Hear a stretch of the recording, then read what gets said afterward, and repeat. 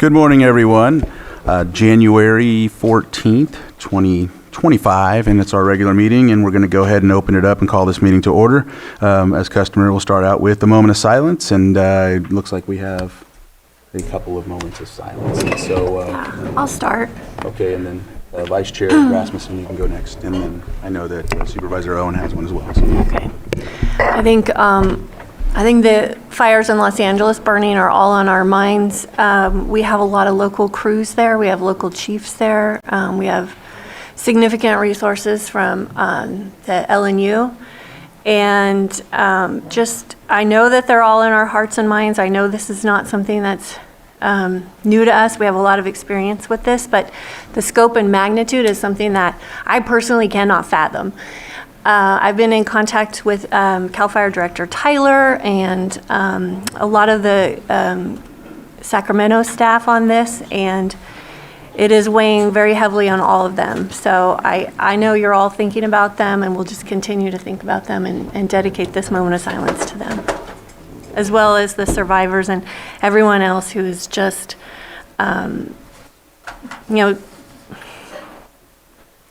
really in the midst of the first phase of a disaster, and we know how long of a haul that's going to be. Vice Chair. Thank you, Mr. Chair. I have two this morning. The first one is Gabriel Ramirez.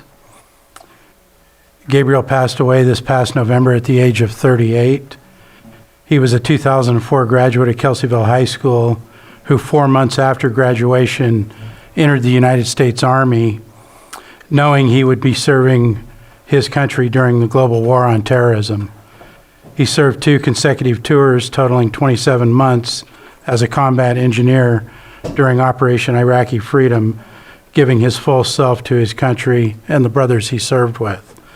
Specialist Ramirez performed expertly in many critical roles and duty positions that contributed directly to the overwhelming success of his squad and platoon. As a result, he was awarded the Army Commendation Medal, Army Good Conduct Medal, National Defense Service Medal, Global War on Terrorism Service Medal, Iraqi Campaign Medal with a Campaign Star, Army Service Ribbon, Overseas Ribbon, Combat Action Badge, Driver and Medic Badge, just to name a few. He was honorably discharged in 2010. His service to our country, as well as his love, kindness, and willingness to help others in our community will not be forgotten. The second one is Georgette Agel, who passed away this past Sunday. Georgette was a 6-year staff member of the Lake County Chamber of Commerce, where she served as both an administrative assistant and member services manager. Georgette quickly became an indispensable part of the chamber team, described as a very spoke in its wheel. In her multifaceted role, she was the voice of the organization, often the first point of contact for phone calls and visitors. She coordinated the Certified Tourism Ambassador program, managed financial transactions, created and distributed the twice-weekly newsletters, supported social media efforts, organized monthly mixers and events, and served as primary contact for chamber members.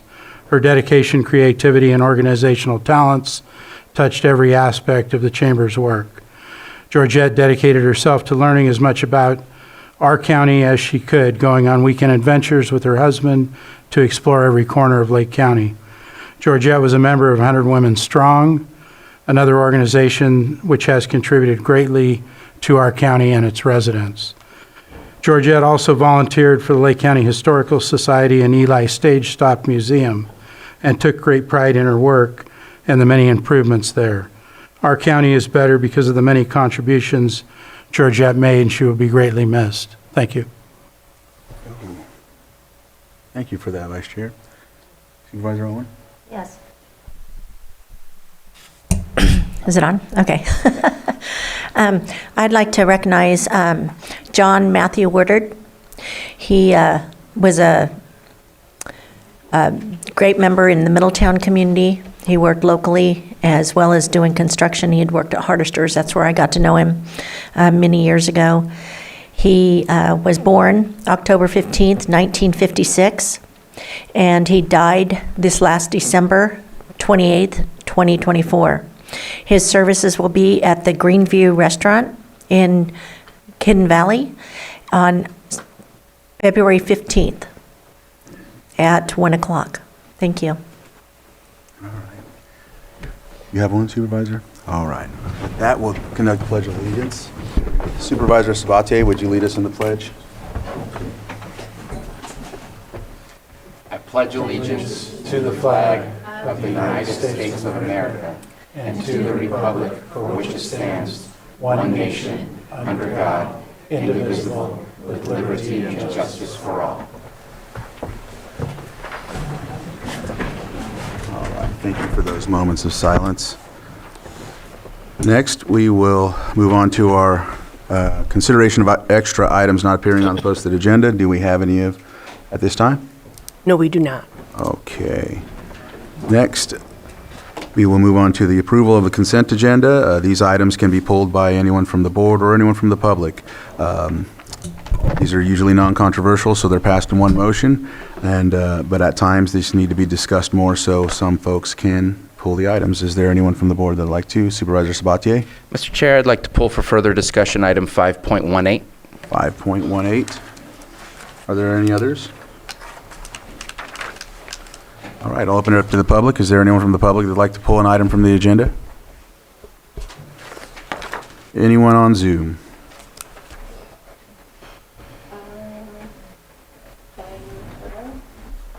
All right, sir, if you can unmute and let us know which item you'd like to pull on the consent agenda. I'm sorry, my name is Ben Hiddle. I'm waiting for the 3 minutes of non-agenda. Okay, well, that will be coming up soon, so we'll look for you then. All right, is there anyone else? Okay, with that, we'll bring it back to the board for action. Mr. Chair, I move to approve the consent agenda with the exception of 5.18. Second. I have a motion and a second. All in favor? Aye. Opposed? Motion carries 5-0. Next, let's see, we're at 9:07, perfect. So next we have timed items, and first is public input. And with this, these are items that are not currently posted on the agenda, but if someone from the community or from the public would like to come up and state something, if they filled out paperwork, or even if they will fill out paperwork, they'll come up and speak for 3 minutes, and the supervisors at this time will not be able to address it, but at the same time, we could either direct you to that supervisor or direct it to a director that, or administrator that can help you with that. But nonetheless, we will hear what you have to say for 3 minutes. Please state your name for. Hi, Elaine Brown. I have a storage unit in Kelseyville, California. I'm very concerned for Lake County, as most of you up there know. And I just want to say, I think we have to start our conversation with kindness, forgiveness, love, and most of all, grace. And having been in this community off and on the last years of COVID, and I'll say the COVID word, we need to sit down at a commonality table, which is a beautiful lake and a good meal, and talk about what's really going on in this community. As a newcomer with new eyes, I see long-term unforgiveness between a Native peoples group and the new group. Our commonality is the lake and the health of that lake. So again, I really think there needs to be a table set beautifully, and we come together and we talk openly and honestly about the science, the true science of what happened these last 4 years, at a table where we have kindness, forgiveness, love, and grace, which can be summed up in the golden rule. Thank you so much. Thank you. All right, is there anyone else that would like to? Rob?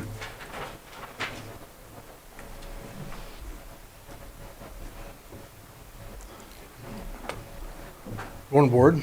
Congratulations, Chair. Congratulations, Supervisor Owen, Supervisor Rasmussen. And my thoughts are with you.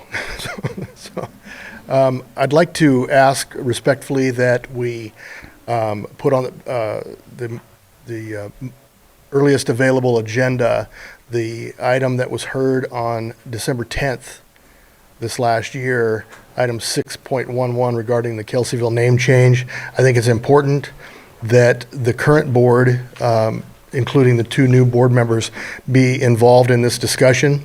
I'm not going to get into the conversation of, we're not going to have this debate, obviously, we can't, regarding the name change right now, but I think it's very important that these two board members be allowed the opportunity to weigh in on it. With all due respect to the last two board members, that they have succeeded, they're not going to be here to deal with the ramifications and the fallout of this decision, regardless of how it comes down.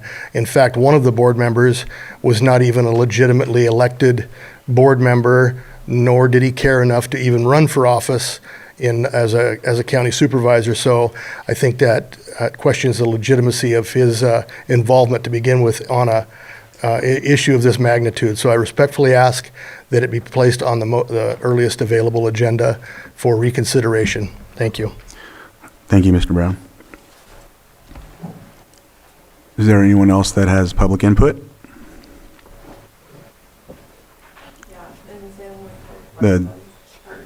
Okay.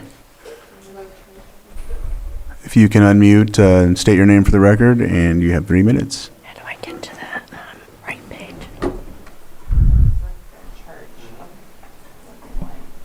Rainbow Church. Look for the agenda, right? If you're listed as Rainbow Church, please unmute and state your name for the record. Okay. Agenda. Thank you. Thank you.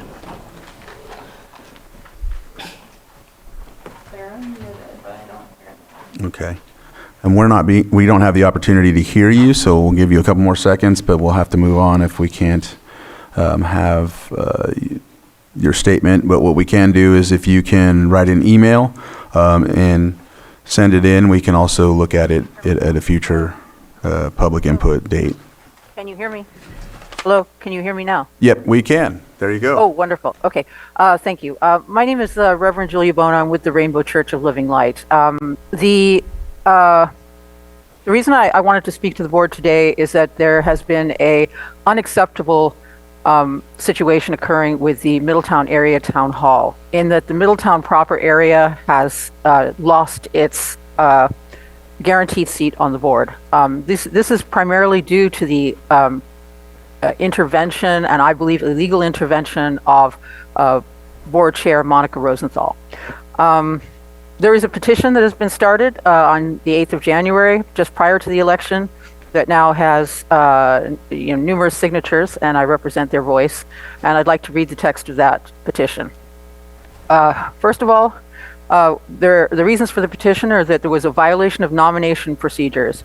During the December 12th, 2024 mass meeting, Chair Monica Rosenthal officially closed election nominations, and then just 20 minutes later falsely stated that nominations were still open in order to accept an additional nomination. She then refused to disqualify this nomination when confronted about it. This improper action compromised the integrity of the election process. Secondly, there was a misrepresentation of election procedures. Despite publicly stating when asked at the same December 12th meeting that the Middletown proper region is mandated to have 2 seats on the math board, as is correct, Rosenthal then made an unauthorized private decision to allocate one of those 2 vacating Middletown proper seats to the at-large region. This contradicts the math bylaw's key provision to guarantee Middletown proper's 2 board representatives at all times. Rosenthal's decision was made without public input or broader membership approval, and was then distributed to the math audience via email in a Math 2025 election process overview document as a fait accompli. She overstepped her authority by making significant election decisions privately without consulting the math membership or adhering to the math bylaw's major provisions guaranteeing the Middletown proper region 2 board seats. Despite being informed of these serious issues in a formal written complaint prior to the election, Chair Monica Rosenthal failed to take corrective action to address the improper nomination and misallocation of board seats, resulting in and persisted in holding an election, which resulted in the Middletown proper area not having its dedicated 2 individuals on the board. We ask that the immediate correction and redistribution of the election process document to reflect that Middletown proper seats are up for election. We ask for a new election to reflect the fact that there is that there should be two candidates on the board. We ask for the resignation of Chair Monica Rosenthal for the Math Board for her improper actions and a permanent ban placed on her future participation on that board. And we ask for the formation of a committee to review and address these issues, ensuring that the Math Board adheres to its bylaws and the principles of the Brown Act now and in the future. All right. Thank Thank you. you. Your time's up. All right. Is there any other folks on Zoom that would like to? Benjamin Hiddle, if you can unmute, state your name for the record, and you will have 3 minutes. Hello, can you guys hear me okay? Yes. Great, thank you so much. My name is Ben Hiddle. I'm here because I've been listening to the meetings and participating occasionally with the Hitch. I don't know if you remember my public comments on that.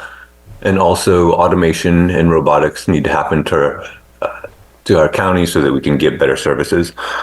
And I came to the board last year asking the board for some help on turning the landfill into a microfactory and some ideas like that, because I teach solar and sustainable construction and robotics, so it's right up my alley. I got in touch with Lars at Special Districts. I got in touch with Jessica. I got in touch with a ton of people. And I'm here again this year saying it was a very difficult process and would like to get on the agenda at the earliest time, some kind of a feasibility study to take the landfill, turn it into a microfactory by putting solar panels on it, around it, capturing the biogas, and sorting the trash with robots. This idea has been done in other places, but not at a mass scale. And I'd like Lake County to be a wonderful organization that works toward taking our landfill and turning it into a microfactory. Thank you so much. Thank you. Are there any other? All right. With that, we'll close public input and move on to item 6.2, Pet of the Week. We have our animal control department here.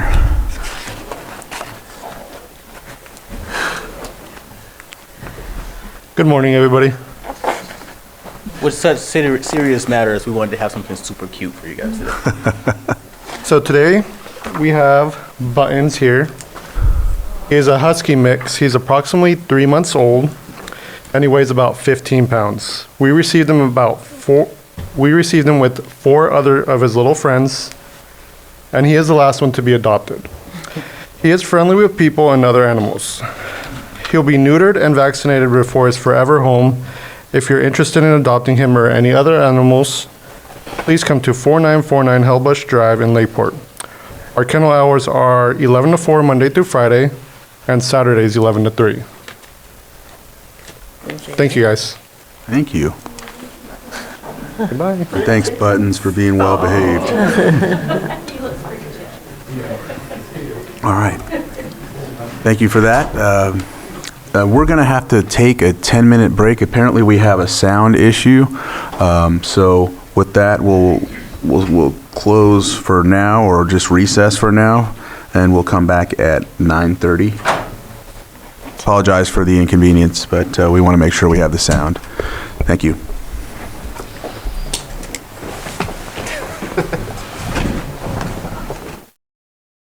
Good morning, everyone. We're just going to, first off, let me just apologize for the technical issues. I also want to check in with Zoom to see if the echo is still there. The echo is still there. It's crazy. Is there anyone in Zoom It's kind of like how who could feel better. Sam, are you able to hear us? Further. The echo is still present in Zoom. the echo still present? The echo is still present. It does not seem to be quite as disruptive as it has been at times. Okay, I think we'll have to resume the meeting with this. I've done all the updates we can do at this point. Well, I apologize for any inconvenience in the audio at this point. Chair, I think we're ready to resume. How you get an echo? I don't. I just have Granick. Yeah.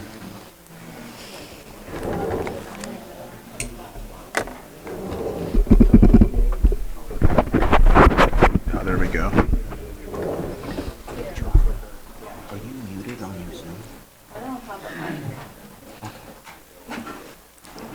All right. Give you the option of muting, basically. So it is 9:35, and Sam, what was that you were saying? We're just continuing on because it's not resolved or something of the like?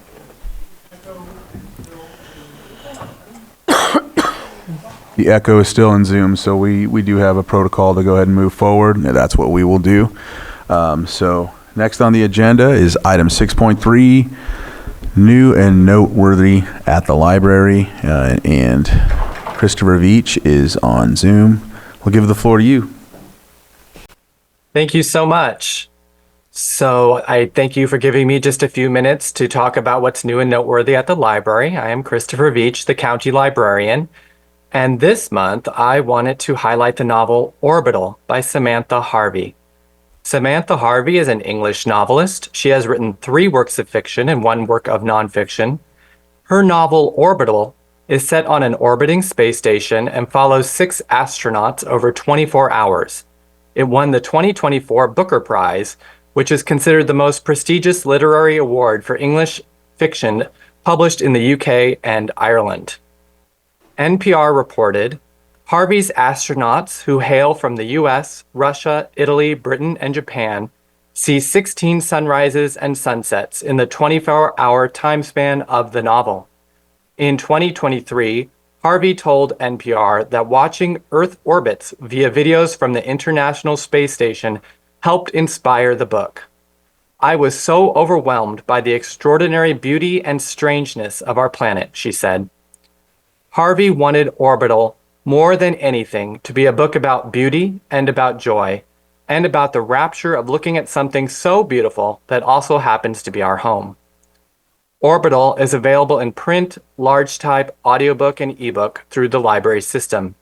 You can request this book or other materials through our online library catalog, which has the combined resources of Lake, Sonoma, and Mendocino County library systems. Requesting items is completely free, and items are sent to your local branch for you to pick up. I'm also excited to announce that the Winter Reading Challenge starts this Thursday, January 16th. During the Winter Reading Challenge, you can sign up at the library's website or at any library location to challenge yourself to read more this winter. All ages can sign up with the goal of reading 1,000 pages or 20 books, whichever comes first. When you finish the challenge, you get to be the first to choose and check out a brand new library book and sign your name inside. Funding for these books is provided by the Friends of the Lake County Library. To make it more fun for kids, we give you a game card where you can earn stickers and small prizes along the way. For adults, you earn virtual tickets to a raffle for a gift basket filled with brand new books. The challenge starts this Thursday until the beginning of spring and March, and you can sign up anytime online or at any library branch. So you can find information about this and more on our website at library.lakecountyca.gov, or come visit your local library branch in Lakeport, Clear Lake, Middletown, Upper Lake, or on the Bookmobile.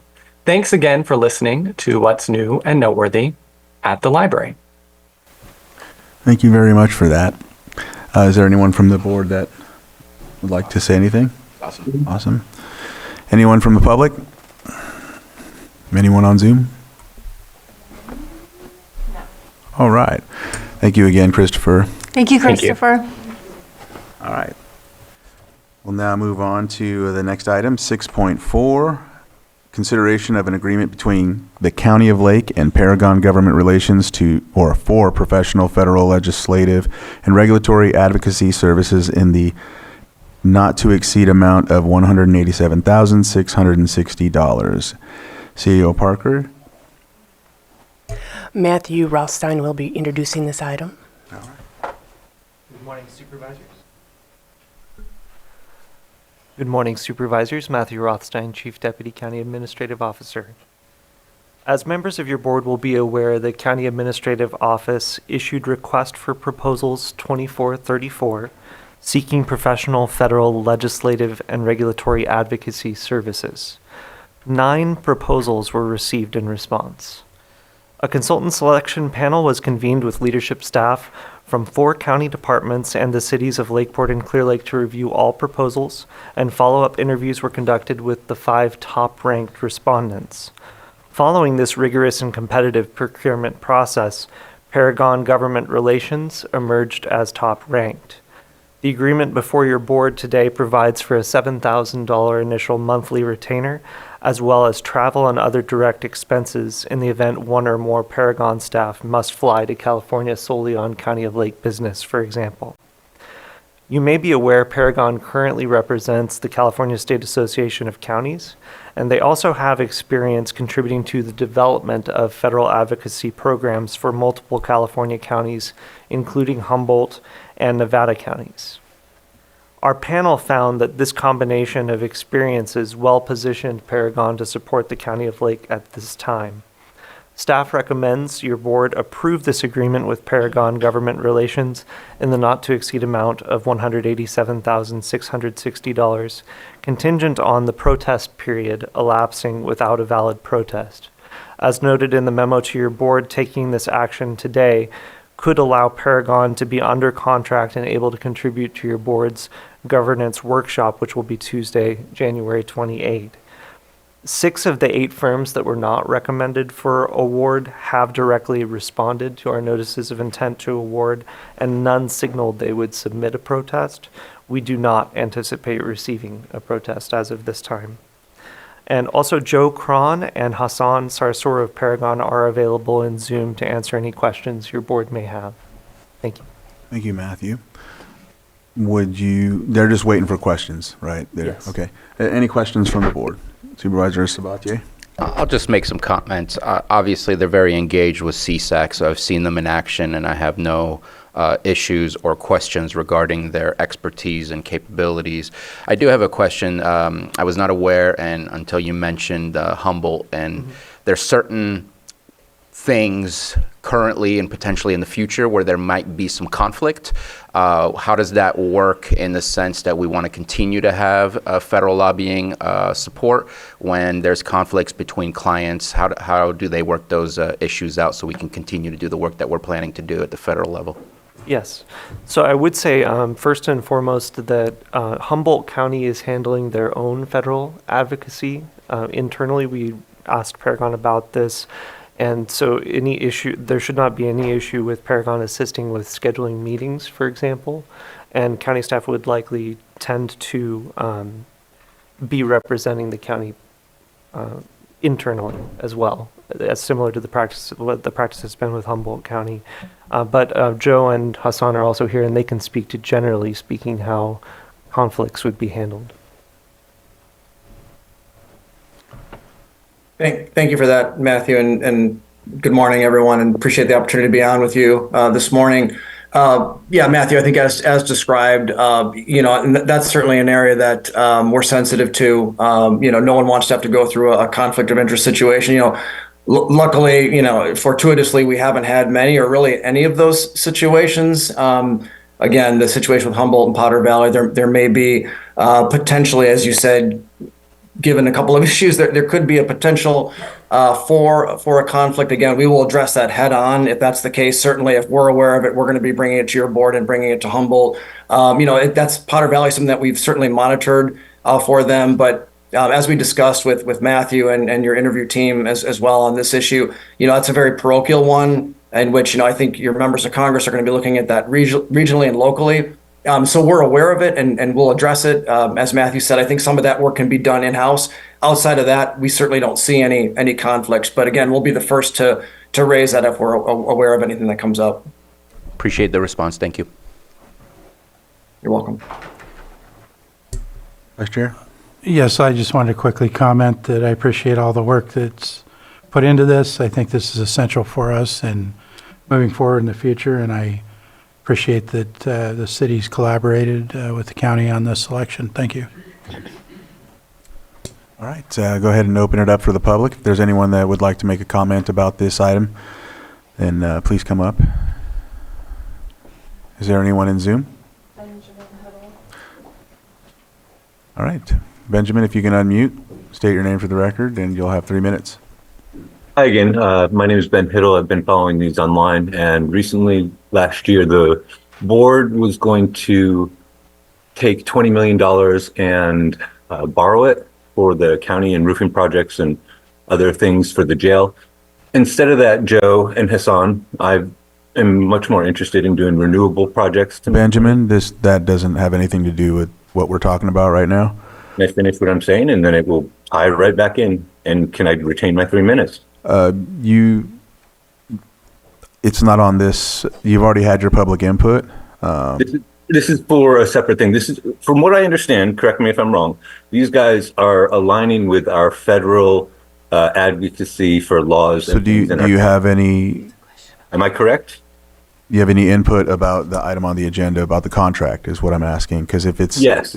In the contract, I would like to see, because I see that they've worked with many other counties, many places in California, that's wonderful, but some real objectives that they're going to hit with a timeline. And do they have that? And if not, I would like to include that in their contract, please, or have you guys look over something like that so we get real deliverables rather than running the county. Well, when we have the governance meeting, then that would be a more beneficial time for you to make this statement when they come forward, like Mr. Rothstein has said. Thank you. Are there any other? Okay, we'll bring it back to the board for action. If I may, Chair. And I was actually going to ask this when we brought it back to the board, and I understand the reason for the question. This is simply just a contract, but we will have, like we do with our state lobbyists, we have a full list of priorities. This is not something that is negotiated by staff. This is something that's going to be deliberated by the entire board to decide what our priorities are, and that will be done, I think, on our January 28th meeting. Is that correct? Right. That's, yeah. Okay, so I just wanted to provide a little bit more detail because I did feel that part was missing and waited a little too long to speak to it because somebody asked a question. All right. Mr. Chair, I move to approve the agreement between the County of Lake and Paragon Government Relations for professional federal legislative and regulatory advocacy services in the not-to-exceed amount of $187,660 and authorize the chair to sign. I had a feeling that was missing. Second. I have a motion and a second. All in favor? Aye. Any opposed? Motion carries. Thank you very much for that. All right. Next on the agenda, we have 6.5, and is our 9:15. Consideration of appeal AB 24-02 of Planning Commission's approval of major use permit UP 20-96 Highland Farms, LP Autumn Carsey as applicant, and Tom Lasik, Margot Canberra, and Associates as appellant, location 7408, 7522, 7527, 7634, and 7746 Highland Springs Road, and 7257 and 7357 Amber Ridge Road in Lakeport, California, APNs 007-006-2734354041 and 007-057-0102. Looks like we have community development here. I'll give it to Director Turner to start things off. Thank you. Mireya Turner, Director of Community Development. You have before you today an appeal, but I wanted to bring to the board's attention a receipt yesterday of a letter of request for withdrawal from the applicant of the major use permit that is part of this appeal. So the applicant is requesting to withdraw the entire project, the use permit. If I may. She requests, Sorry. and I defer to Director Lloyd. Just as a procedural matter, your board may want to swear in witnesses before the hearing. Thank you. I should know that. Johanna? If you're on Zoom, will you raise your hand if you're going to speak to this? That I saw one person. All right, if not, everybody else with your right hand raised, do you solemnly swear that the testimony you're about to give will be the truth, the whole truth, and nothing but the truth? I do. Okay, and I have two people in Zoom, Sarah Ryan and Monica, and James Anderson. So we're good. Thank you. Thank you very much, and Lloyd, thank you for catching that. Still Mireya Turner, Director of Community Development. We did receive a letter from the applicant or the owner of the use permit, major use permit UP 20-96, requesting withdrawal of this use permit. She's also requested the opportunity to present to the board that request. Anything else? We are prepared to present on this appeal should the board decide it wants to move forward. So with that, Lloyd, if we accept the withdrawal, we would have to discuss it here, or should we allow the applicant to come up and explain? Would that be ideal first? Yes, so your board may want to take up the item of the withdrawal request first. Following those procedures, board may want to take into consideration what the applicant is proposing to present in relation to the withdrawal request, along with any other testimony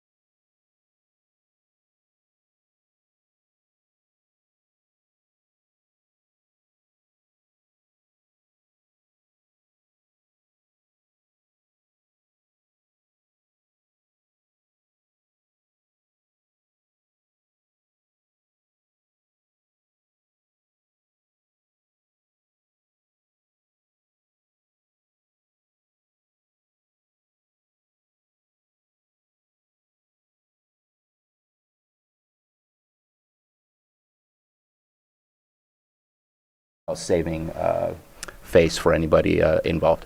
If I might just, the commentary, the items I would present speak directly to the project, to the environmental considerations given to the project, to the environmental review, et cetera, things of that nature.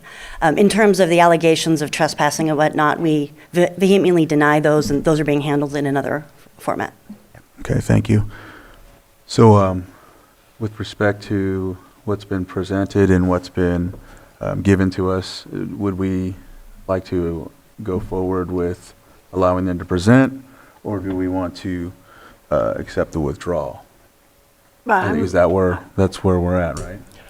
Yeah, so currently, your board certainly has discretion to open the discussion beyond the sub-item of the proposed request for withdrawal.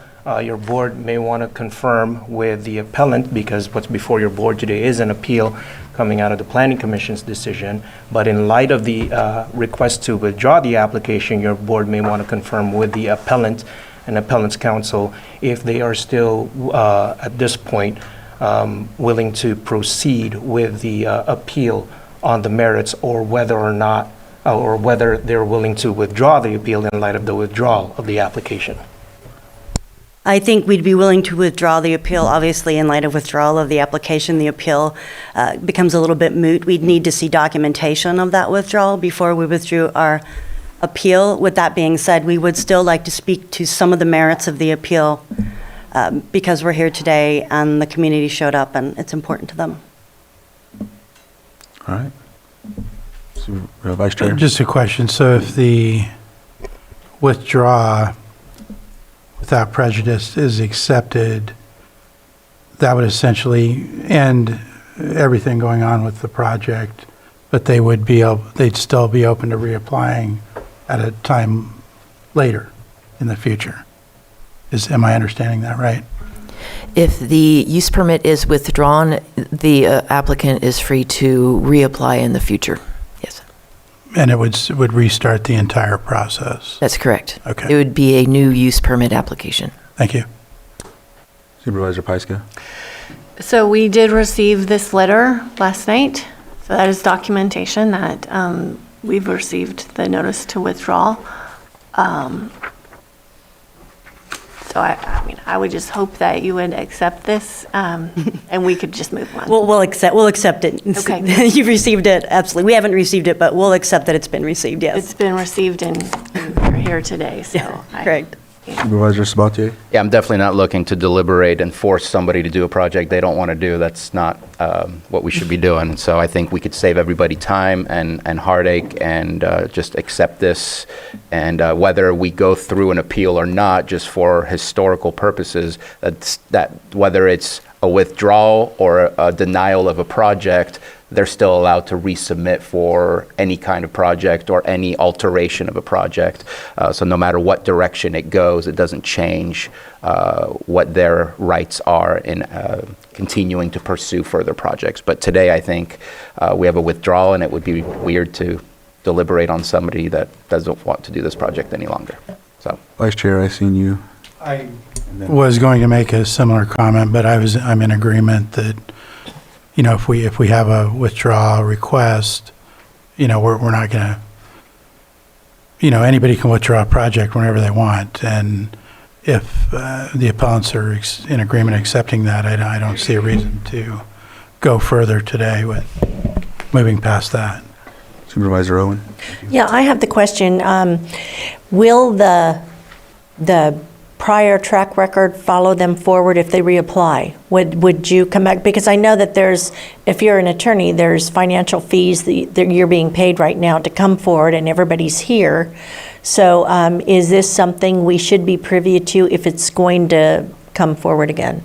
If this project if they reapply, it will be a different project. However, the record from the prior application would be, and all of the documentation from the prior application and the prior approval would be included as part of that administrative record under CEQA law. The fact that this project can be resubmitted in the future in almost the exact same way is one of the reasons why we'd like to present some of our material today. Director Turner, did you have anything to add to the question that Supervisor Owen had made? For us, it will start as a new project. We will operate in full compliance of any requirements for CEQA, but for us, it starts as a new project and takes the pathway of all other cannabis projects from the begining. Thank you. And does the history follow? I think without prejudice. Without prejudice, prejudice or without prejudice dictates sort of the time length of a waiting period before reapplication. So I would, we'll review CEQA law to make sure that anything that is required to follow that new application does so. Okay. Did you have anything to add, Lloyd? Or okay. If I might, One I guess. second. Did anyone else have anything from? No, I'm one that wouldn't mind hearing. Okay. I think that we would also like, in addition to withdrawal, which we accept, I think it would be germane to grant the appeal. I think appellants would appreciate, now that the project is being withdrawn, a granting of the appeal. And if that means that the board needs to hear the presentation in order to grant the appeal, again, we're happy to do that. Thank you. Lloyd? Yeah, so the granting of the appeal, the issue of the granting of the appeal certainly hinges on whether or not the appellants are requesting the withdrawal of their appeal. So if there's confirmation of that, then there is no, then the withdrawal of the appeal would occur, and procedurally there would be no appeal to grant. So that would be, your board may ask for confirmation of that towards the appellant, because if the appellant is willing to withdraw the appeal, their appeal in light of the applicant's withdrawal of their application, then it would, the decision by your board could, by motion, just accept the withdrawal of the appeal. Okay. Supervisor Sabatier? I guess I'm slightly confused. We have a choice to accept the withdrawal or not. If they've already withdrawn, which I think they have every right to do without our approval or not, then it feels like the appeal, there's nothing left to appeal because there's no longer a project being presented. So I'm kind of confused as to me, it's over. Like if there's no project, there's no appeal, there's nothing to continue on at all at this point. But it feels like you're telling us that there's a choice that we can make. Well, there's two types of withdrawal that's presented to your, potential types of withdrawal presented to your board. And in part, it hinges on whether or not, again, the appellant is willing to withdraw their appeal. If the appellant is not willing to withdraw their appeal and wants to provide a presentation on the merits in spite of the request by the applicant to withdraw their application, then what's before your board, there would still be a pending appeal before your board, which needs, in which the appeal is on the Planning Commission's decision on this application that has been withdrawn. The appeal, in a lot of ways, if the appeal is not withdrawn, it would still be pending, and however it would be moot. It would be moot in light of the withdrawal of the application. So one possible option for your board in that scenario would be to overturn the Planning Commission's decision, because there would still be, in that scenario, a pending appeal before your board, and a decision on the Planning Commission's determination would still need to be made by your board, because there would still be a pending active appeal. It's all very procedural. However, if the appeal itself is withdrawn, then there is no appeal before your board, and your board may just move to accept the withdrawal of that appeal, and at the same time overturn the Planning Commission's decision on the application, because the application's been withdrawn. It's a little muddy, but yes. So with that, it looks like you've stated that you would accept the withdrawal, but then now you've come back and stated that. We accept the withdrawal. Obviously, we can't not accept the withdrawal. What we would like is to have the appeal granted and the Planning Commission's decision overturned as a matter of procedure and for the record. My clients have worked incredibly hard and spent a lot of time on this appeal, and we would like to have it formally overturned. We'd like to have that approval formally overturned if the board is willing to do so today, given the you just said. changed nature of things. All right, so I'll ask the board what direction we would like to go here. And I know that Supervisor Owen, you had stated you would like to hear. Well, I just felt that, that they had spent the money and that they had taken the time to come here, and since they were wanting to briefly kind of put out some, I didn't mind hearing it, but at the same time, I'm not sure what the proper route is. It's sounding to me by council that we should probably just accept it and it's done. Is that correct? In terms of the withdrawal of the application, Yes. if the application is requested to be withdrawn, there would still be this pending appeal that has not been withdrawn. And so your board, as part of your board's possible decision, it would be to, with this pending appeal, still decide on whether or not to overturn the Planning Commission's decision, because there would still be a pending appeal. And in light of those circumstances, one option for your board would be to overturn on the merits, the Planning Commission's decision in light of the withdrawal of the application. And so I guess the question is the appellant desiring to withdraw the appeal in light of the withdrawal of the project? No, we would like the board to make a determination today. Okay. If the board decides that it wants to overturn the Planning Commission's approval in light of the withdrawal of the application, we'll accept that. We would just like some action to be taken on the appeal.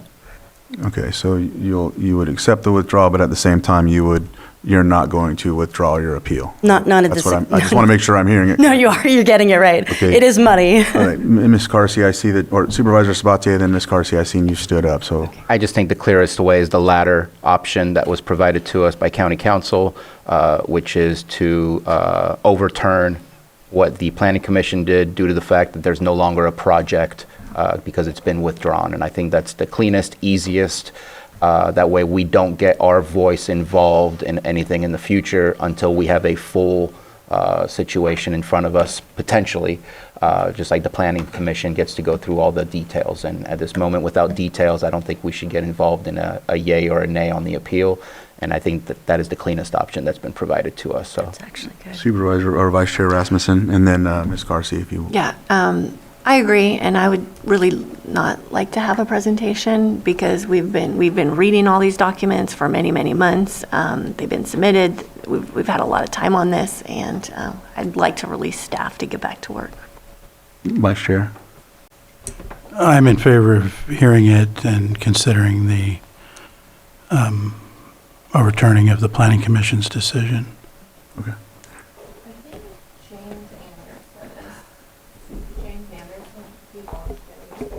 Yes. May I speak? Yes. Autumn Carsey, applicant. Our attorney, James Anderson, is on the line, so if the board should choose to move to the appeal and hear the item today, I would like James to speak as well, but you can make that decision. Right. And so, back to the board here. So, Supervisor Sabatier, you've proposed to move forward with what County Council's statement and how does, and I know that, is that what you're saying as well, or are you saying? Well, if I understand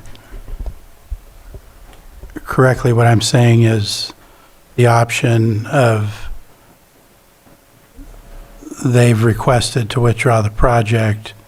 The applicant does not want to withdraw The appeal. their appeal.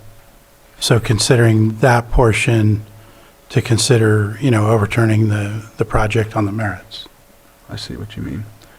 Right, so Supervisor Owen, and then. Actually, something that Bruno had said kind of clicked with me, and as you know, I'm a little green here, but I think it was more clearly stated just a moment ago with your definition that once it's gone, and we would want to hear, what I agree with you about is, though I'd like to hear it, and unlike some of the supervisors up here, I'm new. So therefore, for me to get the information would be important before I made a decision. However, as Mr. Spatier had mentioned, we would really have to hear a lot of it for us to make that decision. So in light of that, since we don't have your side of the story, I think that probably just withdrawing it might be the better option. Supervisor Sabatier. And I'm ready to make a motion if county council can help me out with that motion. Would I have to open it up for the public first and then go from there? All right, so with that, if there's not anything else from staff, and then I'll go ahead and open it up for public comment about the discussion at hand when it comes to the withdrawal, right?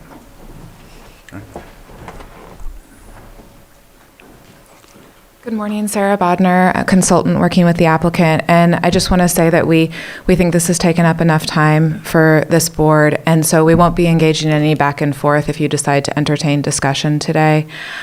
We'd like to close this book and move on. So thank you for your time and your thoughtfulness in this, and we will be just sitting down.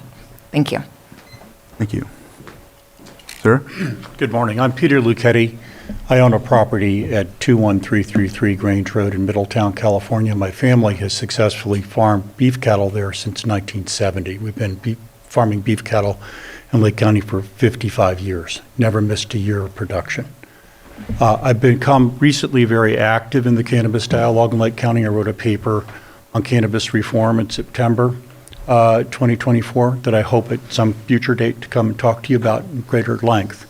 But as regards this matter specifically, the Highland Farmed storyline and what's going on in the room today, I want to make this comment. 100% of the applications that approved for cannabis in Lake County to date have been approved using mitigated negative declarations. 100% have been approved that way. This appeal is about the inadequacies of the concept of a mitigated negative declaration. The idea that some applications should go to a higher level of review. This is a very important idea because it seems to me that 150 plus applications should not, under this process, have gone to mitigated negative declaration. So when I think of the applicant's desire to have the appeal heard, what I really hear in my mind is the idea that this principle is very important for this board. The board needs to do this. If you don't want to do it today, then let's do it on the day when you're ready and you have the time. This principle is a very important principle for the board to consider. We can't go on in Lake County cannabis policy thinking that we can rinse and repeat by withdrawing and then going back through the process without establishing some precedent for what the folks here came to talk about today. Fair is fair. Let's get all the facts on the table. Let's get the whole process out in the open and decide how the SOP, the standard operating procedure, for cannabis applications are going to work in Lake County, because 100% negative declarations is a false process. It's an erroneous process. And I'll end with this. Consider this as you think about time, resources, and the importance of quality of life, environment, and money and time and budget in Lake County. 575 acres have been approved with 150 plus negative declarations. Today, approximately, and we don't have perfect data because the annual audits aren't done correctly, 86.3% are not being utilized. 83.6% of the acreage is not being farmed. But we're paying for, through the mitigative negative declarations, the annual review process and the code enforcement process of county staff to maintain all of that. Instead of pushing it to a higher level of review through the CEQA process and having these applications more rigorously reviewed and more rigorously vetted from the beginning. That's what's at stake in this conversation. Sure. Thank you. Thank you. If there's anyone else that would like to come up? Yes, and then. Good morning, board and staff and council and everyone else out there. My name is Maria Kahn. I am a 25-year resident of Lake County. I'm also an East Region Town Hall Municipal Advisory Council member, and I would like to hear the information that the appellant has put together, because I think it is, one, only fair, but two, also important to understand what could happen again if they just get sent back around to be able to restart their process and project. A lot of time and energy has been put in by the appellants, their lawyers, and also members of the community who have come forth and taken their time out of their days to be here. In my case, losing revenue from my job because I am self-employed.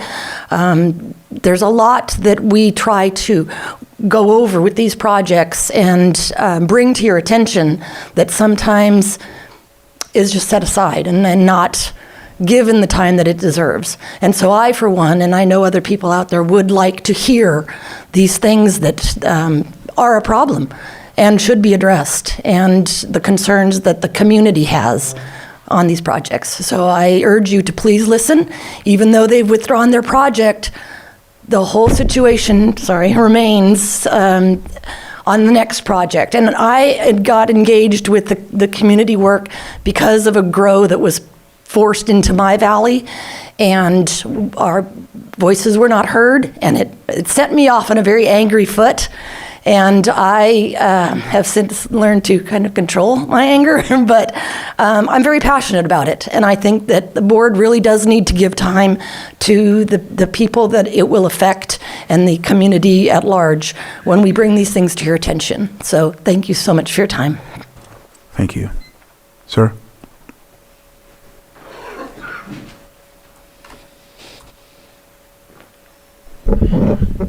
Good morning, Board, Chair Crandall, Vice Chair Rasmussen. My name is Tom Lasik. I'm the appellant, and I'm also here as a citizen. One thing I would like to provide to make sure it's in the public record is this document.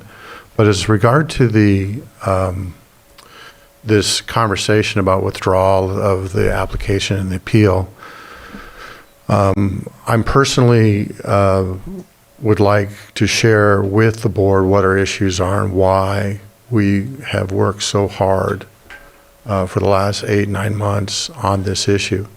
It's been very difficult for us, and it's been quite a bit of a challenge. And we think we have a strong argument that if they do decide to come back, won't change. Now, they don't have to say a word, and Ms. Bodner has pointed out that they're not going to participate. They don't. And they've never had to. They don't even have to show up. It's our responsibility to be here. And I want to thank all the people from our community that have showed up to try to help us. We are here because we haven't been heard. So many times in so many areas, we point out issues and they're either glossed over or they're ignored. And it's been a very expensive endeavor for us to have our brief moment of time to share with you what our concerns are and why we were concerned about this project. Sorry. Spam. So I'm okay if they don't want to speak, but I would like to have our appeal heard and granted. That's how so many other appeals have gone before this board. You hear what we have to say, you make a decision, you can hear what they have to say, you can hear what the public has to say, and then you decide. And that's how they've worked countless of times in front of this board. And we're not asking for anything different. Thank you. Thank you. And I'd like to. All right, thank you. And that'll be submitted as well, so, yes. Go ahead. Hi, Autumn Carsey, applicant. Unfortunately, this project has become cannon fodder for the appellant's hatred of cannabis in their community. I think this is not the right forum to argue their cases. They're trying to set a precedence of an EIR for all cannabis projects moving through the county, although they are not CEQA experts.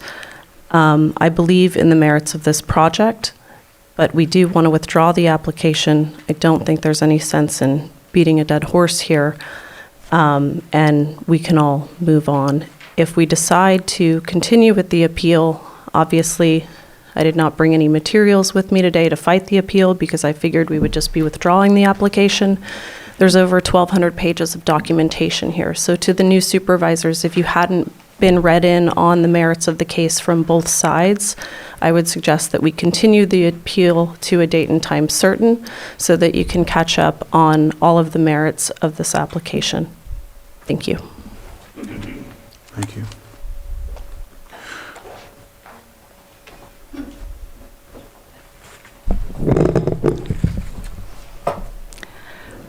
Good morning, Chair Crandall, Vice Chair Rasmussen, and supervisors.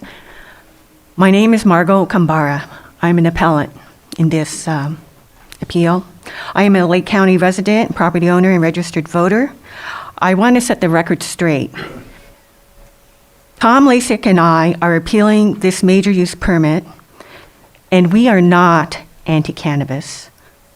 We are for sustainable and environmentally responsible agriculture. We are on good terms with our neighbors who work in the cannabis industry. We're on good terms with our neighbors who are cannabis growers, and they happen to be good actors and good neighbors. Good neighbors help each other out, look out for each other. We have helped our cannabis growing neighbors build a house, install septic systems, install water tanks, install water lines. We all get along. We have a friend who has a minor use permit. We have been friends for years. Years friends with him and his wife. We have helped our other cannabis neighbor tow his car. We all work for the benefit of our neighborhood, and we get along. Prior to this appeal, when neighbors applied for cannabis cultivation permits, our attitude was not anti-cannabis. We reviewed the applications, we identified our concerns, we suggested solutions to our concerns. At the Planning Commission hearings, our concerns were addressed. The neighbor cannabis permit applicants and we reached mutual agreeable solutions. The exchange was respectful and civil to cordial. Why are we involved? Why are Tom and I involved in the permit review? Neighbors help neighbors. A neighbor to the project asked us to help review the project documents. Once we got the access to the documents from the county, we had a few days till the Planning Commission hearing. Tom and I pored over hundreds of pages of reports, memos, agency comments, and then we drafted our public statement. We noticed several significant errors in the project application. It is remarkable that in 2 days, Tom and I found serious errors in the project plan that escaped the notice of the applicant and CDD, who had been working on the project for years. The PC approved the permit, and it looked like the project would proceed. No one expressed interest in appealing the permit. Tom and I stepped up and appealed the permit to protect our neighbors, park visitors, and Lake County's botanical jewel, Highland Springs Recreation Area. The appeal context. This appeal is bigger than the appellants, 2 Lake County residents. The appeal is not a case of not in my backyard. This appeal is about bad planning, bad environmental review. This appeal is about neighbor helping neighbor and neighbors working together to protect a beloved park. Lake County residents across the lake embrace this appeal. Highland Springs, Findlay, Kelseyville, Lakeport, Upper Lake, Nice, Lucerne, Clear Lake Oaks, the Keys, Clear Lake, Hidden Valley Lake, and Middletown. Community support for this appeal is strong. Lake County residents care enough about this appeal to show up in person 3 times. They take time off of work, rearrange their international travel, and postpone family trips. Now, of particular note is that we are heartened by the interest of Scotts Valley Band of Pomo Indians in the environmental issues raised in the appeal. The Scotts Valley Band of Pomo Indians supports protecting their cultural resources and the land for the benefit of tribal resources and all. Moreover, the Scotts Valley Band of Pomo Indians offers its support to the Big Valley Tribe's position on this appeal. A representative from the Big Valley Tribes EPA office may be in attendance at this appeal hearing, and I believe Sarah Ryan is online. Among community groups supporting the appeal are Redbud Audubon Society, Highland Springs Trails Volunteers, Lake County Horse Council, Hooves and Wheels Driving Club, and Sierra Club. This project strikes a nerve in young and not so young, in local residents and visitors. I have statements here from visitors who express love, admiration for Highland Springs Recreation Area and their appreciation for it, and urge us to protect that regional park. And so that brings us to who are the supporters of the appeal. They are typical Lake County residents in that they are extraordinary. Many of them have deep roots in Lake County and can trace back Lake County roots for generations. One of the county's strengths is its people. The appeal supporters have generous hearts and they work hard. They prove their love for Lake County by volunteering many thousands of hours over the years, and sometimes blood, sweat, and tears when maintaining trails in the Highland Springs Recreation Area. Their selfless volunteerism helps Lake County overcome its limited resources, improves the quality of life, and contributes to the county's economic development by increasing the attractiveness of Lake County's parks and open spaces. Some appeal supporters were invited by the county to develop Park Master Management Plan. Others served on the Mount Konocti Park Master Plan Committee, the Konocti Regional Trails Master Plan Committee, and the Lake County Tourism Advisory Committee. Several appeal supporters have served on the General Plan and Local Area Plan Advisory Committees in the past, and several serve on the current General Plan and Local Area Plan Advisory Committees. Some appeal supporters fill leadership roles in municipal advisory councils. The appeal effort impact on appellants.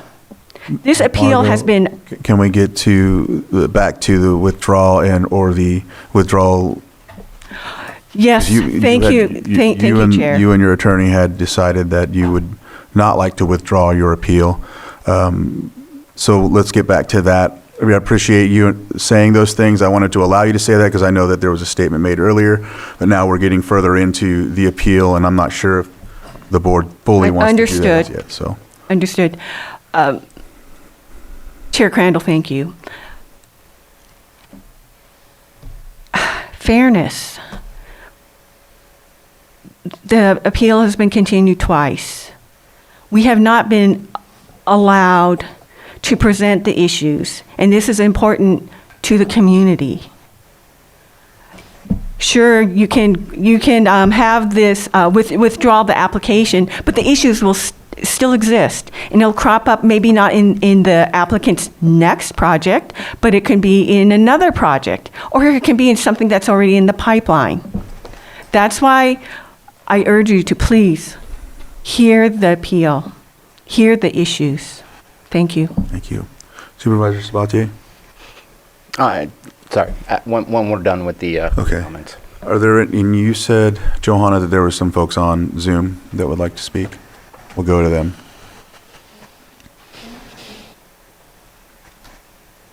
And just for a statement that I'd like to make, I allowed Mrs. Camburo to speak a little longer because she is an appellant. Folks online, you're going to have 3 minutes, and we're going to have to stop at that. Okay. Well, yes, and he's part of the applicant. Okay.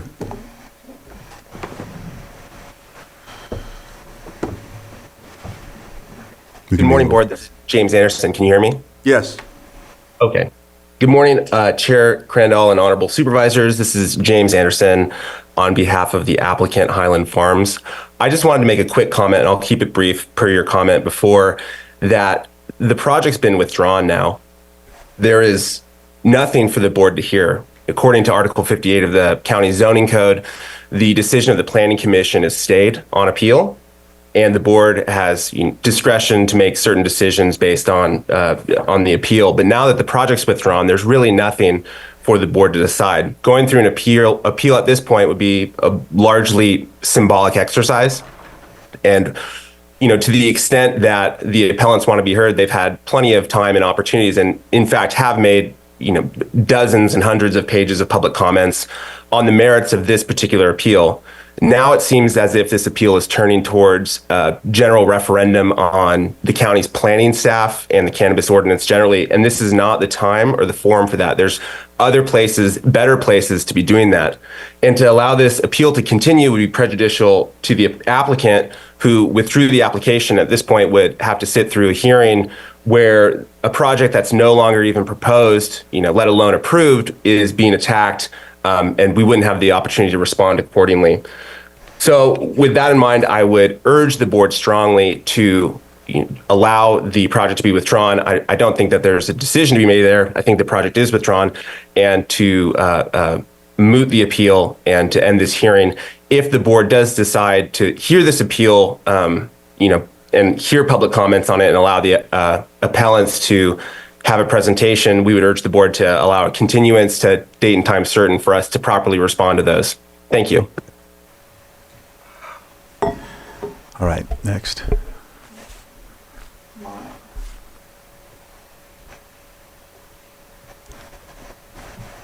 right, if you can unmute. Yes, can you hear me? Yes. This is Monica Rosenthal from Middletown chair of the math board. And first off, good morning to Chair Crandall and to the members of the Board of Supervisors, and welcome to the new supervisors, Helen Owen and Brad Rasmussen. As I read the information, I believe what is before you today is the appeal of the Highlands Farm project, not whether or not to accept the withdrawal of the project that was presented, might I add, last minute to this board and to the members of the public that are participating in this appeal project.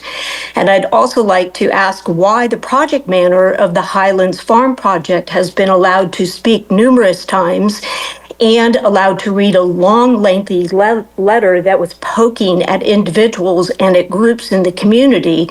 Again, when this item before you is the appeal of the Highlands Farm project.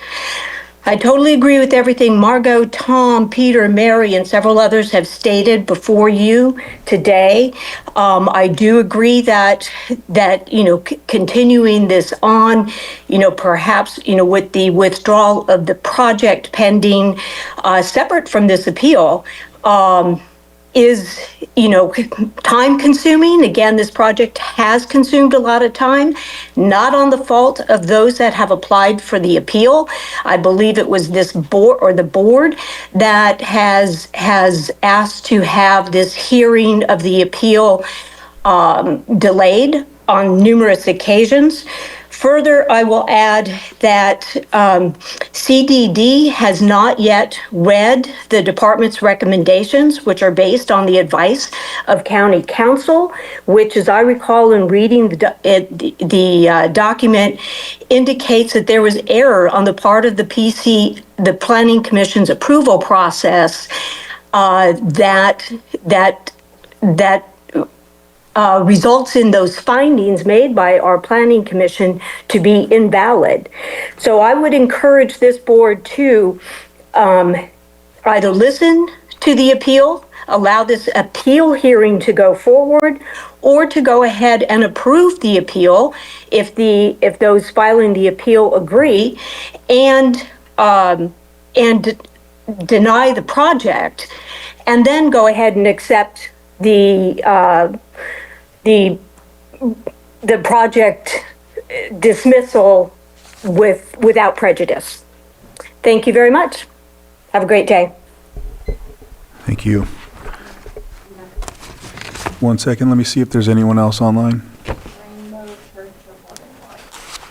All right, if you can unmute and let's make sure it's pertaining to item 6.5. Yes, can you hear me? Yes. Right. I would like to just make a more general statement about the importance of legal cannabis cultivation. Legal cannabis cultivation is a vital component of Lake County's economy and community. It provides significant employment opportunities, supports local businesses, and Ma'am, generates can substantial we- tax revenue Ma'am, that can we funds essential get back public to item services. 6.5 and the withdrawal Moreover- of the appeal? Moreover, Ma'am. regulated cannabis grows Okay, I'm going to have to ensure stop that that. product Can safety you- and environmental sustainability promote. All right, so sorry, we have to stay on task here and stay on the subject. Ma'am, can you, let's Thank you, sorry. I'll close public input after Casey this. Shark again for appellants. The importance of the board acting on the appeal today, you don't have to hear the appeal to act on it, to overturn the Planning Commission's approval and to overturn the adoption of the MND. The problem with not doing that is that MND, that negative declaration that CDD has admit is faulty, will stand and could potentially be used in the future. It's also a liability litigation risk for the county. So overall, we believe and we're requesting that some action be taken today so that that approval and that adoption of the MND is overturned so that it can't be used again in the future. Thank you for your time. All right. Isn't that what we would be doing by overturning what the Planning Commission Yes. decided? Yeah. Okay. You had indicated you wanted to come up. I'll give you a brief time frame. I did close public input, but I will allow you. Okay, and then we'll let. Hi, it's Maria Conigan. I just want to have all the facts put out on public record. I think it's important that we hear them and that they are actually in documentation, video, whatever, that they have been heard. Those issues have been heard and addressed, and so that the next time this comes around, there's some data there. Okay, thank you so much. Mr. Anderson, we'll give you one last statement, and then we're closing it from here forward. Okay, it looks like we're good. So we'll close public input.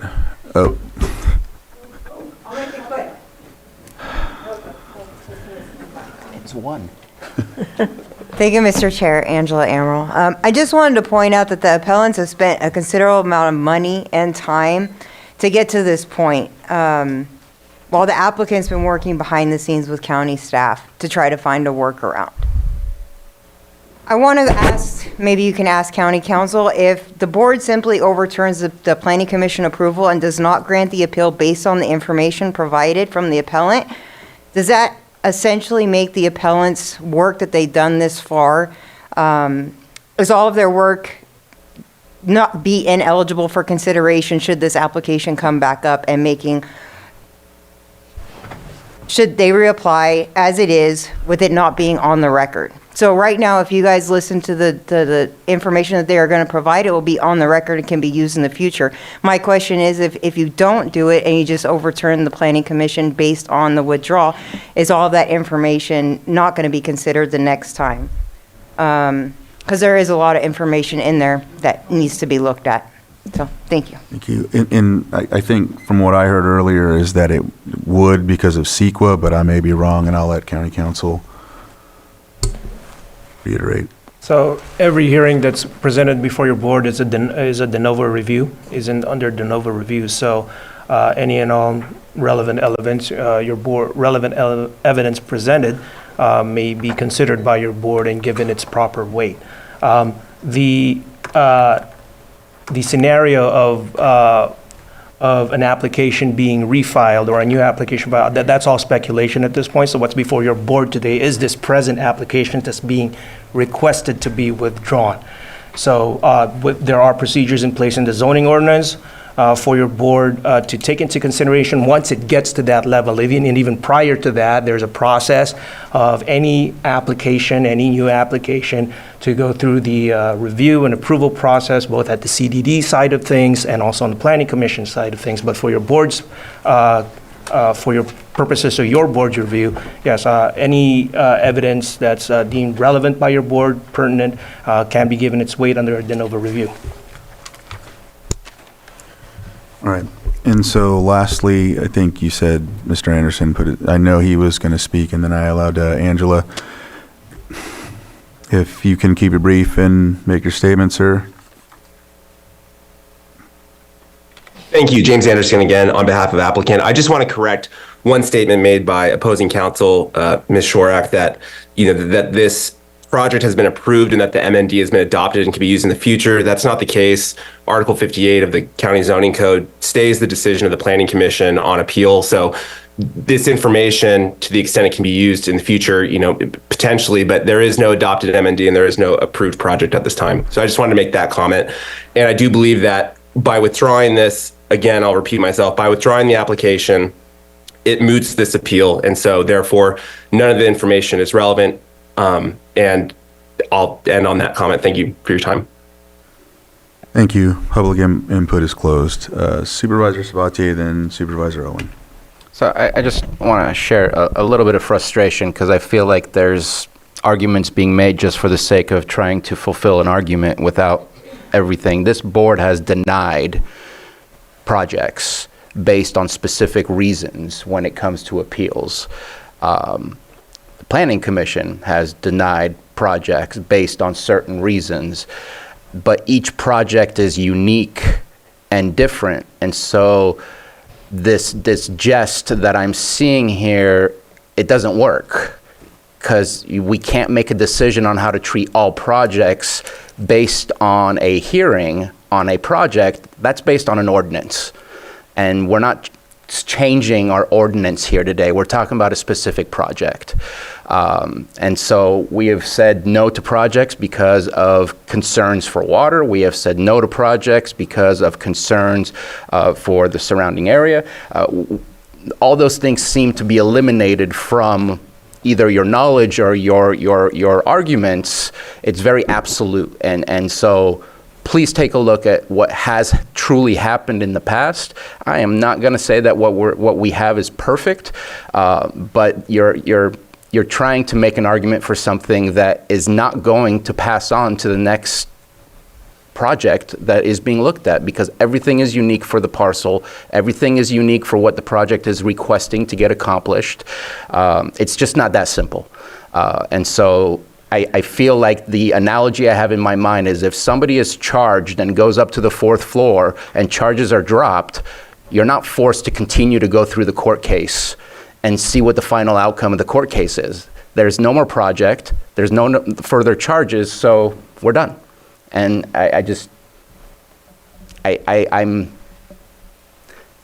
feeling a little level of frustration in my mind that a W is a W. You kind of got what you wanted, but I feel like you're trying to get a little bit more. And so I'm ready to move on with the motion. Supervisor Owen. Something that was said again, as I've stated, I'm not as experienced at this, but something that was stated a little bit ago where it could help with perhaps the redrawing of the cannabis rules here in Lake County. You guys had some important stuff that you might want to tell us at this moment, is what I'm kind of hearing, that could maybe sway or let us know what you're thinking for the future of cannabis here in Lake County. Is that what I'm hearing? No? Okay. Okay. Thank you. Supervisor Pyska.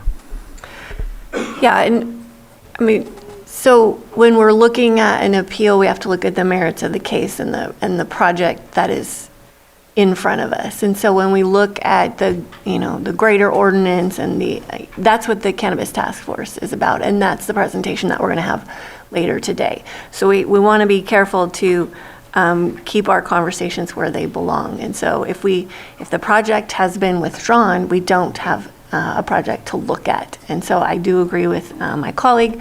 It looks like we're trying to bring in a lot bigger issues to influence the ordinance that we have, and we'll talk about that later today.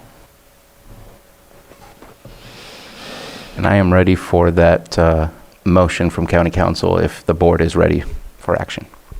And I think that just lastly, just with regard to what you had stated about the Cannabis Task Force, I know we were having that discussion later today. Maybe there's also another opportunity to talk about some of the things that were said today with regard to the mitigated negative declarations and whatnot. I know that's Cannabis Task Force, But at a later date, I think that would be important to have that discussion because it seems like there's quite a bit of folks that want to talk about that. I know possibly they do so at the Cannabis Task Force group, but at the same time, I know that there's been discrepancies and concerns about being able to discuss that. So I'm only stating that because I would like to possibly at a later date, outside of also the Cannabis Task Force, possibly have that discussion if it's the will of the board at a later date. So I just wanted to make that statement.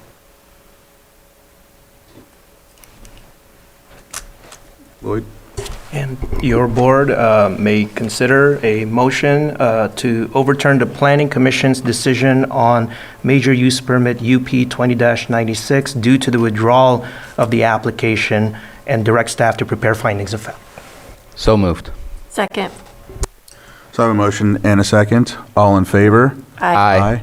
Any opposed? Motion carries 5-0. And so with that, we'll move on to the next item on the agenda, or do we need a break? Yeah, No? I have to use the restroom. All right, let's take a break. 5 minutes, 10:55. Let's come back. I need more coffee. He was at that, all right. Was that All the one right. we went to on Friday? Yeah. We're going to go ahead and LRA? Was that Friday? bring the meeting back to order here. We're going to move on to our... Cepeda had the agenda. We're going to go ahead and move on to our next item on the agenda. Item 6.6, or 1030, consideration of proposed findings of fact and decision in the appeal of Amy Hewitt Novoa and Juan Novoa, AB 24-04. And I'm going to go ahead and step out. I recused myself on the issue last time. And so I'm going to hand the gavel over to the vice chair. Does he come over and sit here, or how does that work? Okay, here you go. So I'll step out, and when we're finished, I'll come back in.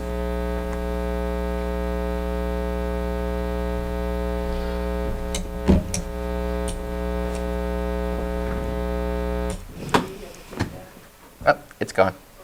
Something happened. And I believe Mr. Wintemana will be presenting this. Yes, thank you, Mr. Vice Chair.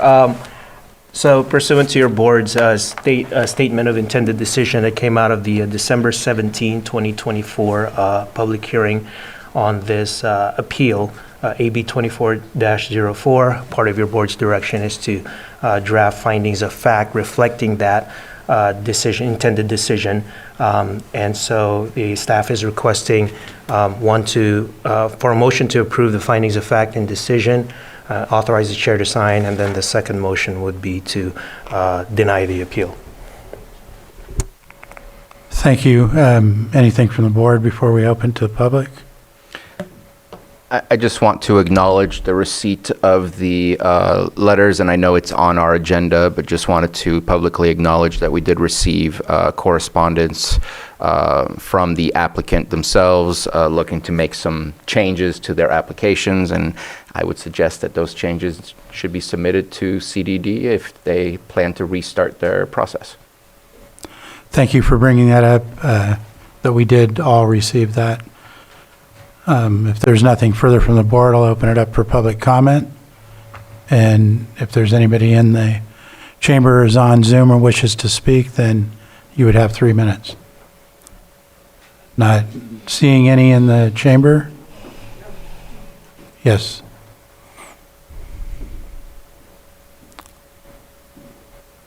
Hi again. A lot of new people.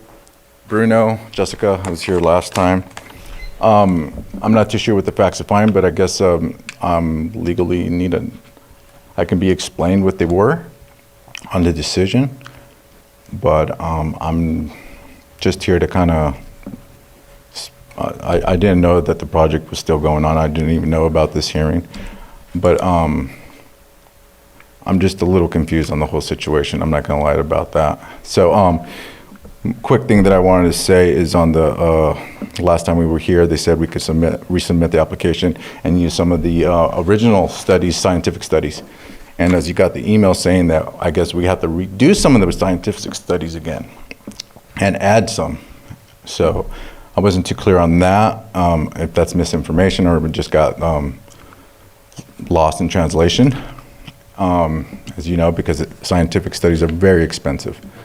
And another thing I wanted to say is, I know you guys have a hard job and a hard decision, but I did go through some of the records of the last 2 years on the Planning Commission and what has come up for major use permits, which I have nothing against any of the cannabis. I'm going to say that right now, nothing against that. I'm just trying to say what's going on with the community. So there's only literally been 3 other projects that hasn't been cannabis. One was a mini storage in Middletown, the ag program for Scotts Valley, ours, and Morgan's Wind Farm in 2 years. That's it for the community, which is fine. I mean, I know it's inexpensive. It's hard to bring a project like this to the community, and it's enduring by far. So being here on the facts of finding, I guess I was told I haven't got an email or received the facts of finding yet. So I'm assuming you guys are going to explain that to us. So that's what's in front of the board right now, is to review and consider approving the findings of fact and decision and the denial of the appeal. So that's what's here right now. That's what's before us to make a final determination on that. Okay, so is there a possibility to get a continuation on the project or something like that? No, that you would have to, as Supervisor Sabatier had mentioned, we did receive the public comment, and that would need to be submitted through CDD for any consideration. Okay. But as of right now, today, what's in front of us is to make the final decision on the appeal hearing and the board's decision from that day. Okay, and that will either kill the project completely, and there's no continuance, because Correct. CDC has said that we have to start over. If the board moves forward with this, then that certifies essentially the results of the appeal hearing. And you need to submit everything back through CDD for any new project or reconsideration. Okay, and that including all the new scientific studies, redo them all again. We don't have, maybe Director Turner could weigh in on that, but there may be some items that could be reused. I don't know. I'm not the expert on that. Right. We do have Director Turner here if she... Yeah, I mean, I don't want to make this complicated or anything like that, but if she wants to weigh in, that's fine. I mean, if we can reuse the same scientific studies for the same project. We can't make a determination on that today. And I mean, even if we have to pay for like an appeal fee or a resubmit fee, as long as we can use all the studies and drop the capacity down to 120 or something. We can't make decisions on any of that today. What's in front of us is the final approval on this board's decision during that appeal hearing. Okay. So we can't get into any further discussion on that. Okay, that's fine. I just wanted to show on the record saying that we tried, and if we can show that on the record, if we can't submit. It is on the record, and we did receive your communication. And I want to show on the record saying, you know, the projects that have come up with the community have been very limited for the actual community, and to bring other businesses. And thank like you for that comment. All right, thank you.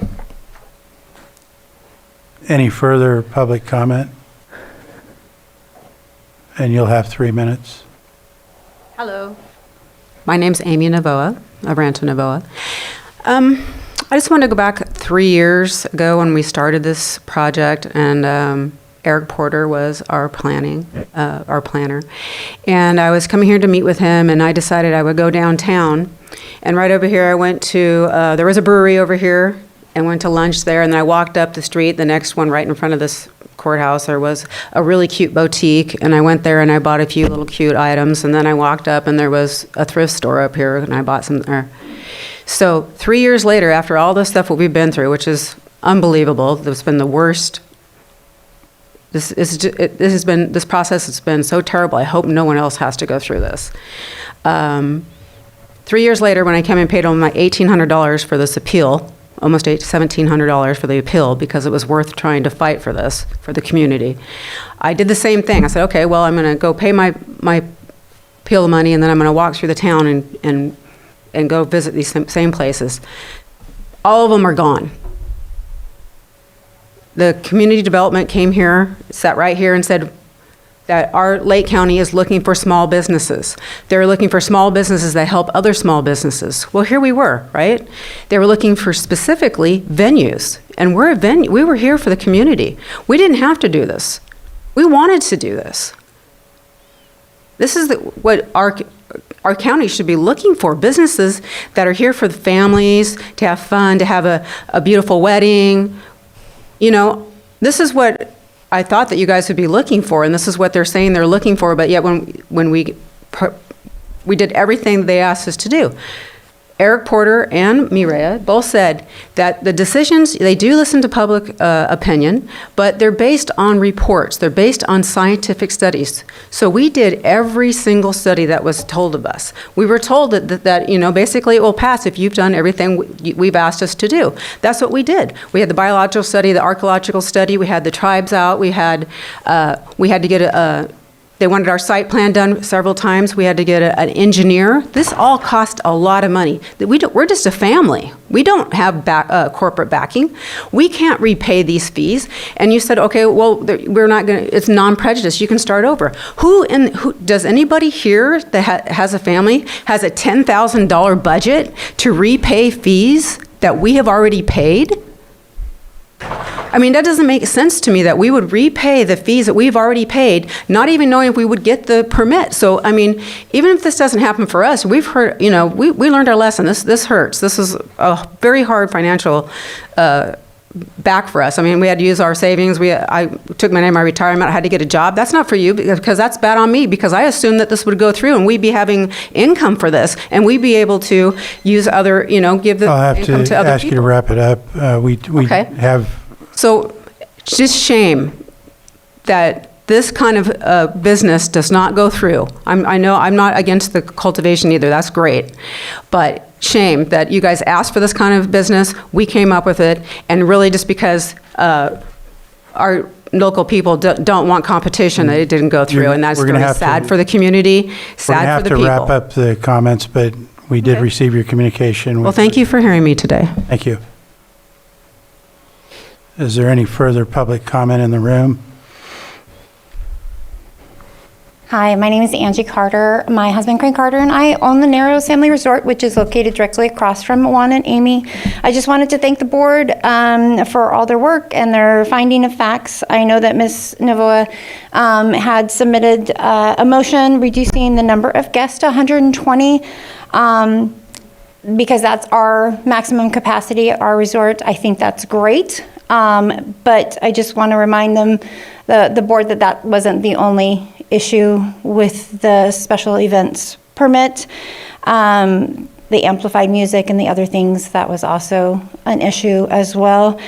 We do hope that they reapply for something like a campground or something that is similar to the other things that are in the area. We are more than happy to work with them and helping them find something that will fit into the area, work with them on the road issues so that we can all work together for something smaller and that is more conducive to what else is already in the area. And that's all. Thank you so much. Thank you for your comment. Anyone else in the room? Johanna, do we have anyone online? Nothing online. I'll go ahead and close public comment, bring it back to the board. Mr. Chair, or Vice Chair, I move that we approve the findings of fact and decision and authorize the chair to sign. And can I, separate or together?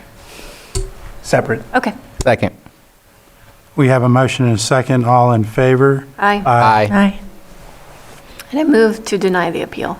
Second. We have a motion and a second. All in favor? Aye. Aye. Nay. We will close that item, and I will go retrieve the chair.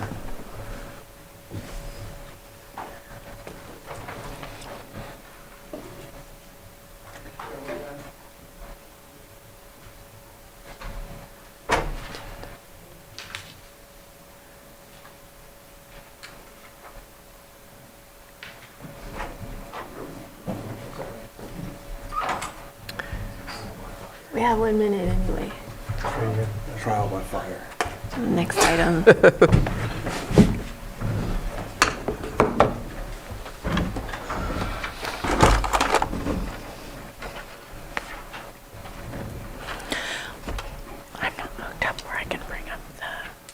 So we have 1 minute?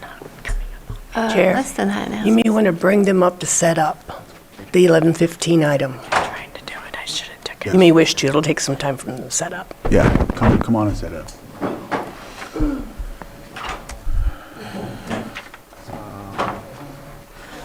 Supporting documents.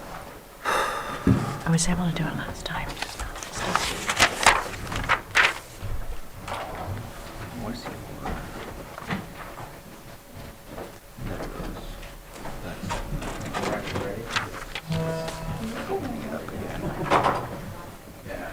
Because I couldn't do it at home either. What time did we say? It's time. Okay, all right. Anyone and see if Yep, there we go, 11:15. I win. All right on time. So next item on the agenda is 6.7. Consideration of request for post-abatement hearing on account and proposed assessment of abatement 16155 Quail Trail, Clear Lake Oaks, Spring Valley, APN 062-032-030. Director Turner and Code Enforcement Manager. Aha. Mireya Turner, Community Development Director. This presentation will be made by our Code Enforcement Manager, Marcus Beltramo, as soon as we get our tech up and running. So I will pass the microphone to him. Thank you.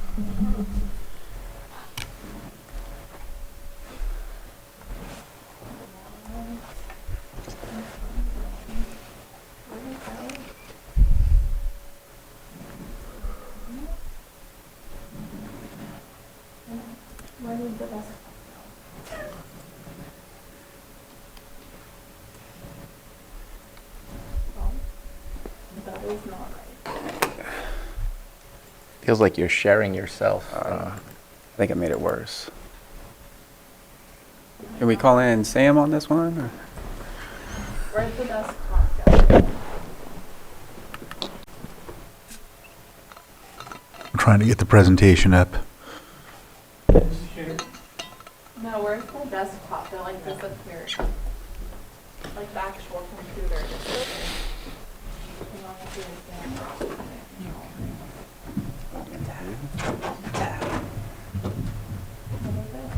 Alt tab. Sorry, this is short and sweet. Silently. Oh, we have one. Okay. No, we need the file. Are you on here? Yeah, you are. Thank you. I was struggling there. There's only two shares and we need the desktop. Oh, it's not on the desk. Oh, I got it. She's trying to pull it from the file. Don't know about you, but sometimes I wish we could go back to the big easel poster days.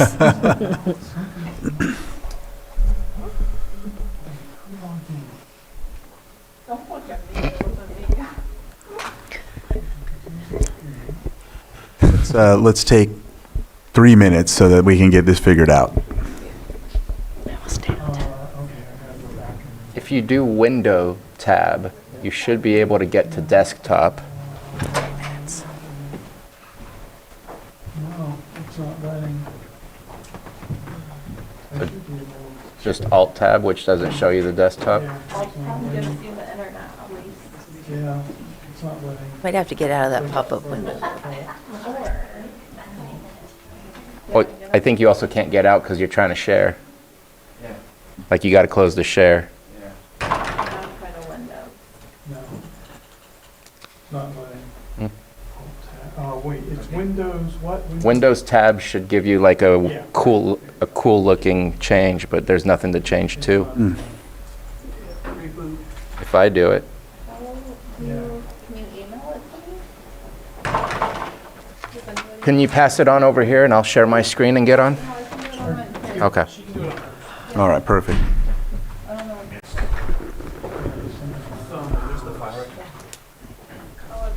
It's back. You want to try this way, or? I'm not touching that USB stick. That thing's doing weird things. There we go. Which one is it? Oh, go ahead. Oh. But it should show it on the desktop and it's not, so if you can. Forget it. She's putting it up.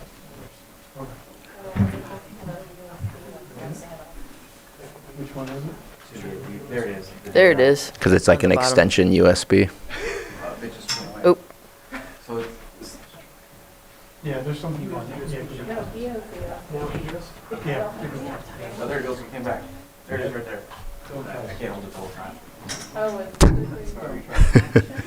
It's, I think this. We're getting there. Up and to the right. You got to hold it up and to the right. So this thing's, the duct tape on this is falling off and it's not pulling it. affect the USB though. Yes. Can you continue without? Yeah, because it was pulled out. Just so open it in the Explorer. Marcus.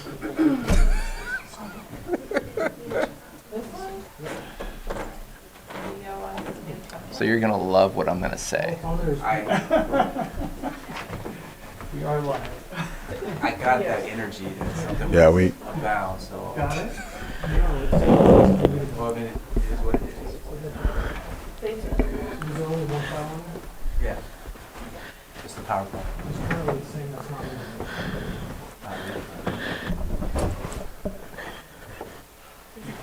So that's a different issue. What are you thinking? I guess I can't probably speak until we're back in session. Yeah. Because I feel like I can help solve this. Yeah. You, Everything's on our agenda. Do we need a presentation? that's true, right?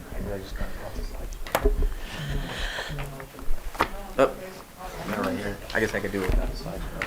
And then possibly we can just post the pictures and everything else off, because I know that this executive summary explains a lot of it as well. And so maybe that's how we go about this instead of ensuring delaying this anymore. Sam, we're good. Well, we're just going to move forward. How many Okay. people does it take? It's okay. There's a joke somewhere in there. All right. Well, I apologize for that. Not sure what happened. But good morning, and thank you for everybody's help. My name is Marcus Beltramo. I'm the manager for the Code Enforcement Division for Lake County. We come here before the board here today to record a lien against a property in which we performed an abatement action on. The property is 16155 Quail Trail in Clear Lake Oaks, also known in an area known as Spring Valley. So I'll just kind of go through this. This will be a little different process for me, but we received numerous complaints over this property over the years. This is one of these properties that's it's been a legacy property. I think you've heard me mention some of these properties in the past. It's been an issue since I've taken over as manager and prior to my appointment as manager.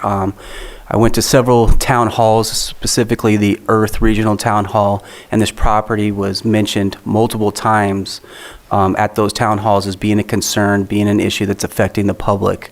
The property is, currently it is a vacant lot. It doesn't have any primary structures on the property. It was involved in a fire. I'm not sure which fire it was. We couldn't really nail that down, but there were governor executive orders passed. This board also passed for compassion, kind of suspending the zoning requirements at that time so they could get temporary power and temporary living conditions. Those orders and have now since expired. And we believe we've given reasonable amount of time for the property owner to do what he needs to do to bring the property into compliance, submitting building plans to build a house on the property. In the meantime, the property accumulated a lot of issues. So they were storing junk vehicles, had electrical cords all over the place, storage of miscellaneous trash, rubbish, a lot of stuff that cannot be on that property since there is no primary residence. So the main violation that we cited is storage on a lot, in addition to inoperable vehicles, trash, rubbish, and a litany of other issues occurring on that property. So we issued notices, multiple notices. We did talk to the property on multiple occasions, tried to have him come into our building division to submit plans. He never really could get past some of the hurdles as far as just even submitting the plans with the proper drawings and schematics for our building department to start the permit application process. And again, this was one that was affecting multiple properties, affecting the area. It's one of these magnet properties as well. Storage of a lot of RVs on there, people living in RVs. I just wanted to also add that as well. So we moved forward with our processes and looked to perform an abatement. This property is also covered under the copter program. The sheriff refocused our attention back onto this property as they were receiving calls, and we felt now that we had the resources from the copter program, the staffing, we felt we were in a position to go ahead and move forward. This was one of the largest abatements we've done to date. So we moved forward with that process, and we hired a contractor to go ahead and do the abatement. We issued all the proper notices, went through all the due process procedures. We did obtain a warrant to go on, an inspection and abatement warrant to go onto the property to conduct the abatement. The property owner was aware of all our violations, our notices, our attempts to bring him into compliance. And at the end, he basically just kind of said, you got to do what you got to do. So we moved forward with that abatement. The abatement, the photos were submitted as part of the packet, the memo packet, and are made available to the public. So you can see from the photos, there's a lot going on over there. The whole property, from premise property line to property line, was technically in violation in one form or another.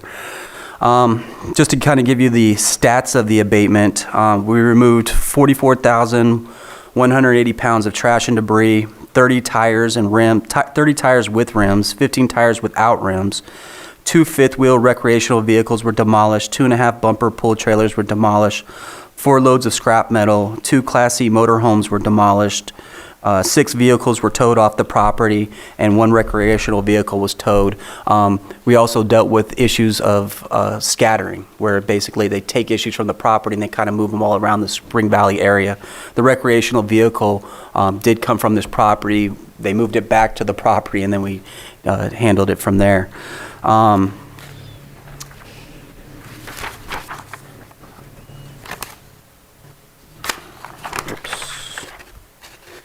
So we had to use multiple contractors to accomplish this. It took about 3 to 4 days for the abatement. Our code enforcement supervisor, Norman Valdez, conducted the abatement and was the lead code enforcement officer on this. So if you need any testimony about what actually occurred in real time or on the ground, Joey's here to testify as a witness to those issues. The cost of the abatement.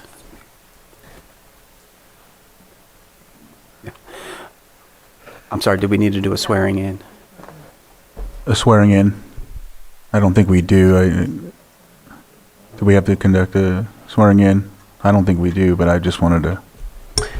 Yes, we do. And so after the swearing in, I apologize for that, for not catching that. After the swearing in, if Manager Beltramo can just basically reiterate what he said before would apply after the swearing in. I don't remember us having to do that before. All right. If you're in Zoom and you want to speak on this item, please raise your hand in Zoom. And I'm not seeing any in Zoom, so do you solemnly swear that the testimony you're about to give will be the truth, the whole truth, and nothing but the truth? Thank you. All right, thank you for catching that. In summation, we're here to record a lien against the property 16155 Quail Trail. We did issue multiple notices. The notices cited several violations of the Lake County Code. We did perform the abatement, and basically, I'll go through with the cost of the abatement now. The contractor abatement cost $22,855. The contractor cost for towing, we use Jones Towing, was amounted to $1,450. And Kelseyville Salvage, which is another tow contractor, amounted to $1,600. And then we calculated the administration fees in the amount of $3,372.20 for a total abatement cost of $29,277.20.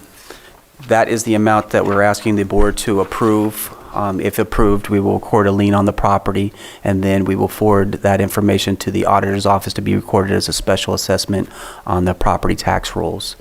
Outside of that, you have the pictures. They were submitted so you could see the photos of what was occurring on the property and the extent and the scope of what was occurring. There was a lot.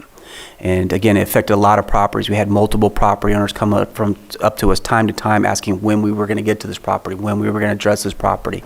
And also they were going into things that would be considered social nuisances. Obviously, we don't cite or violations for social nuisances, but the social nuisances that were occurring at the property as well and affecting their enjoyment and comfortability in their property in addition to the public nuisances. That being said, I'll end my presentation, and I'm open to the board for any questions or concerns or any additional information that you may seek. Thank you for that. And yes, I seen it, and it was pretty bad. Supervisor Sabatier? I'm fumbling through the county code right now.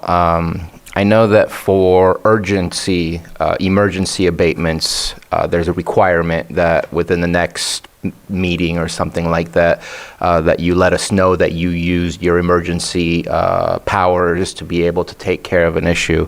But I'm not certain where I see in our code that we have to go through.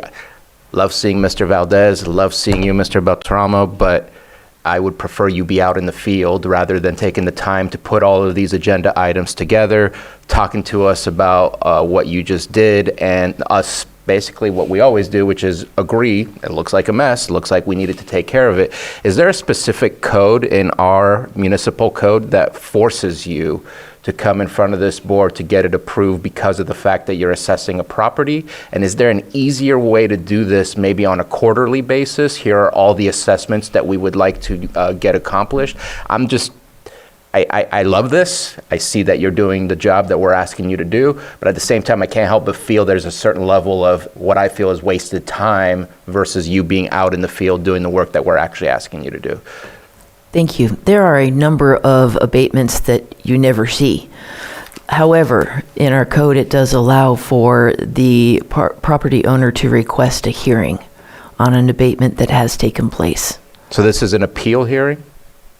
I didn't catch that in the memo. So the code, to kind of address your question, you had multiple parts to your question there. The first part, yes, the code compels us to come in front of the board. Two, there is a due process component to that where the property owner can object or question the amount that was of the contractor or the amount we're going to record against the property. Also, it's also part of the due process to come in front of a board, and you are a check in the system to make sure that we carried out our job according to the code, or if you have any additional concerns. So I'm not sure if there is a way around this. Again, it does take up substantial time if we have a code officer who has to spend half his day waiting to do these presentations when he could be out in the field working on those things. I believe this is probably something more suited for county council to probably review and probably provide their counsel on. But there are reasons for these hearings, the due process part of it being the big one, having opportunity to be heard from the property owner. Okay. Again, I'm reviewing the memo. I see everything up to October 10th, 2024, but I don't see where there's a date for the request by the property owner to be heard. No, the code actually, if you look in section 1342, and it's in the memo there, the Board of Supervisors shall hear and consider an account of proposed assessment. I believe that's this section that we would rely on. County Council, Quintavano. Yeah, that is correct. Section 13-42 applies to post-abatement lien hearings, such as this one. It applies in situations even in even in situations where notices to abate have been posted, have been served pursuant to the procedures laid out in Chapter 13 of the Lake County Code, and if the property owner, for instance, does not respond or does not submit a request for an appeal, at the point where post-abatement lien procedures would apply, such as this one in 13-42, a hearing would still need to take place. I would love to look at ways to make this more streamlined. Like I said, I know for our assessor's office, we have set very specific quarterly dates for when we hear assessment hearings. I think doing something like that for you might be helpful. I don't know, but I'm just looking for, I see this as a formality more than anything. I get it if it's in our code. Not sure if we're able to change our code or if it has to because of due process. But if there's any way we can make this easier, and I'm already making it harder by having the conversation that lasts longer than it should, but I'll just shut up now. No, I really do appreciate it, and these are the kinds of things where we need to expand these things to be more effective and more efficient. But my one concern would be by doing it quarterly is that a lot of the properties we've been dealing with lately, they've been put up for sale. And if we don't get that lien on there, we're not protecting our investment in the public money by doing that in a timely manner. And that would be my one concern. If we did it on a quarterly basis, these properties would sell, there would be no lien, escrow wouldn't catch it, and we wouldn't get our money back. What about monthly? We'd be happy to take a look to see how we can make this more efficient, both for staff time and board time. Sorry, I was mistaken. I thought a previous director had actually changed the code so that these were only coming before you when requested by the property owner. But we'll go back and do an internal review, and we'd be happy, should the board choose to come back with options for changes in the future. Thank you, Director Turner. Anything else? So with that, did we want to, okay. Anyone from the public would wish to speak? Anyone on Zoom? All right, I'll bring it back to the board and I'll make a motion. So I have a motion. There's nothing further from the board. Second. I have a motion and a second. All in favor? Well, yeah, wait 1 second. Read the motion. We do have to, yeah. Go ahead, Lloyd. The board, I make a motion that the Board of Supervisors approve a lien in the amount of $29,277.20 and direct staff to record the lien against the property with the Lake County Recorder's Office. After recordation, shall be delivered to the county auditor, who shall enter the amount of the lien on the assessment roll as special assessments. Second. I have a motion and a second. All in favor? Aye. Any opposed? Motion carries. We had all 5 ayes, right? Aye. Yeah, okay, yeah. Sorry. All right, sorry, just wanted to make sure.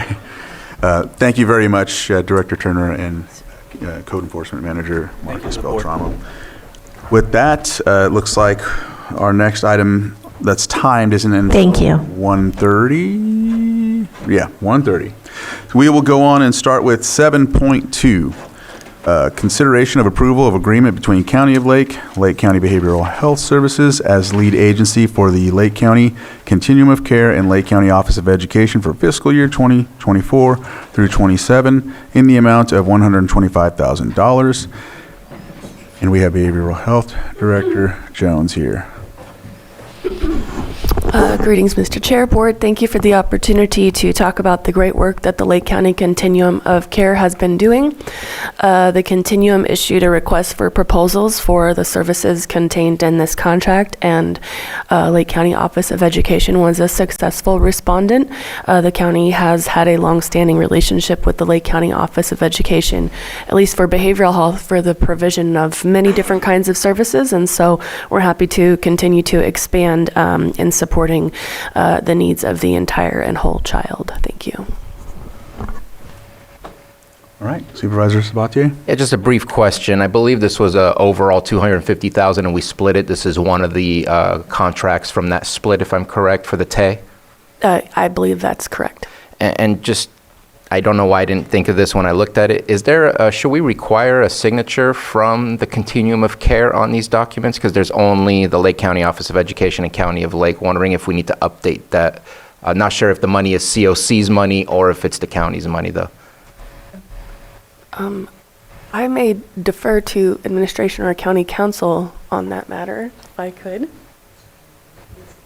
I believe the question was about, Whether the COC itself should be signing, since they did approve, we went through a process. We approved for both contracts at $125,000, so this is all correct. Just wondering if there should be a signature section for the COC, especially if it's using the COC's money. If it's the county's money, I don't think we should be signing. Well, except the behavioral health is the administrator of COC, right? the MOU indicates that the behavioral health acts as, yes, ministerially to conduct the business of the COC. It is true that the COC approves contracts that go before the board. The executive committee does approve it, and those go on the minutes. Okay. Lloyd? So, yeah, it does state in the first recital that the behavioral health is the lead agency for the continuum of care. So on the issue of whether or not a separate signature field should be dedicated for the COC, that is certainly an option for your board. The other option is to have behavioral health also sign that, as long as it clearly is defined or designated as that behavioral health. The signatory would be acting on behalf of the COC as the lead agency representative. If it's unnecessary, I think it's unnecessary. It's just something that popped in front of me, so thank you. All right. Any other comments? All right, so I'll open it up for the public. No hands in Zoom. I'll bring it back to the board for action. Mr. Chair, I move to approve the agreement between County of Lake and which is Lake County Behavioral Health as lead agency for Lake County Continuum of Care, and Lake County Office of Education for fiscal year 24-27 in the amount of $125,000. Second. And authorize the chair to sign. Second. I have a motion and a second. All in favor? Aye. Aye. Any opposed? All right, motion carries. Thank you, Director Jones. All right. We will continue on with, let's see. Well, 7.4? yes, You'd like? I'm just trying to find it to read it, so there we go. 7.4, consideration of the following advisory board appointments: Big Valley Advisory,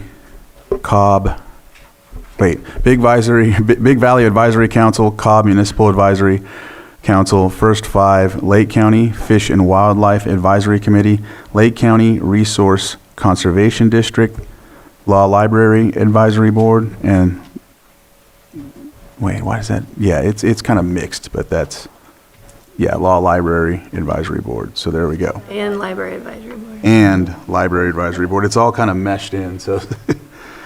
All right, with that, I know that we have an amount. Let me get this page so we can look at, we'll start with first. And Supervisor Owen, you had indicated last Yes. time you wanted to look through them. Are you still? Yes, no, yeah, I'm ready. Okay. And so I know we'll start with the top, Big Valley Advisory Council. There's 3 vacancies, and we have Rick White, incumbent alternate. Yep. I move that we approve Rick White to the Big Valley Advisory Committee, but not as an alternate. We don't have enough members. Okay, so. We need an alternate yet. Okay. And you were saying public comment? Oh, yeah, if it's just a nomination, then public comment can follow. Yeah. Okay. After each one? After each group or council. Okay, so with that, first we'll open it up for this public comment in this item for Big Valley Advisory Council. Not seeing or hearing any. I'll take, you didn't have one? Okay. I'll take the motion from Supervisor Pyska And I'll second that. and a second from Vice Chair Rasmussen. All in favor? Aye. Any opposed? Motion carries. Next, Cobb Municipal Advisory Council. We have 3 vacancies, 2 member-at-large and 1 alternate. We have Paul Duncan for an alternate, Christopher Nettles, member-at-large, and Donald Strickler, incumbent member-at-large, and Christopher Nettles is also an incumbent. And so I'll open it up for public input. All right, not hearing or seeing any. I'll bring it back to the board. To the Cauberry Council, I nominate Paul Duncan as the alternate, Christopher Nettles, Donald Strickler as members. Second. I have a motion and a second. All in favor? Aye. Any opposed? Motion carries. Next, we have the first 5 Lake County, 2 vacancies, 2 member at large. We have 1 applicant, Carolyn Rosen, new applicant, and she's applying for the member at large position. And I will open it up to the public. If there's any comments or questions about this. Hearing or seeing none, I'll bring it back to the board, and if there's any comments about this from the board, or if there's just action. No, I think there's just action. All right. I'll make a motion that I'll nominate Carolyn Rawson as a member at large for the first 5 Commission, Lake County. Second. Nope. I have a motion from 2 seconds. Vice Chair Rasmussen and a second from Supervisor Sabatier. He beat you by like a millisecond. All in favor? Aye. Any opposed? Motion carries. Next is the Fish and Wildlife Advisory Committee, 5 vacancies, 1 representative from District 1 and 3, and 1 education, and 1 recreation industry. And so we have Angela DePalma Dow for the education portion, Justin Ratcliffe, incumbent District 3, and Julia Carrera, District 3. I will open it up to the public for any comments. Not hearing or seeing any, I'll bring it back to the board, and I know I have 2 applicants for District 3, and I support the incumbent, Justin Ratcliffe. Okay, I'll make the motion for you then. Mr. Chair. I have a question regarding the applicants. Mm-hmm. Angela DePalma Dow is a member of the Lake County team, placing a employee of Lake County on the Fish and Wildlife Advisory Board. It's not something we do often. Her expertise is not what's in question here. It's more of, are we looking for public members or are we looking for staff members? Because that's a very different scenario. And I guess I will say hesitantly, should we check in with our department head, whether or not we're going to appoint somebody who might take time away from their work to be able to fulfill their need? Like, there's certain things that I'm kind of unaware of us doing in the past, and a little nervous about setting that precedent. She's been serving And we have Carolyn. in this role. Yeah. Yes, Carolyn Purdy, Administration Office. Angela did serve under the Fish and Wildlife Conservation seat last year. And since it's been filled already, she is applying under the education seat for this year. Well, my hesitation still stands. Okay. I think that we know how when we typically have committee meetings, we invite staff when we want the expertise to be there. And so I guess until further notice, it would be nice to get someone else that could be able to be a public member for the education purposes or from another agency, because I think staff is always available, depending on the topic at hand, to be invited to be a part of the discussion. All right, noted. Well, I actually had the same question. I have no opposition to having a staff member on there, but I did have that came to mind as to how that works, the staff member on there. I was just wondering the same thing. Do we have other staff members on other committees? Serving as a appointed member rather than just being a county employee, basically supporting that committee. So. Lloyd?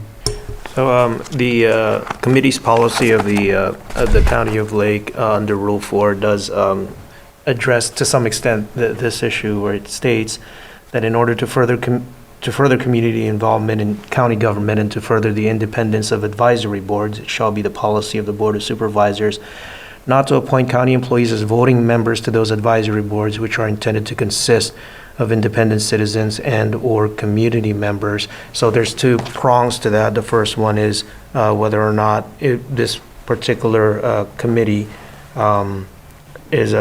consists of voting members of an advisory board.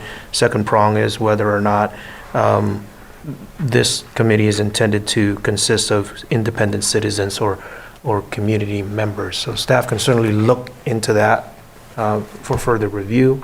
It's up to your board if you want to make the appointment today, subject to any potential changes later on, but that's up to your board's discretion. Who had the education seat last year?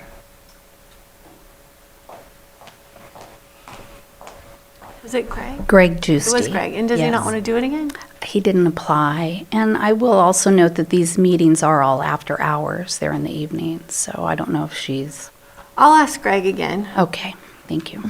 So we want to hold back on that? Well, Yeah, we it'd can be my position to hold back as well, based on the information we got from county council.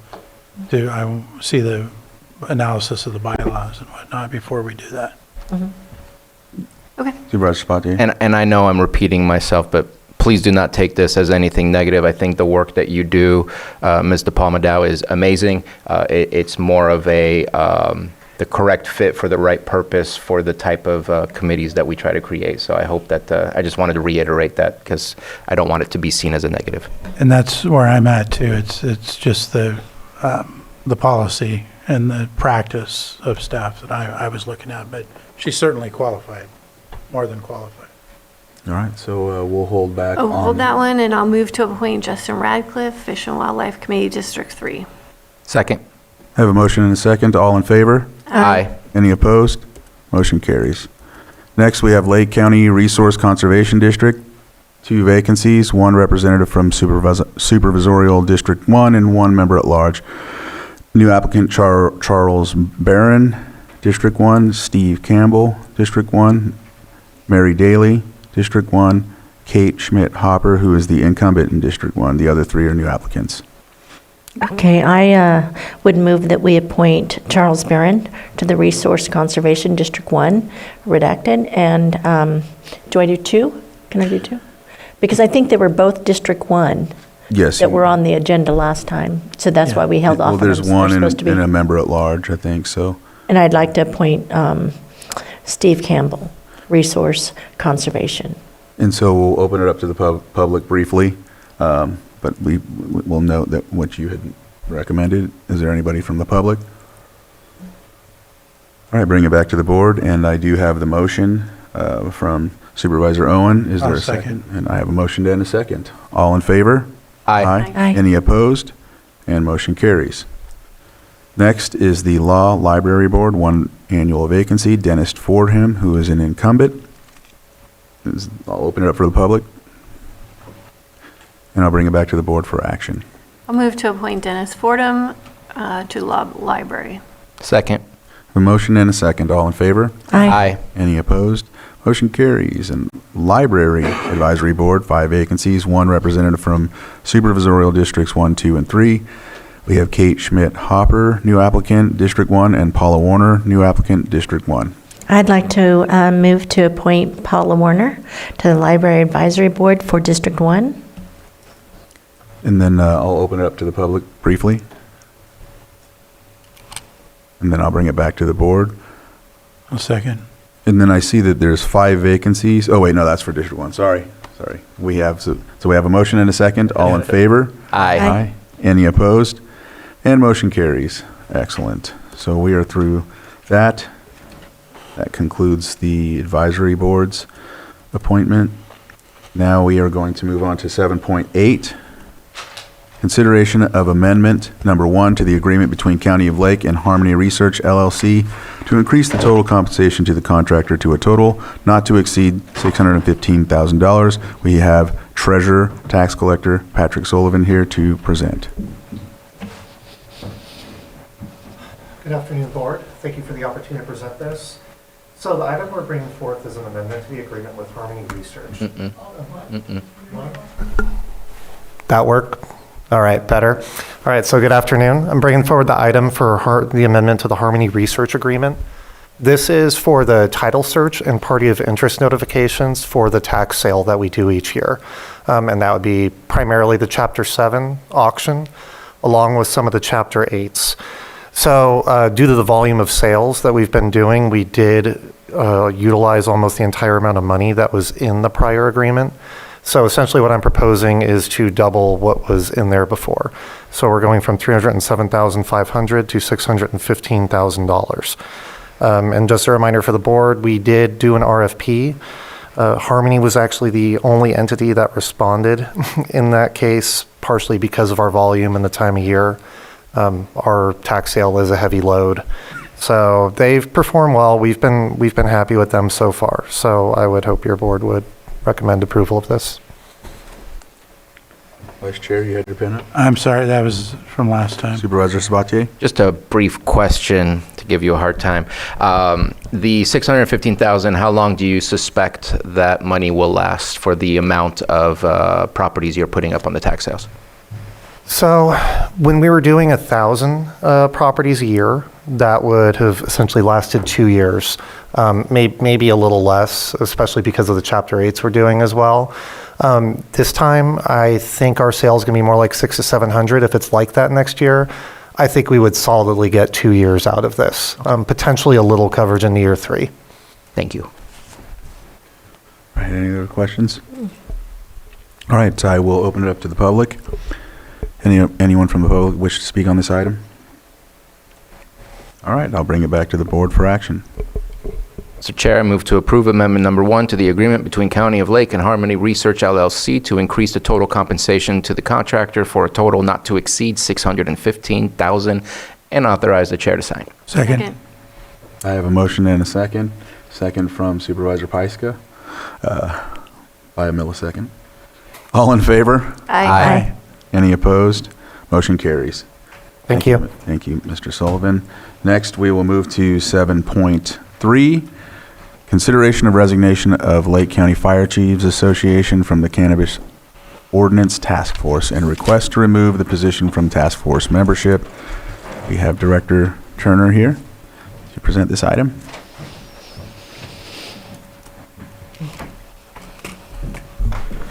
Thank you, Director Turner, or Mireya Turner, Community Development Director. The Cannabis Ordinance Task Force currently exists with 8 voting members. Fire chiefs have held one of those positions for the last year, 2 years. We all know that there are a lot of demands on our fire chiefs' time. Because of that, they sort of collaboratively held that position. Sometimes we'd see Paul Blues from Kelseyville, other times we'd see Chief Cepeda. They kind of tried to spread the responsibility of participating on the task force amongst all of them due to the demands on their time. At some of their recent discussions, they have decided that it is too big of a demand on their time to continue to participate and sent us a letter of resignation.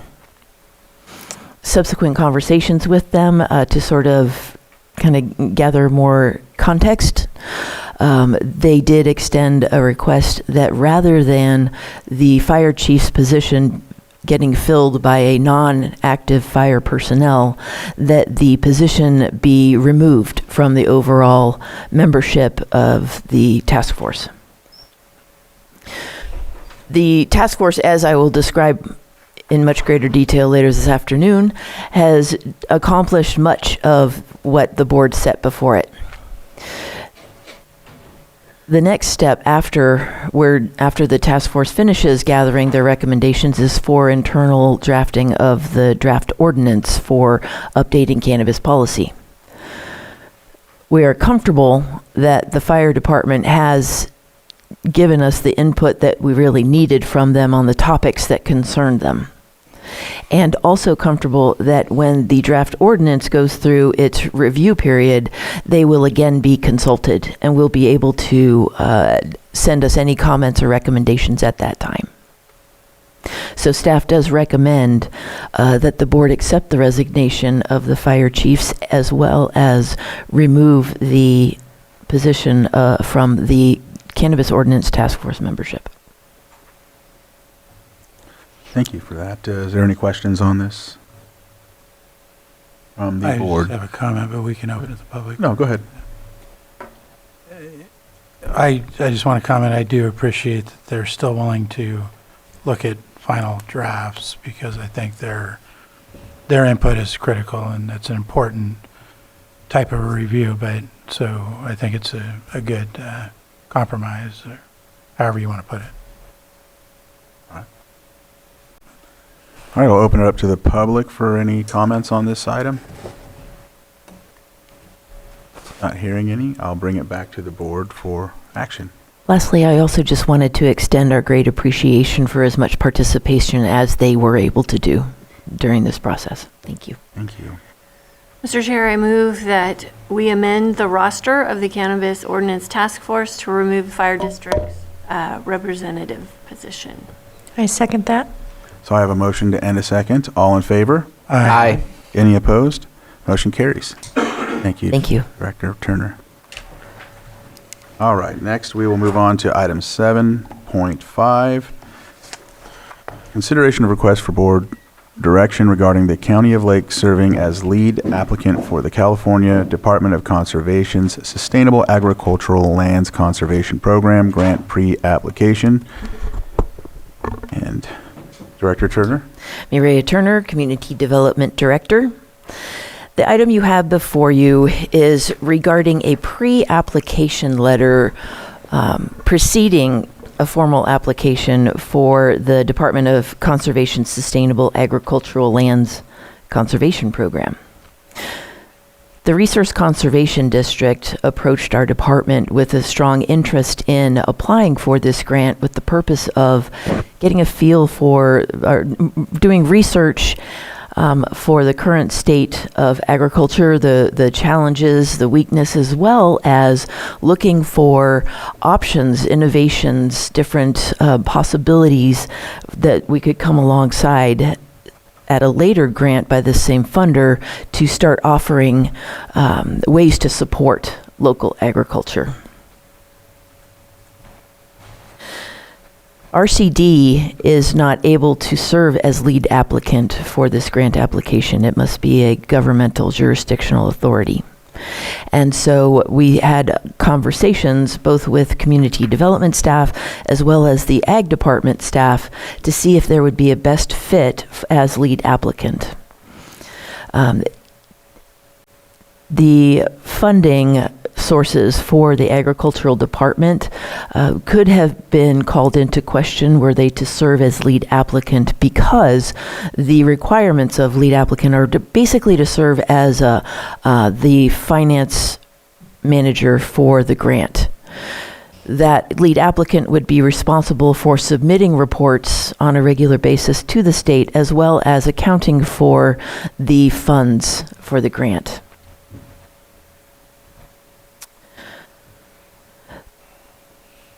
I am requesting board direction because I wanted to bring this to your attention, because as the board has known, our staff is very busy with a number of projects.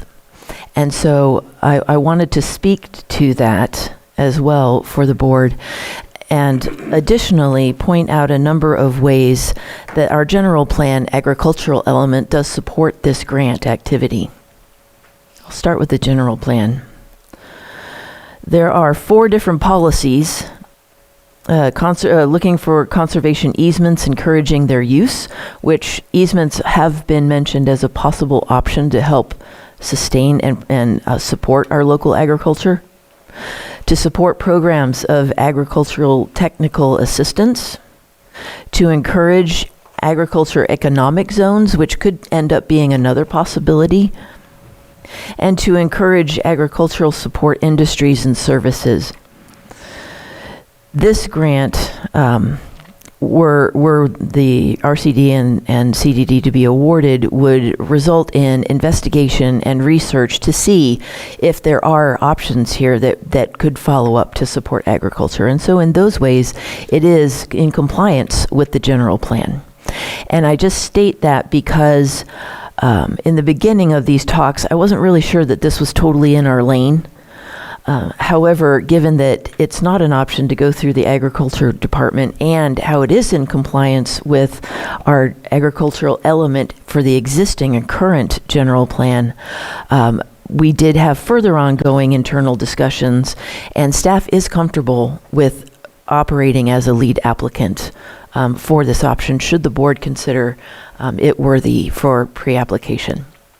Sometimes we don't bring pre-application letters to the board. However, there is wording in the NOFA that does state that the lead applicant that submits with the pre-application must serve as lead applicant should that grant be awarded.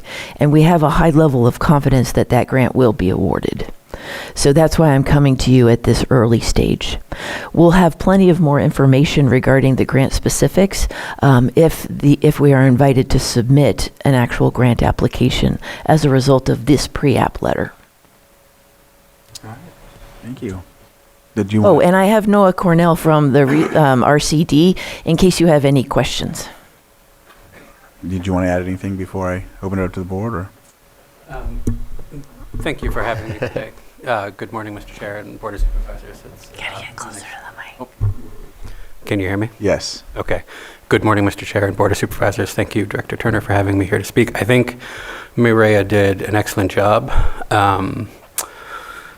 talking about the grant and what we're proposing in general terms. And I think that if anybody has any questions about the SULC program or the specifics, I'd be happy to do my best to answer them. Can you give an overview of it? I can. The SULC program is administered by the DOC and the Strategic Growth Council in California, and it is funded by the Cap and Trade program. It has three main tracks: a planning tract, which is what we are hoping to apply for. It has a capacity building tract, and it has a acquisitions tract. And they can be used separately, or they can be used as phases for an initial application and then following rounds of funding. A lot of the times you'll see a planning document generated in the planning tract, which may lead to a capacity building round of funding for, depending on the findings of the planning document. A common example would be to increase capacity for land trusts in a particular county or area in order to, and then the third tract would be acquisitions, and that may be funding for conservation easements, it might be fee acquisitions, yes. And so essentially for the planning grant, we would, as Maria mentioned, do what we think of as kind of a baseline study for the agricultural economy in Lake County, and that would involve mapping important farmlands in the county, identifying development pressures and change of use pressures over time, an economic analysis, and broad outreach to all of the stakeholders in the agricultural community and supporting organizations to determine needs within the community. And that would serve as, a baseline study or a general plan for the RCD in order to ideally bring in additional resources for the ag community. Thank you. Yeah. Vice Chair. Go ahead. You done? No, yeah. I thought she might. Well, I just wanted to say that we've been really successful with Strategic Growth Council grants through the Risk Reduction Authority and with the RCD and building capacity. So I think this is a really good fit, and I think it's an appropriate time to do it. So I'm glad that you've mentioned that your staff has some time to manage the grant. It sounds like there's going to be significant community engagement.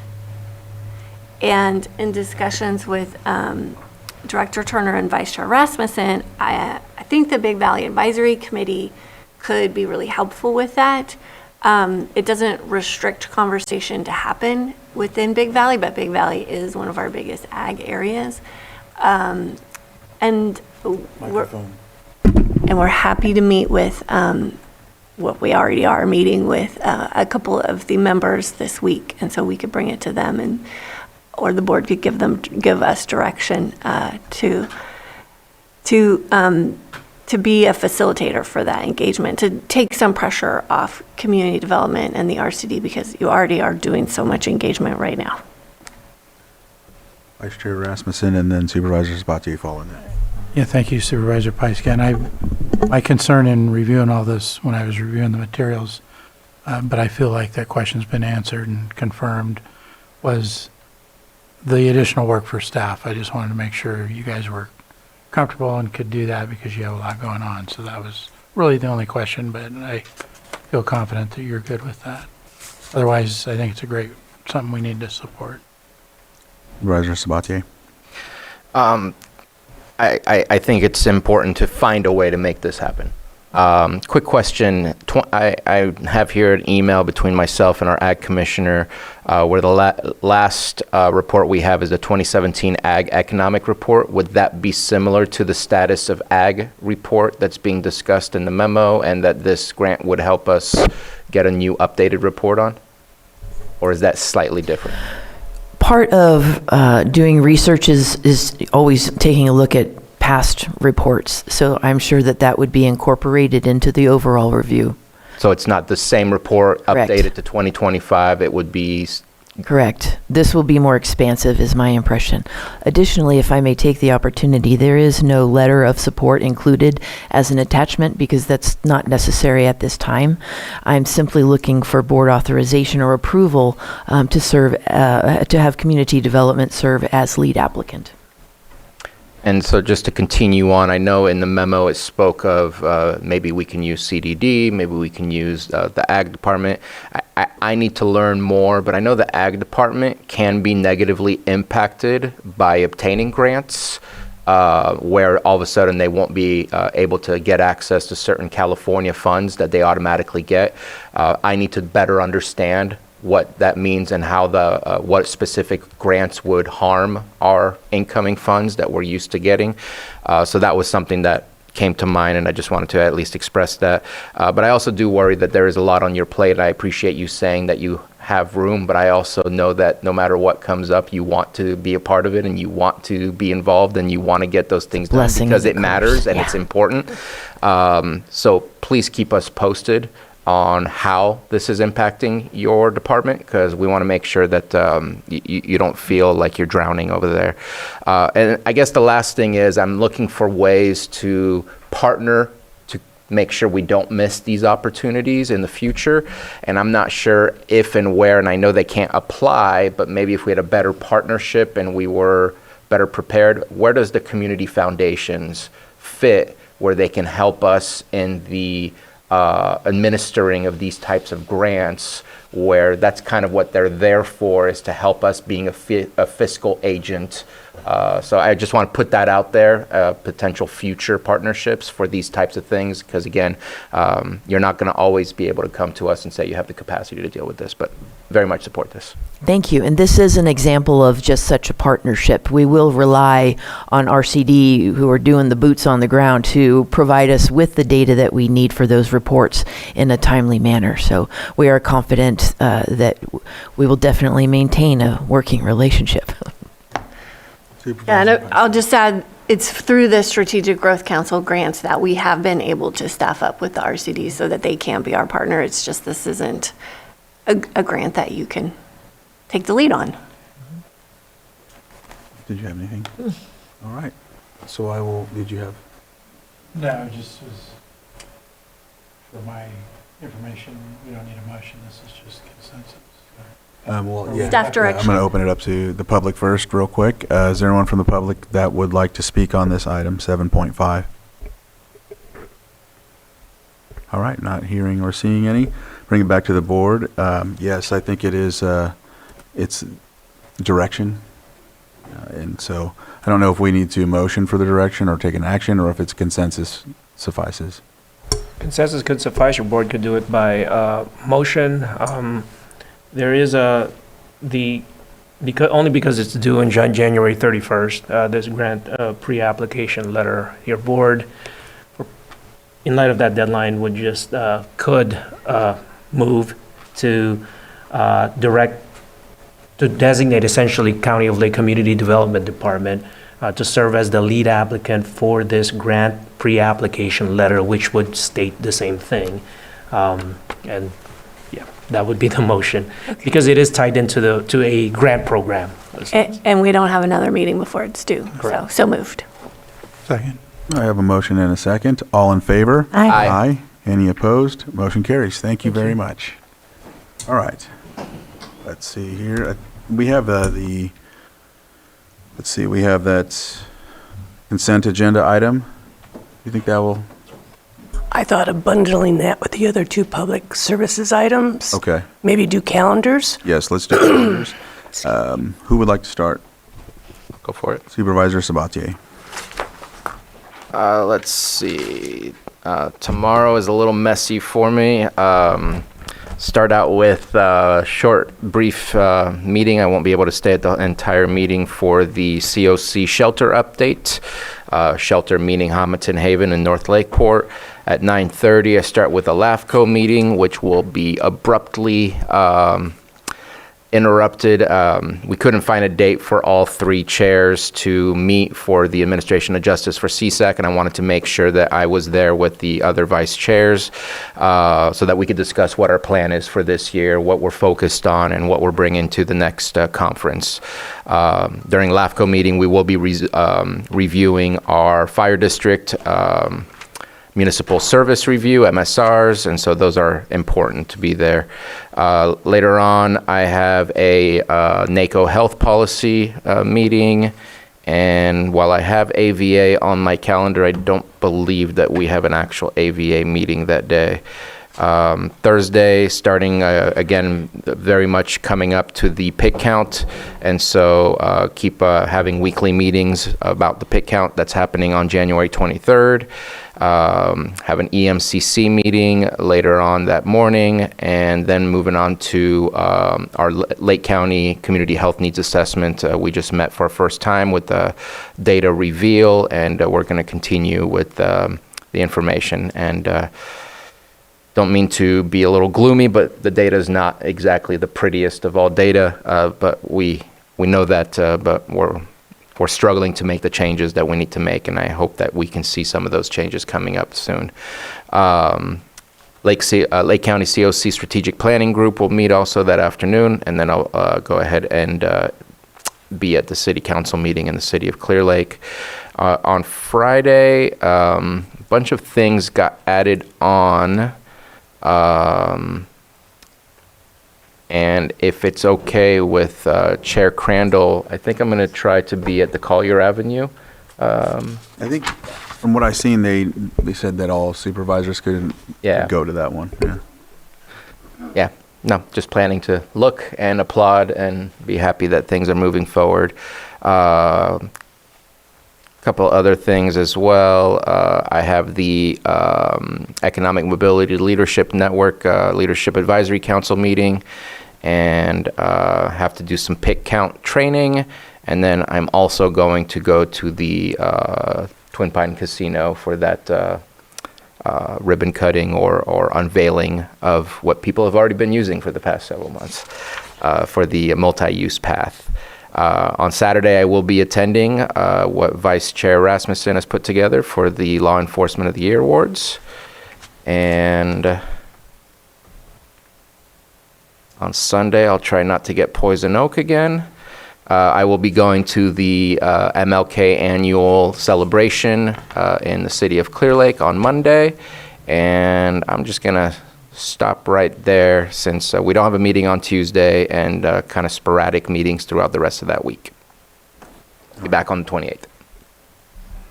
I can go down there. I'm trying to merge calendars, Supervisor Pyska? to be honest. Yeah, I've got LAFCO tomorrow morning and catching up with admin staff and constituents. Got a lot of that going on. And then that for Wednesday and Thursday evening, I have Cabaret Council. Friday, I'm going to see my doctor. And then I'm on a treatment mortality task force, which we still need to get on the agenda to make that official. The meeting standing. Coal Creek Advisory Committee, and then at the same time is the tree dedication, which I'll be there for. Not sure I can make the pit count training, but I will be in Middletown for the multi-use path.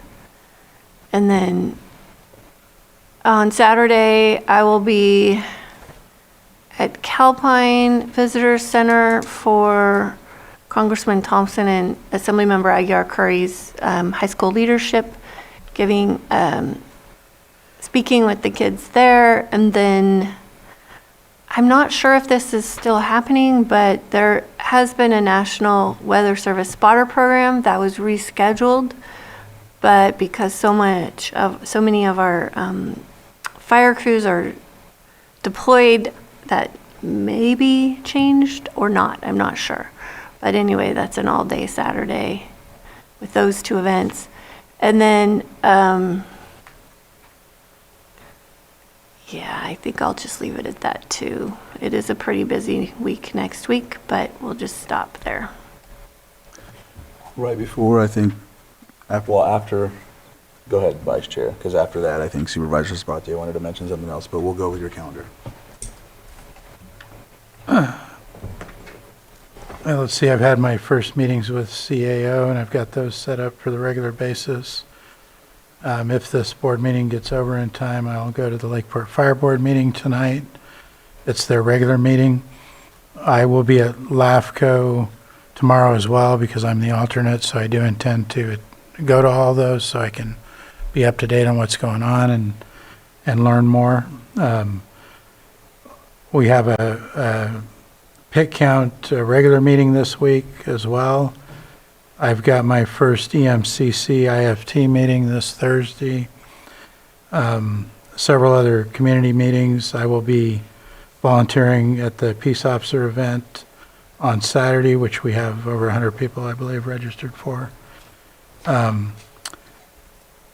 I forgot to mention last week that I had my first Behavioral Health Advisory Board meeting after our regular supervisors meeting. I have a preparation meeting Friday to learn more about First Five before the first committee meeting next week, and then pit count training also on Friday. I do intend I will make it to the tree dedication as well. And then just a lot of preparation time on trying to get all my committees dialed in and when they meet and who to connect with. That's it. Thank you. Okay, yeah, I was trying to merge calendars here, have them marked in a few different places. I don't have it done yet, but see, tomorrow I think I'm supposed to meet with Clark, I believe tomorrow, to get some information for the South Lake County area. I have, let's see, that was Saturday. Let me go back. Wednesday, I have a Middletown Luncheon Club and Hidden Valley Luncheon Club all on the same day, so I alternate the days we're going to those.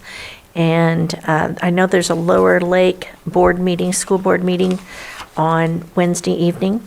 Calliope Water and the Clear Lake City Council will be Thursday evening at the same time, so I'm not sure which one I'm going to go to yet. Officer of the Year will be on Saturday. And Sober Grad, so they'll have Lower Lake Sober Grad will be having a fundraiser on with a spaghetti feed dinner and it's $15 starting at 5:30 to 8 p.m. if anybody would like to come by and get dinner. And that's what I have down, but I haven't completely merged my calendars. All right. Supervisor Sabatier? Yeah, I looked up and I looked at the TV screen and was reminded I should submit a message for PEG.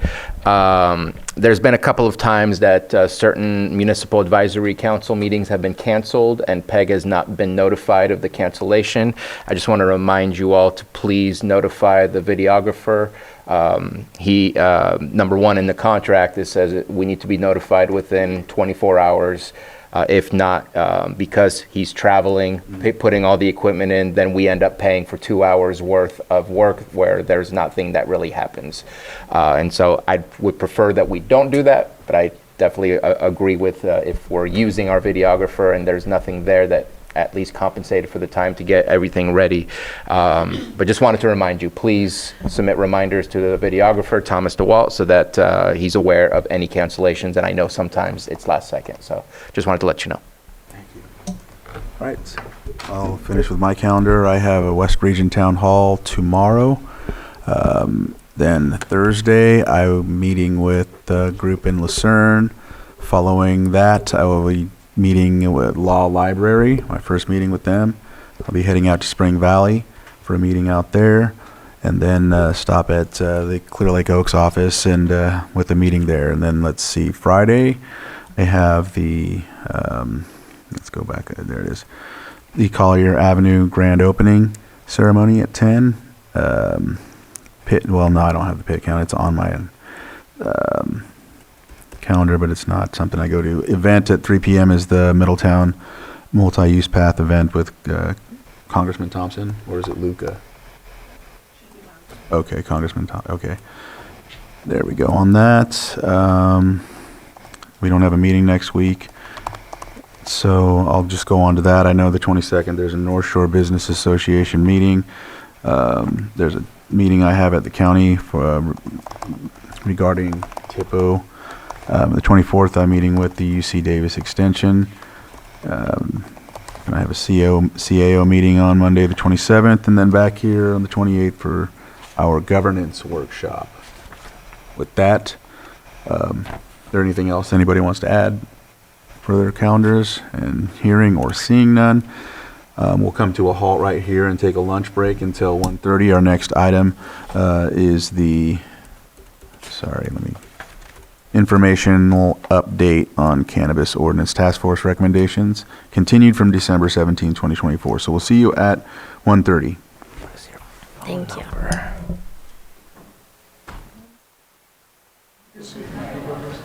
Yeah, I think we're good to go.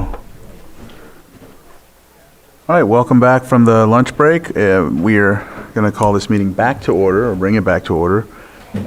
I know we're waiting on one supervisor. Okay, there we go. We're good. I was just, yeah, there you go. All right, sorry about that. 6.8 or 1:30 is an informational update on Cannabis Ordinance Task Force recommendations, continued from December 17th, 2024. We have Director Turner here, and I'll give the floor to you. Thank you, Mireya Turner, Community Development Director. The original goal had been to get a draft ordinance updating or making recommendations for updating cannabis policy by the end of this last year. And it is unfortunate that we were able to make that timeline because the task force has been working diligently through a number of subjects. So today is just an update on actions or recommendations taken by the task force since our last update, which was December of last year, that talked about different types of cannabis-related businesses as well as possible zoning districts and permit levels. That is also included as an attachment to this item, but we're not going to cover that. We're going to cover what has happened in the interim and where do we see that we still need to gather their input going forward. So I'll turn it over to our senior planner, Mary Claiborne, who has been assisting me in the task force meetings. Good afternoon, Supervisors. Mary Claiborne, Senior Planner, Community Development Department. Today, we have Table 1 COTF recommendations as of November 18th, 2024. There are a significant number of recommendations that have been discussed at the Cannabis Ordinance Task Force with a significant amount of public comment as well. Rather than going through these line item by line item, what I wanted to discuss with you today was the remaining focus topics that have yet to be discussed. That way we can touch on all those items if that is the preferred method of the board. One last thing also, maybe a year ago, the task force appointed 2 members to serve as, to assist us during any board presentations. Those 2 members were Rebecca Harper with the Farm Bureau and Jennifer Smith, who was formerly president of the Lake County Cannabis Alliance. Rebecca is out of town, but we are still glad to have Jennifer here to help with any questions you may have. Thanks. All right. Anything else, or your? So with that, I can go through about a baker's dozen of recommendations that are still yet to be discussed by the task force. These are items that were identified by staff that would necessitate the cannabis ordinance in not just staff's ability to move forward with a lot of these applications and approved projects, but help the applicants and the permittees as well. All right, are there any questions or anything as of yet from the board? All right, go ahead and continue. Okay, great. One of the first items that we discussed is the incomplete and abandoned applications. This item is still up for discussion with the task force. As of right now, we do not have a mechanism to recognize the abandoned applications that we currently have as pending projects. With that, the Department of Cannabis Control does have a mechanism to recognize abandoned applications. So we would like to align with the state, and that if there's no correspondence for an application with 180 days, at that time we can deem the application not only incomplete but abandoned, and not utilize staff's time to keep reaching out for these projects over an extended period of time to see if this applicant is still willing to move forward with that project. Another option is that once projects are approved, typically in any other business venture, you would be able to close your doors if you're no longer interested in pursuing that venture. That is not the case with commercial cannabis use permits. We would like to see that as an option should a permittee decide to withdraw their approved major use permit. An additional item is operational hours. While Article 27 of the Lake County zoning ordinance does list operational hours specific to delivery, it does not list hours specific to construction and operational hours. We have seen this as an issue considering that some of the operators want to have extended hours during their growing season, so that could potentially affect traffic impacts, noise, things like that, without having those standard operating hours outside of just those delivery hours. An additional item is records retention. We have a 7-year period for records retention. And what we found during annual inspections going on site to these farms is that some of the farmers are attempting to retain 7 years, up to 7 years of metric tags for every plant they have ever cultivated. This becomes a problem in having a place to store these, and we've had permittees come to us requesting shipping containers to be able to store these records. With that, we would also like to align with the state and allow the electronic record keeping mechanism rather than retaining each individual metric tag over the course of 7 years. An item of concern that the general public has brought to us is increased setbacks for odor concerns. At this time, Article 27 requires 100-foot setbacks from the property line and 200-foot setbacks from off-site residences. And again, cannabis cultivation odors can be considered noxious by some, but with code enforcement, we would have to have a significant amount of complaints from multiple parties in order for this to be considered a nuisance. So that is an item up for discussion with the task force as well. During annual inspections, again, we have found that some of the operators have RVs on site, and this is not an allowable use. It's not a permitted use. RVs are only allowed in the circumstance of a temporary dwelling permit if a primary structure, a primary residential structure is in the process of being built and a building permit has been submitted. And with that, this temporary dwelling permit is applied for with a zoning permit. We have seen from cultivators that they want to have the option to have a temporary office within an RV for their purposes during the growing season. An item that I think is very important to discuss is the farm labor contractor registration that should be posted on site. As of right now, the Lake County zoning ordinance does require background checks for all permanent employees of commercial cannabis cultivation sites. However, this excludes third-party contractors such as farm labor contractors. And we've discussed this at length with the Ag Department and touched on it with some members of the community and permittees. And the farm labor contractors are required to register federally and also locally. And what we would like to see within the Community Development Department is our local registration with the Ag Department posted on site. That way we can confirm that this is in fact a bona fide farm labor contractor rather than an individual that may be trying to skirt the process of going through those live scan background check processes. The notice of applicability date of October 31st, 2020 was established by Ordinance 3092, which ultimately had a cutoff date for enrollment with the Water Board. And all major use permit, minor use permit applications for commercial cannabis do require to have that notice of applicability dated October 31st, 2020 or prior. With that, we are not seeing an influx of a significant amount of applications because that date is still into effect.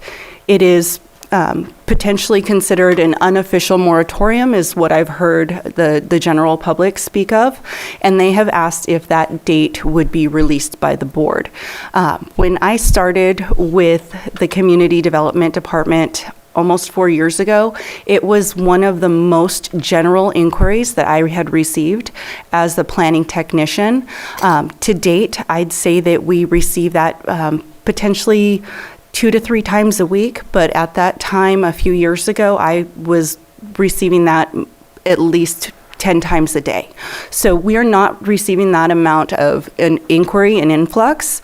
However, it does roll right into the next topic that I wanted to discuss today, which is the maximum submittal of 12 applications per month, which was put into place by a 2019 ordinance. As I had previously mentioned, the Community Development Department cannot accept major or minor use permit applications for commercial cannabis without that notice of applicability dated October 31st, 2020 or prior. With that, we do have a limitation of receiving up to 12 applications per month. We currently do not receive 12 applications per month. I believe we have received 3 applications in the last 4 months. So it's significantly lower, and I'm not sure if that's something that the board wanted to discuss further, but again, this is recommendations for the task force to make in order to bring that to the board. I have a couple more topics for you, if you bear with me. An additional topic of concern is cannabis density of cultivation sites and retail sites and proximity to each other. At this time, the county code does not have any limitation for those. However, it is something to be considered with cumulative impacts. To date, there have been approximately 158 cannabis projects. That includes cultivation, retail, processing, and manufacturing. Of those 150 plus projects, 136 of those were active this last year. Outside of commercial cannabis, there is the adult and primary caregiver medicinal use. This is the residential use, the personal adult use that we don't necessarily talk about at the board because it's not the hot topic. With this, we have limitations to the structure size in which the personal adult use can be conducted. And with that, the limitation is 100 square feet structures. With that, we're discussing whether this should be expanded to allow for the more patient count should this individual be a primary caregiver for more than one individual. Additionally, code enforcement has responded to several residential locations who seem to have the magic plant count, and they always know what number is appropriate and what is considered an allowable use. And with that, we do not ask for medicinal information supporting documentation for that. However, there is a mechanism that we could utilize for that through the California Department of Public Health, and that is a unique user identification number that would allow us to review whether these folks were actually patients or if this was recreational adult use for cannabis.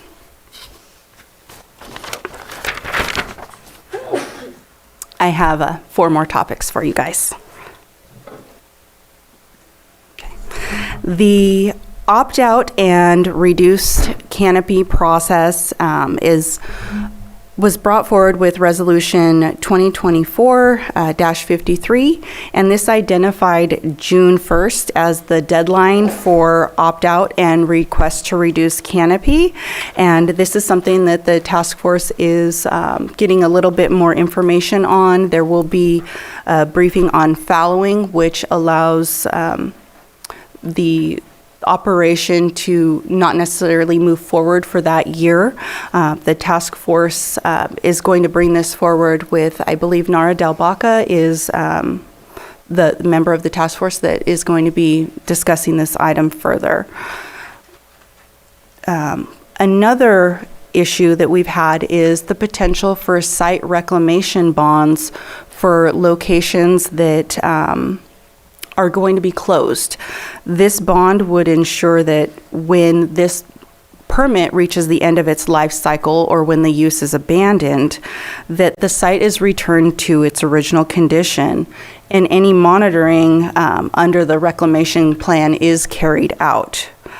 And then lastly, the item for the method for calculating canopy is something that we have discussed further with definitions because the state has the definition that canopy means the designated areas at a licensed premises that will contain mature plants at any point in time.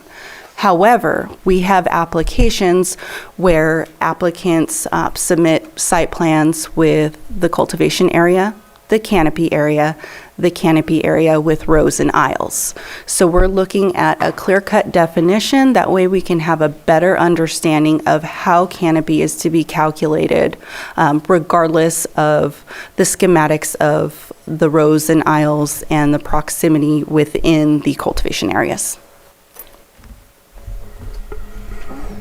Thank you. Within that same attachment that Mary just covered, what we're still left to cover in the future, I'd just like to highlight a few of the accomplishments or the recommendations of the task force, just on a few things that I think will be of interest to the board.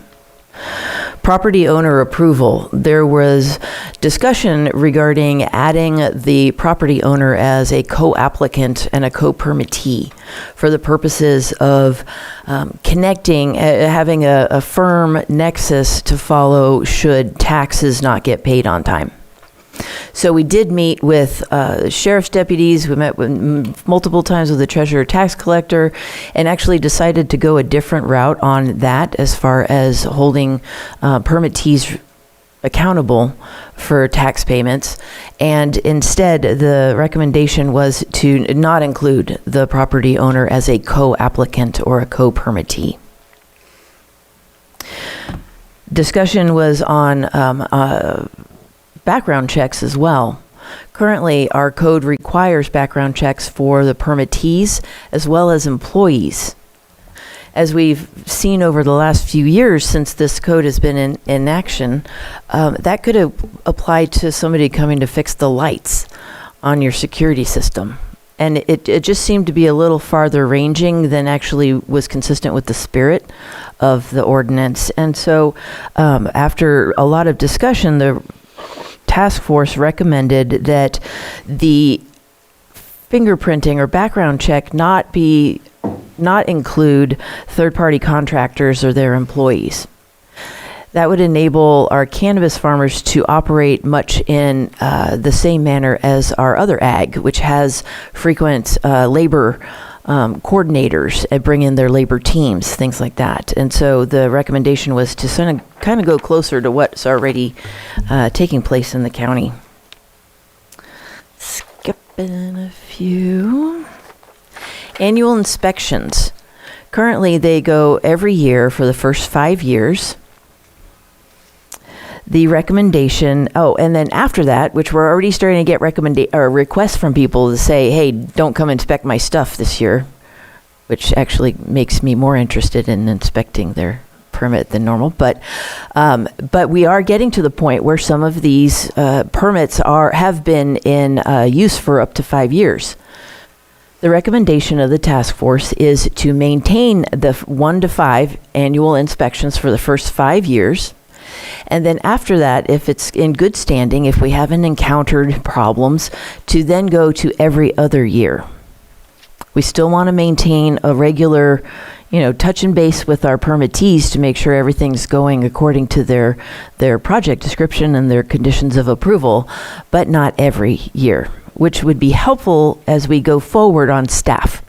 Since we do provide, or we do conduct our annual compliance monitoring visits for all over 100 permits that we have now. And so that'll help us as we add to the requirement to be able to allow the ones who have been in good standing to have that year off.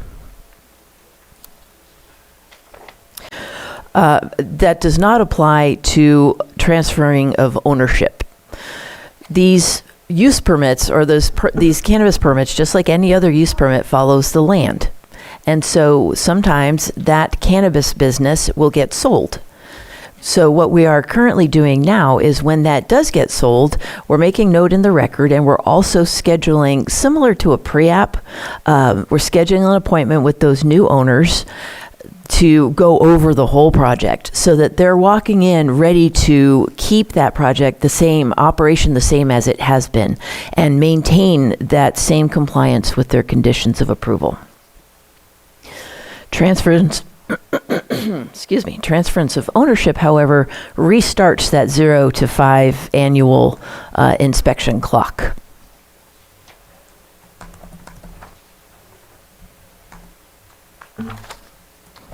We're getting stronger on the removal of trees, minimizing the removal of certain types of oak. We did add wording to defer to a tree oak ordinance, which I'm hoping, or a tree removal ordinance, which we are hoping to work on following the Lake County 2050 update, if not before. Generators. Rules were changed regarding the generators to both recognize that we don't want them there long term while balancing it with the fact that it takes sometimes a couple years, 2 to 3 years, for PG&E to be able to pull power out to a location. And so the amendments are making sure that it's important that these generators meet all CARB standards, air emission standards. We're encouraging noise reduction tools and applying it to all cannabis-related businesses. The current code does not speak to outdoor cultivation. We think it should. In pesticides, there is significant new language to update it and make it standard with the definition in state law. And we thank our agricultural commissioner for providing that specific language, as well as making sure that the code citations that are currently in the code are still applicable. We also added clarification in recommendations regarding the exclusion areas to identify Clear Lake as a public land and hold that line, the 1,000-foot buffer, from 7.79 or full lake, 7.79 Rumsey, just to add a little better clarity. One of the goals of the task force, as asked by the board, is to make these rules a little easier to understand for people who are trying to become permitted. And so additional clarity supports that effort. Also, most recently, there was discussion regarding the farmland protection zone and the required greenhouses within the farmland protection zone.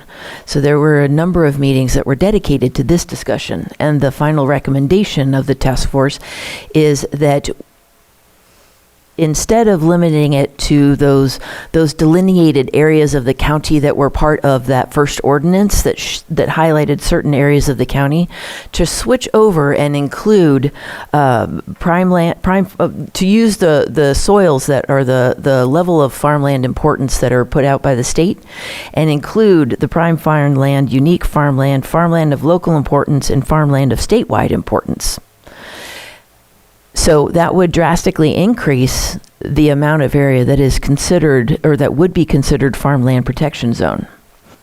But through further discussion, the task force came back and said, instead of a greenhouse, which is a firm structure with walls and is fully enclosed, hoop houses would be acceptable in use in farmland protection zone. Can I ask you, and I apologize, I got stuck on a thought. Can you repeat that section about the farmland protection zone? You mentioned all of the different types of farmland, but then went into the farm protection zone.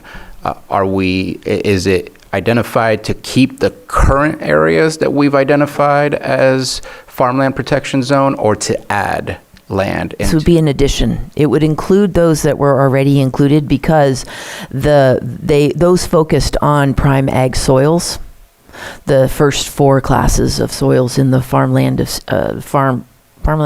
state importance. This would be an expansion of that. And that actually concludes my highlights, but we are more than happy to answer any questions you may have. Supervisor Pyska. What's the thought behind expanding that into the other farmlands? The discussion focused on protection of prime ag soils, as well as soils that could be used for agriculture in the future. My understanding of that previous ordinance was to minimize the potential for conflict between cannabis growing and its terpenes and agriculture and its pesticides or other sensitive areas. So that, my understanding is, that was why the farmland protection zone was originally established. I wasn't here during that time. And so the conversation, that I missed the main one, but it seemed to focus on, if we're going to protect those lands, we do have additional soils that also need to be protected, or where the interaction, the negative interaction between the two industries should be minimized. And that was the thought behind expanding to those additional areas. Unfortunately, our Rebecca is not here for that today, but Jennifer's here if you wanted to add anything that I might have missed. Well, I just have a follow-up question. Are there instances where this is an issue? Or are we having conflict? We have not received the complaints that we have received within the last few years focus mainly on odor impacts between residential use and cannabis cultivation. We have not received any complaints regarding pesticide use negatively impacting either side, and to my recollection that actual examples of impacts did not come up in the meetings where I was there. A number of theoretical possible conflicts, that was definitely discussed. Supervisor Sabatier, and then I'll come to you, Supervisor Owen. So I don't have, and I'm sure I can even find it because I think it's still in our Article 27 that's posted online. The original intent was if your, whatever it is, prime farmland, farmland of importance, whatever the category it was, if it was part of a greater network of farmland, then you weren't supposed to grow outdoor. If you were isolated or whatever other term, then you were allowed to grow outdoor. The problem is the interpretation of that paragraph was so misinterpreted that we were seeing things happening in Big Valley where that should never have been interpreted as not being connected to a larger farmland environment. And so that's why we went to the mapping to identify, and because at that point it was a little messy, there were things popping up everywhere all around, we identified, working with Brenna Sullivan at the time at the Farm Bureau, what are the areas we really, really want to protect rather than trying to really make a mess out of a mess. And so we did not add, like for example, the South Lake area, we did not add the High Valley area, but we definitely did Upper Lake, Scotts Valley, and Big Valley area. And so it wasn't about soil protection, it was the interaction of potential interaction, conflict between other farmlands that were already active with other types of products, and trying to really help identify so in the future you use the map and not an interpretation of a paragraph. And so that was the purpose behind that.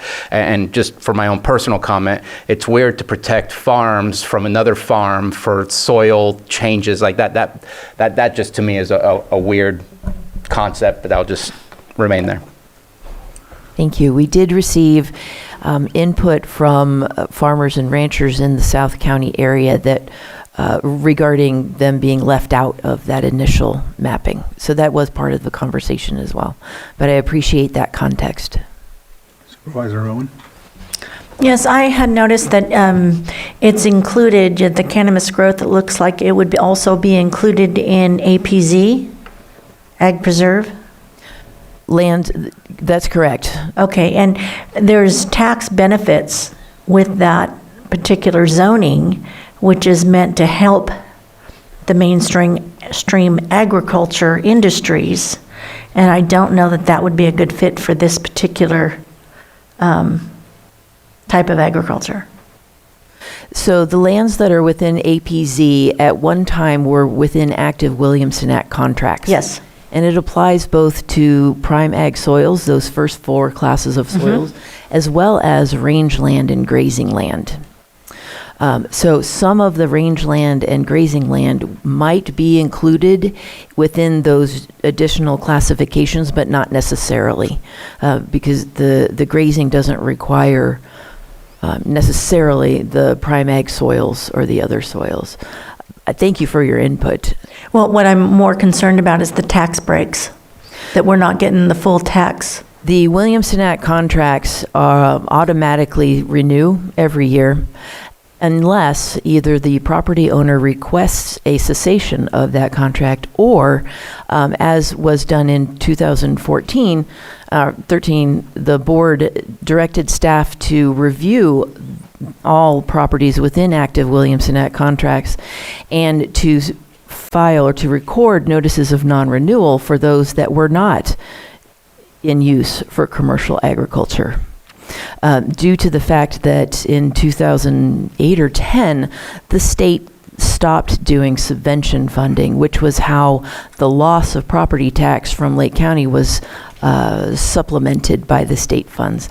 That has not happened since at least 2010, and we do not anticipate that funding returning from the state. So the board has been protective of the Williamson Act contracts that are active and are continued to be used for commercial agriculture, but that number is decreasing. However, lands that have now aged out of Williamson Act contracts and are at regular tax levels, that does not automatically change their zoning. So you will find a number of properties in Lake County that are zoned APZ but are not within the Williamson Act contract and do not realize those property tax savings.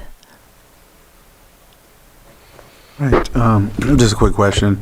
You stated there were roughly 4 projects like every 2 or 3 months, something like that.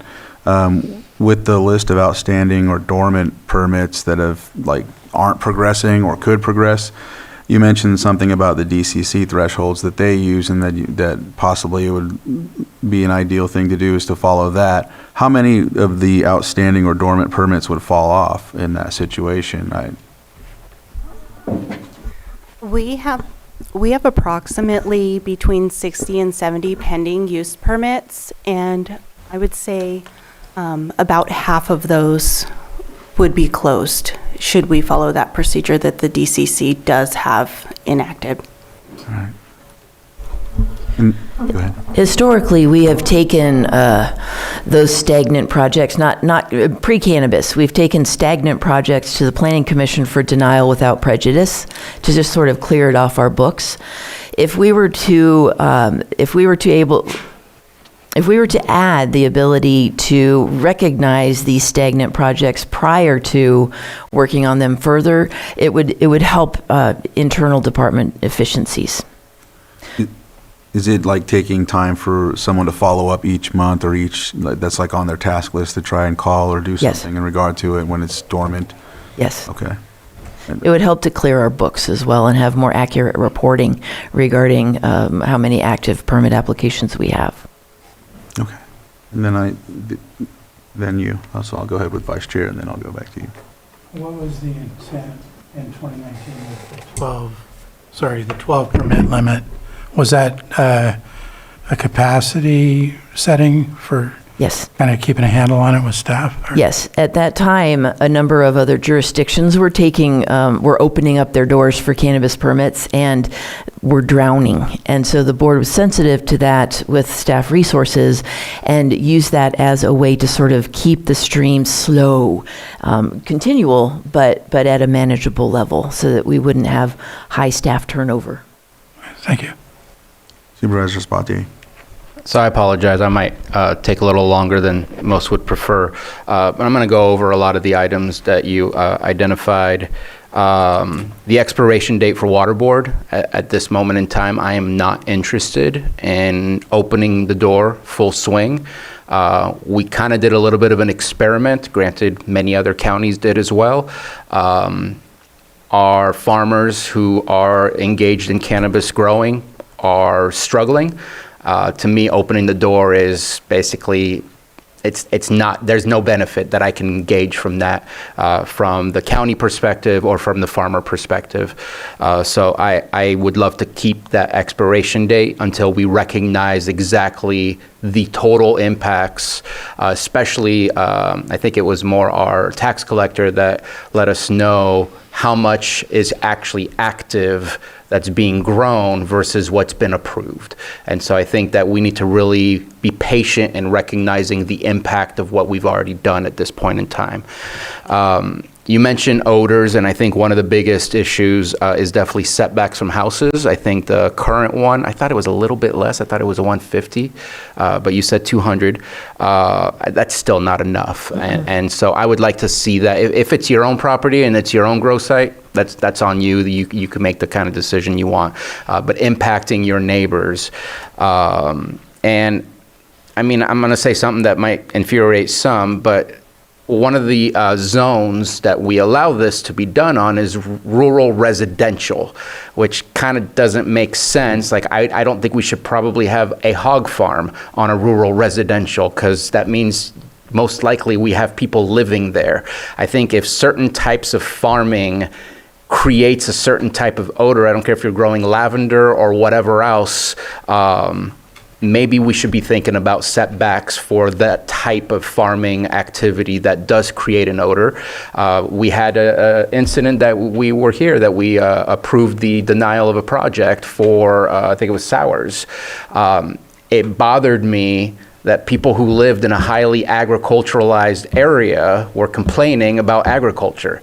I want to try to figure out how to separate that so that agriculture doesn't even eventually get pushed out because people are saying, well, it smells. Well, cows smell, farming smells, and at one point we need to make sure that we do it correctly, whether it's through zoning, through the general plan update, whatever the case might be, to really allow farming to be farming and not people to slowly expand and make changes to what farming is, because it is what it is. You mentioned RVs, and then you mentioned using as office space.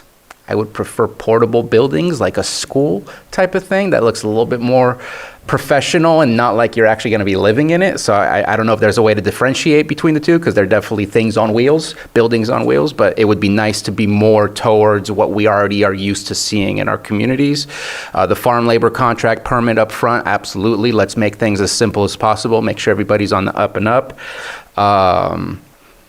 The 12 applications per month, I hesitate right now to make a change to that, just because it depends on what the final changes will be. If there's something like, for example, if we have a board that says, let's get rid of the expiration date, then I think we probably need to keep the 12 just to make sure that we are able to manage the influx of applications we get. So it really depends what we do and how we change things. Cannabis density and cultivation sites, that one's really hard so many years down the road. Because the last thing I want to do is put a whole lot of grows into non-conforming situations. I think we have to figure out how to manage within what we have. The opt-out, reduce, I don't know about the deadline. All I know is I would prefer that remain. I hate the idea of asking anybody to pay taxes on something that they're not actually doing. I don't think we're asking for taxes based on a permit. I think we're asking for taxes based on an activity.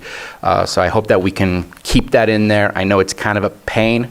But maybe there should be a fine if you're not in time for telling us that you're going to reduce or opt out. That way we can really get people to conform. Yeah, and if we can add that deadline, it does help staff, so we're not scrambling, both us and the tax collector's office. So that was just to add a little more formality to what had started as an internal policy. Site reclamation bonds. I just was curious, do we do that for other types of activities? And I'm jumping from one very specific type of practice, farming, to like, do we do that for gas stations where there's a site reclamation bond? Not that it's the same thing, but like, do we do that for anyone else remotely close? Our mining projects do include that. Yeah, but is cannabis growing a mining project? And geothermal. Okay. I just, to me, there's a huge separation in that, and we can fine them for code enforcement if they don't clean up their stuff, but they're not supposed to be throwing gasoline on the ground. So I feel like that one is a push of... This one. Okay. She wants to Yeah, respond just to this, something. on this one. So it's in the farmland and protection zone where we've got greenhouses and concrete slabs that are on valuable soil, that once those projects are abandoned, then you're left with something that's more difficult to remove or costly to remove, so it can't go back into agriculture use. That's the problem. That was also the main reason why the recommendation of allowing hoop houses came from the task force too, because they were grappling with the logic of putting down foundations for the purpose of preserving prime ag soils. So that's why they negotiated that one. And I could be wrong, but I feel like we have packing sheds that are probably on prime farmland in the first place as well, and those are on very large concrete pads. And I get it that those are also kind of issues because many are no longer in activity, and we're trying to figure out what to do with them, but I don't know, that one I guess I haven't figured out yet. Clear-cut definition of canopy, yes, I have seen it where you guys are looking at one plan and saying that's a 4x4. Are you going out to measure each year to make sure they didn't go above and beyond each one? And so it just, to me, that becomes weird. I'd prefer it be a rectangular area. I believe that's the way the state does it. I believe that's how you identified the state measurements, and I think that would be the best, and let the farmer figure out how many plants can I put in this rectangular area, not each plant is 4x4 and I get to place them wherever I want and then call that an acre, even though it's really 3 acres. So just, I would prefer it be very specific like that. I do want to add the property owner somewhere within the application. If we have bad actors and the property owner is inviting further bad actors to do activities on their property, that it's harder to sell your property and start over from scratch than it is to just get a different applicant to fill out something and continue to be involved with bad actors who are on property trying to make a buck. So I would love to see the property owner be involved. That is consistent with the task force recommendations, and in fact have that approval updated annually. And I'm getting towards the end of my comments here. Background checks, permittees, that's a state law already, so let's definitely continue that. For employees, I know some are already using a loophole that it says employees and not contractors, so when they're contracting out for folks coming in, I personally just care about the permittees. I would hope that any business would want to be successful, so they're not going to hire people who are going to rip them off and do bad things. The transference of ownership, I was a little weirded out by what you said, that you want to walk through new owners of their conditions of approval. I don't think we do that for any other transferring of other types of properties. I think if you want to get involved, you should get knowledge and you should ask questions and you should get to know those things. I don't want to see your time being used, unless you're going to get paid for it, to sit down and walk these conditions of approvals through. That should be part of any business owner should know that they have rules and regulations they need to follow. I'm definitely would love to just keep the farmland protection zone as is and not add more. I think that would complicate a lot of things. One thing that you did not mention that is something that I made a promise and I have failed to uphold that promise from a very long time ago. We talked about 3290 road standards, and what we walked away with our resolution saying basically what the state law says, that cannabis is ag, because it's an ag product based on state law, that they would be able to meet the 3290 code of ag standards. We do not have an ag road standard. We made a promise to our fire districts that we would come back and eventually have an ag road standard. There was a copy of given to us by Napa. Napa has ag road standards. It's basically like driveway standards, gravel standards, but at least it creates a standard and not just a random, well, we're going to call this a road and we're good to go because we're ag, we can do whatever we want. That's something that we did put in writing in our resolution when we did the 3290 decision, and it's something that I would still love to see for us to follow through since we made some promises to our fire districts. Noted. Thank you. All right. All right, did you want to have, Jennifer, did you want to state anything before I open it to the public or anything? I think one of the things that's important to note is these are recommendations that are going to come to you from a group of people that represents the industry, agriculture, concerned citizens. The fire department was involved. And so there's a wide variety of people that have participated in this over 2-year process. And we've really met in the middle on 99% of the topics. The one that you're going to see a lot of commentary on is this expansion of the farmland protection zone. You know, we do have to meet a quorum, and some days those quorums are met favorably to one side or the other. And I know that from the cannabis perspective, we're hoping that there's a lot more conversation on this subject because it ultimately takes out a large number of existing projects would become non-conforming, and it prevents a lot of land that's not going to be able to be used for cannabis. And in the end, you're going to see some, you know, farmers are not going to be able to change their crops, and it's going to discriminate against their ability to earn revenue. You know, if they want to change their crops to a more profitable revenue stream, which might be cannabis, they're not going to be able to do that. So I think we need to look at that, and I think we need to look at, you know, are we regulating civil discourse, and is it our place to do that? Thanks. All Right. What I'll do is I'll open it up to the public, and if you'd like to come up and comment on this item on the agenda, please come up and state your name, and we'll give you 3 minutes.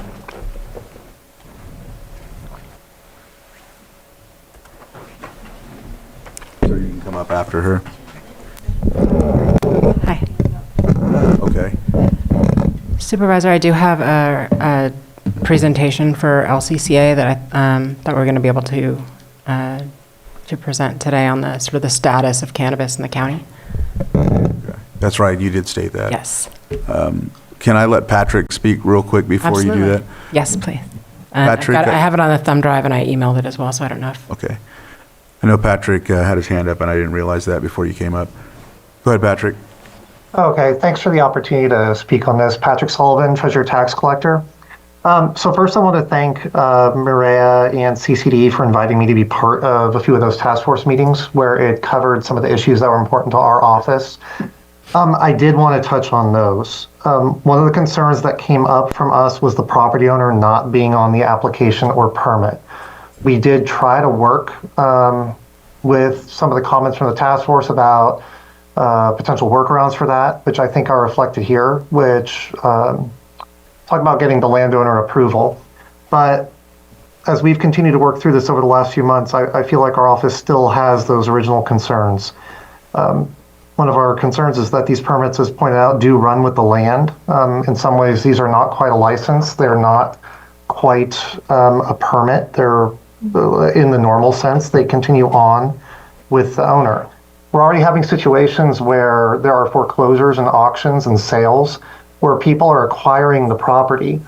And I don't know whether they never anticipated acquiring the property, whether they wouldn't otherwise qualify to hold this permit.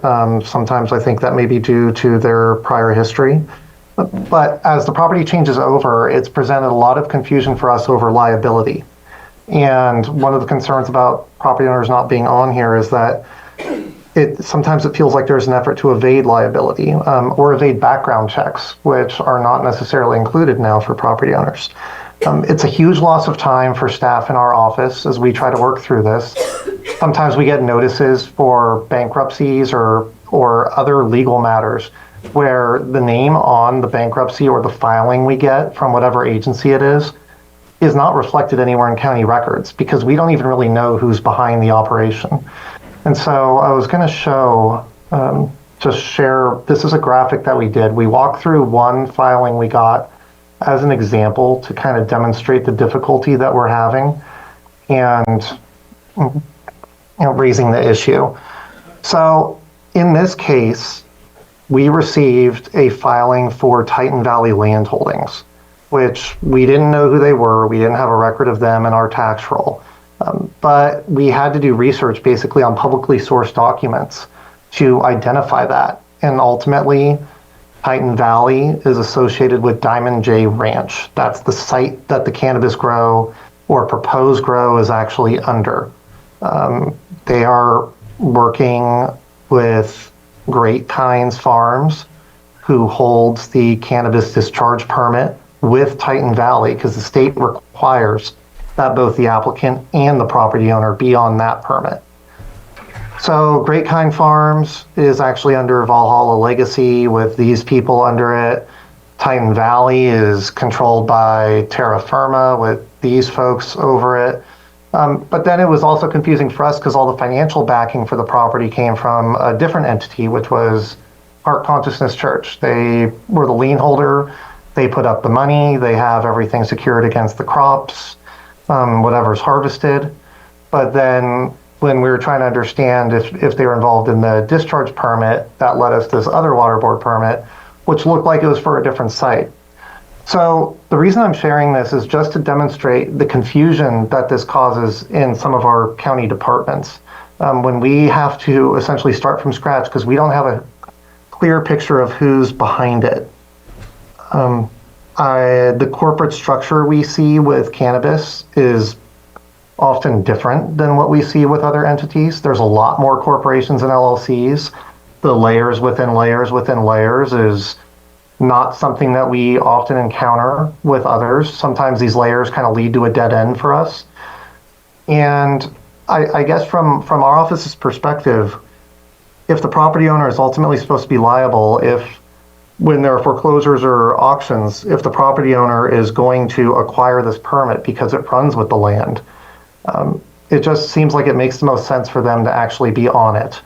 I understand there are concerns from task force members that some property owners don't want to be on it, or some property owners may not qualify, and I'm sensitive to that, but I guess I just want to highlight that it was a problem for us before, and I believe it would remain a problem even with the recommendation that's given by the task force now.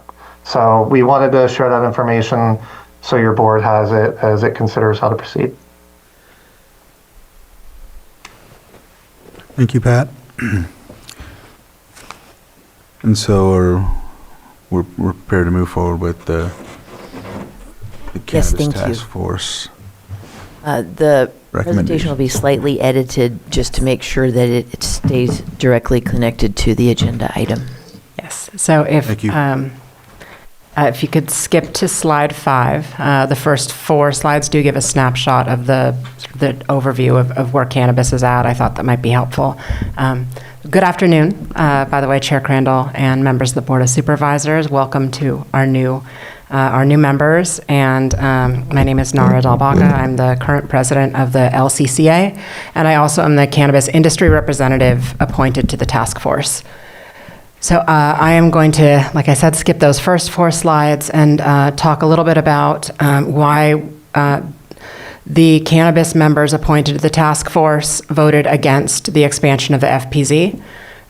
This is an agricultural county, and cannabis is agriculture.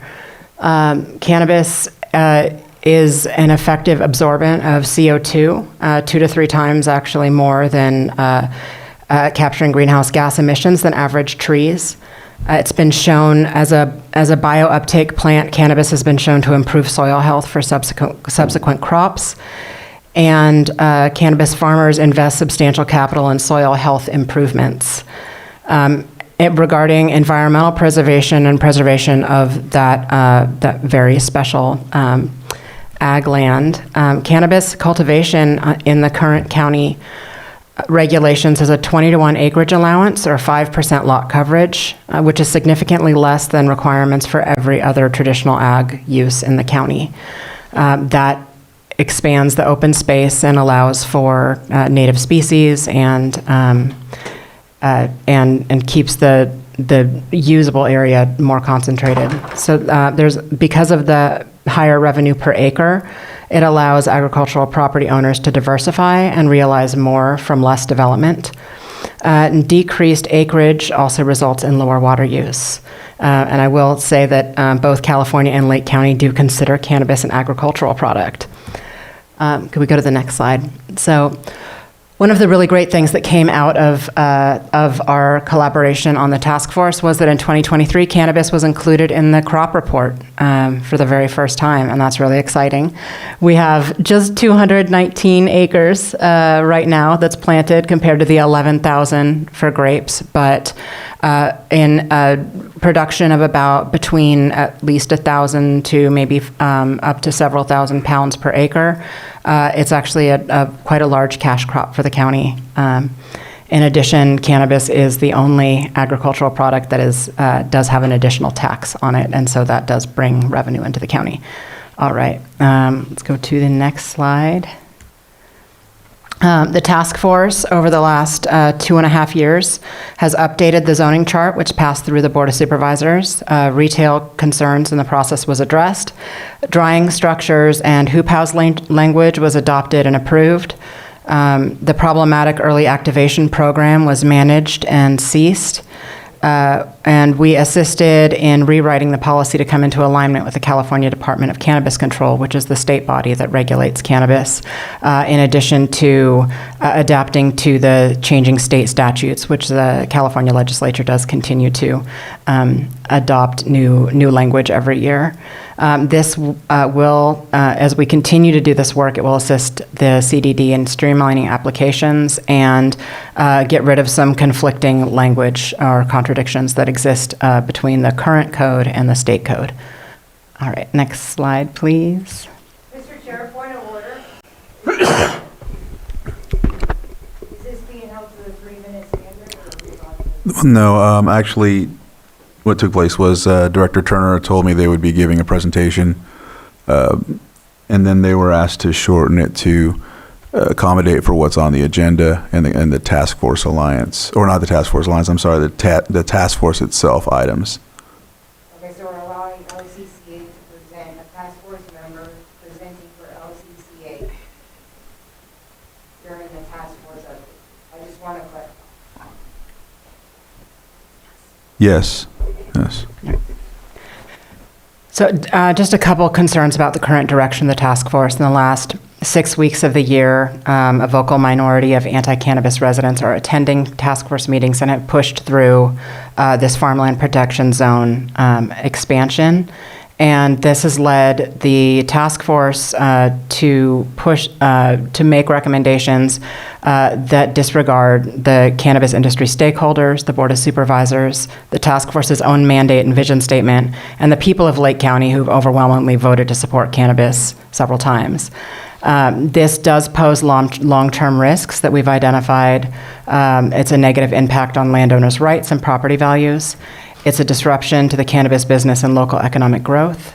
It's a deterrence of future investment in the region, and there are potential conflicts with the existing plan. And then we'll go to this last slide here, and I will wrap up quickly.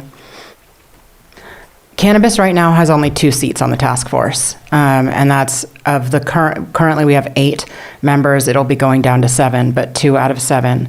And there's just no other industry-based task force that could or would be asked to function with this kind of lack of representation. And that has led to this initiative that expanded the farmland protection zone. And that was already discussed, so I'll skip those 4. But the impact of that proposal was never discussed. We asked for the fiscal impact and we asked for the impact on current projects. We have now looked at what that might be, and conservatively, 59 of 162 of the licensed farms in Lake County would be detrimentally affected. And it could, even with our approved projects, this could be really problematic and could prevent their operations upon operations continuing when they go for license renewal. Farmers risk losing the right to farm on properties they've spent years improving, and landowners wouldn't be able to diversify their crops if they decide that, hey, grapes aren't selling a lot this year. We want to rip out an acre and we want to put in some cannabis. There's that ability wouldn't be there, and that can really harm some of our local landowners here. The fiscal, economic, and environmental impact on the county would be chilling, and it would also potentially give a big welcome sign to unlicensed cannabis, because the stronger licensed cannabis is, the weaker the unlicensed and criminal growers are. So I will close there so that I don't take up too much time, but we would like to see better representation from the cannabis industry on the task force, and thanks for your time. Okay. Now, I just have to say this because I know that in the presentation you mentioned something about anti-cannabis folks coming, or whatever the case may be. Whether that's the case or not, I mean, there needs to be all voices heard. I know that some folks that have reached out to me have stated that they're not anti-cannabis, they just have issues and concerns and whatnot. And so I think when there's a when there's a thought that this might be, like there might be a bias, I mean, that type of statement gives the impression that there is. I know that when we started this whole process, for me, I did want to have, regardless of who was appointed, I really wanted both sides of the spectrum on there so that it could be a really healthy debate regardless of it. I think when we get to a point where, some folks can go one way or the other, like you said, people don't show up and it becomes a vote one way or the other, and that gives this type of situation. So I don't know, I just wanted to make that statement because I heard it said in the presentation, but that's really all. I just wanted to make a comment. Absolutely, yeah, and I think we were doing really excellent work in finding that middle ground for about 2.5 years, and this has really just been in the last month or so that we've seen this sort of negative energy coming in towards staff and task force members. and that kind of pressure. And I say anti-cannabis just because of the impact of what these recommendations would do, which is to shut down a lot of the grows that are existing and operating and doing so lawfully in the county. So, but yeah, I appreciate that. Thank you. All right. Any comments or questions about the presentation? No. Was there anything else you want to add? Or all right, so we'll open it up to public input, and come up, and sir, you raised your hand.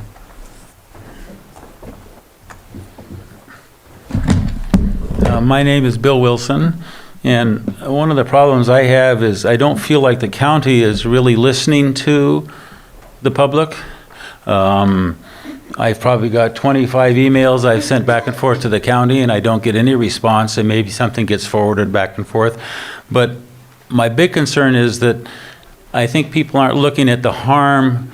They talk about odor, but odor is the problem. Odor is the one, the terpenes have the toxic chemicals. There's no other industry that can produce toxic chemicals and not be protected.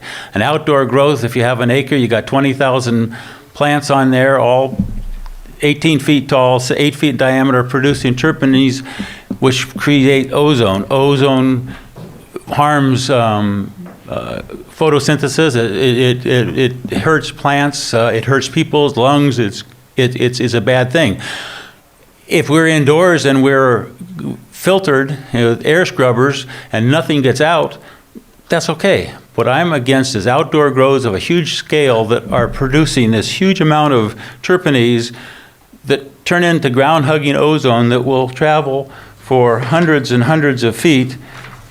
And I've got the U.S. Forest Service, I've got the California Air Resources Board, EPA, they all are saying that how harmful ozone is, and cannabis creates ozone. When you have hot summer days and and calm days and hot days with the terpenes, there's also myrcene is another chemical in there that is listed as a cancer by Proposition 65, but the cannabis people aren't supposed to be posting that yet. They probably will.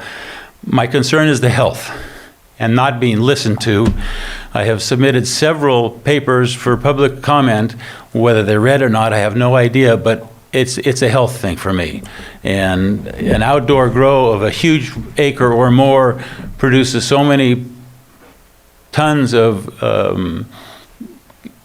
toxic chemicals, and ozone is the biggest. Ozone hurts plants, it hurts grapes, it hurts people, it hurts animals. If you have a 1,000-foot setback and you've got animals in there, they're still going to have respiratory problems because of the ground-hugging ozone. So I think we need to address the health thing, not just the economic thing. Thank you very much. Thank you. Thank you. Thank you. And I know if you've submitted, sir, like any letters or comments to the board or anything on an agenda item, it's definitely on record. So I'm not sure if that's what you're referring to. But again, thank you for making your statement here because it's on record. Yeah. Sir, so from here forward, if anyone's going to talk, can they come back to the microphone? I've allowed it a couple times. But I have a question. Did you, when were those sent in? Recently or in the past? Because I have not seen them. Bill Wilson, excuse me? When were your letters submitted? Well, I've been submitting them since 2023, 24. Okay.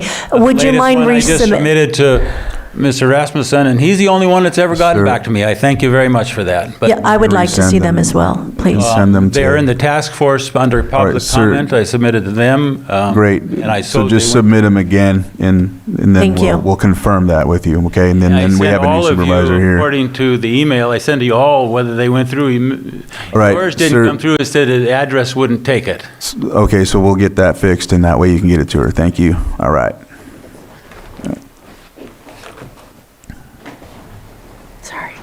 That's okay. Good afternoon, Angela Amaral. Thank you, Mr. Chair. I know most of you. That better? Can you hear me now? All right. I know there's a couple new supervisors up there. I don't know if you guys have received the letter from CAP. We will resend it, but I just wanted to highlight a couple things. That's attached. It's attached. Okay, I just wanted to make sure everybody had a chance to read it. But just to make clear, we've been attending the task force meetings and providing input prior to each meeting in response to the agenda. A lot of our members have been attending since day one. We are not just a group that came out of nowhere. One of the things, just a couple of things that Supervisor Sabatier brought up about the deadline. The deadline was brought to the Board of Supervisors in 2024 by Patrick Sullivan, that you guys approved the deadline for June. So there is a deadline. The site reclamation bond was another request because there is no requirement to have a property owner as an applicant. And so as Patrick alluded to, they run into an issue when it comes time, when the permittee packs up and leaves, the property owner is left with, the permit goes with the land. I just another thing was generators, FPZ, we can go into all of that, but tree removal, Maria, you stated that there was stronger wording. There was a presentation provided by the Audubon Society that was very informative. The recommendations by the Audubon were not taken into consideration. We were told that it should be a countywide ordinance. It's a countywide issue, not just cannabis. So that's the way a lot of these things we've been told, that they're countywide issues and it needs to be addressed by the county as a whole. One thing I'd like to ask is that CAP has sent correspondence regarding potential conflicts of interest. We would like to request a response from the Board of Supervisors or County Council regarding this issue. Also, the issue of Rosenberg Rules of Orders, which we understand is the county's policy for committees and the consistency of following those Rosenberg Rules of Order. So we would like clarification on the questions that we have been asking several times because we feel there are strong conflicts of interest and potential areas that need to be addressed. Thank you. Thank you. Do you think we're prepared to answer those now, or probably need some time on that? Okay. I can continue with public input and then come back. Okay. Go ahead. Good afternoon, Sarah Bodner, consultant. I think I've sat in on nearly every task force meeting since the group was formed. And, going back to that time when it was formed, we were really struggling to work on the cannabis ordinance, and especially here in open session, in the limited time. And I think the Cannabis Task Force has provided a much needed and largely successful venue to sit around the table and work through the details, details of what it means to actually own and operate a cannabis business, and also the details of what it means to neighbor and live with cannabis in our community. And this was a really rapid fire overview that was given today, and there's a lot more work that's been done that I look forward to the day where we kind of work through all the recommendations and the board is giving more input. I understand that today is just an update, and there are a couple of comments I wanted to make as we head into a new year about what our goals are. And I pulled up the vision from the Cannabis Ordinance Task Force, and I wanted to read it out loud. The County of Lake Cannabis Program is dedicated to the pursuit of a successful, sustainable, vertically integrated, compliant, and thriving cannabis industry that supports job growth and economic prosperity while balancing the needs and the preservation of the unique ecological environment of the county, our historical and prehistorical cultural resources, the existing agricultural establishments, and the communities of the county. Together we can succeed with clearer guidelines and expectations of the known and unknown challenges we face both now and in the future. It's an enormous vision, and it's a complicated one. And I think with our eyes trained on that, which is what we want to see happen here, we have some big questions we have to wrangle with in the coming year. As an active participant in the task force who's helping move projects and policy forward in the county often. Couple practical things. We're having a really hard time reaching quorum right now. There's been some, seasonal interruptions with people's travel and whatnot, but we've also had some members consistently not participate or decide they no longer wanted to participate. And I think it may be up to this board to take up the issue of how we can populate a robust task force. I want to echo something that Nara said, that any other special committee that's formed around an industry usually has more representation from that industry on it. And I think we could benefit from having different operators of different kinds representing the vertical integration of this industry here, more seats for cannabis and more seats just in general so that we can reach quorum, and possibly some attendance guidelines if it's the will of the board, so that we can keep the good work moving. If we can't meet, we can't get anything done. So those are some practical comments. It has been difficult. Thank you. I'll close there. Thank you.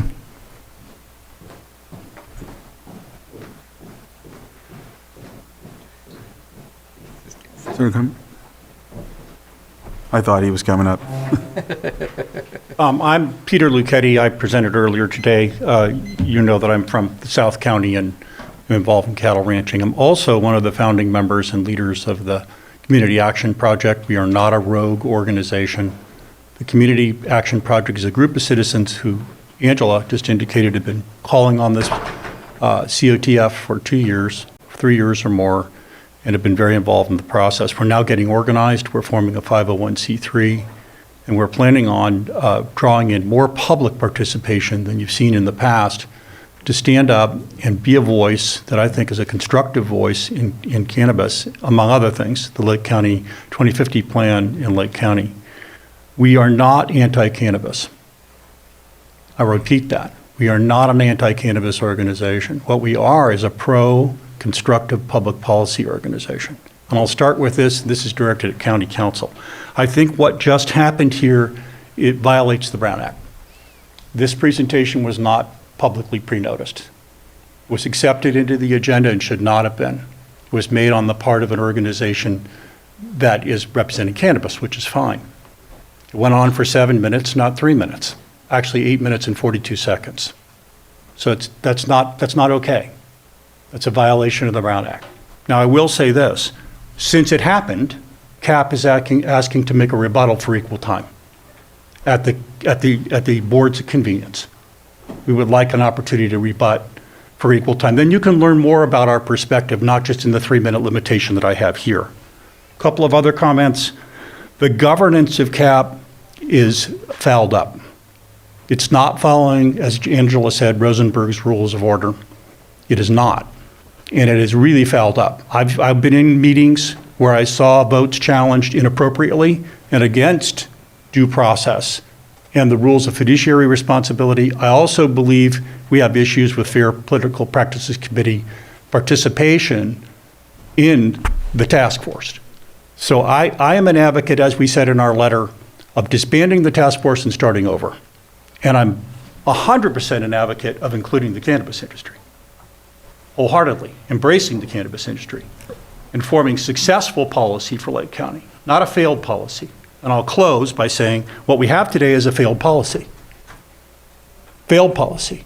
Over 80% of the acreage is not growing anything.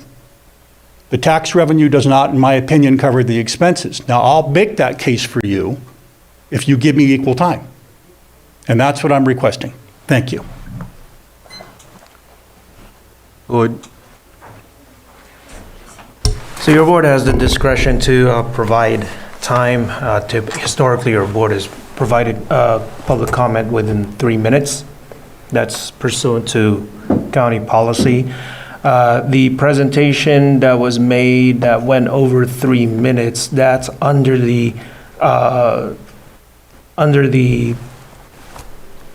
or incorporated as part, as I understand it, as part of community development's presentation, which has then been truncated to make it tailored and narrowed in scope to relate it to the agenda item that's before your board, which is just a presentation. So your board certainly has the discretion is that typically, historically, your board has provided more time, more minutes to the presenter for this type of agenda item, which is just a presentation, an informational presentation to your board. Everybody else is, as far as public comment is concerned, your board, pursuant to policy, has narrowed it or relegated it to 3 minutes, 3 minutes per speaker. Not aware at this point of the reference to Rosenberg's Rules of Order, but I would direct the board to the county policy, again, and it's Appendix C of Chapter 1 of County's Policies and Procedures as it relates to county advisory boards, commissions, and committees. They follow Robert's Rules of Order. It's been cited there. The provisions are cited there on Robert's rules, not Rosenberg's. And then another question, for this task force, was there the applications, there was a document, and I'm not sure if when this committee was for this ad hoc was formed, I know that we implemented a conflict of interest document at one time or another. Was that, I don't know if that was included with this. I know that that took place at one time or another, but it might have happened after. It's on the application. 2022. 22, yeah. Okay. But I just know that we reformed it or readjusted it. I know that there was a document, but it was enhanced, so, yes. The Rosenberg Rules of Order, isn't that the more current, kind of basically the same thing as the Robert Rules of Order, but it took place in 2022? So it's a more current update of the Robert's Rules of Order, I believe. And in that, I understand that it's because you can't have a conflict of interest and vote on an item in which you can financially benefit. I believe that that's what is being addressed here. Rosenberg Rule of Order, it has been adopted into the bylaws of the Planning Commission because it's designed for boards that are of smaller size, like less than 50 people, where Robert's Rules of Order would be most commonly used. But I would defer to Lloyd regarding any standard format or rules of order that are used by ad hoc or committees, task forces. Okay, thank you. I think the FPPC stuff that was alluded to earlier is a separate issue. Oh, okay. I know when I was doing research, I had read the Rosenbergs as well because that was appeared to me to be the newer version. Sir, would you like to come up?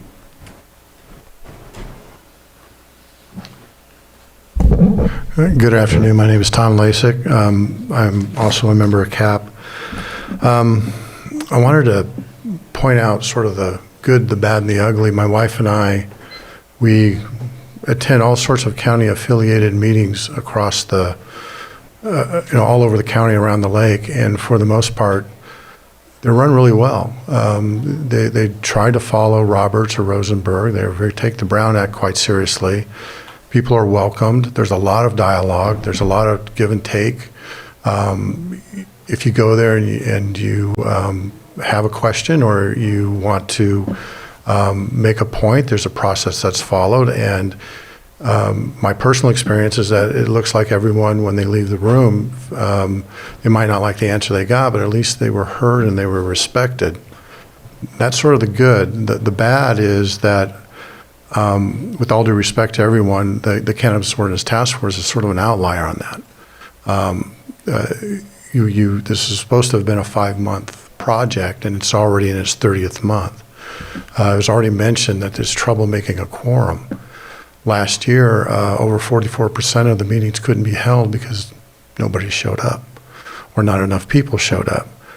About 15% had to be cut short because they didn't have the right documentation or right basic blocking and tackling of meeting management was just not there.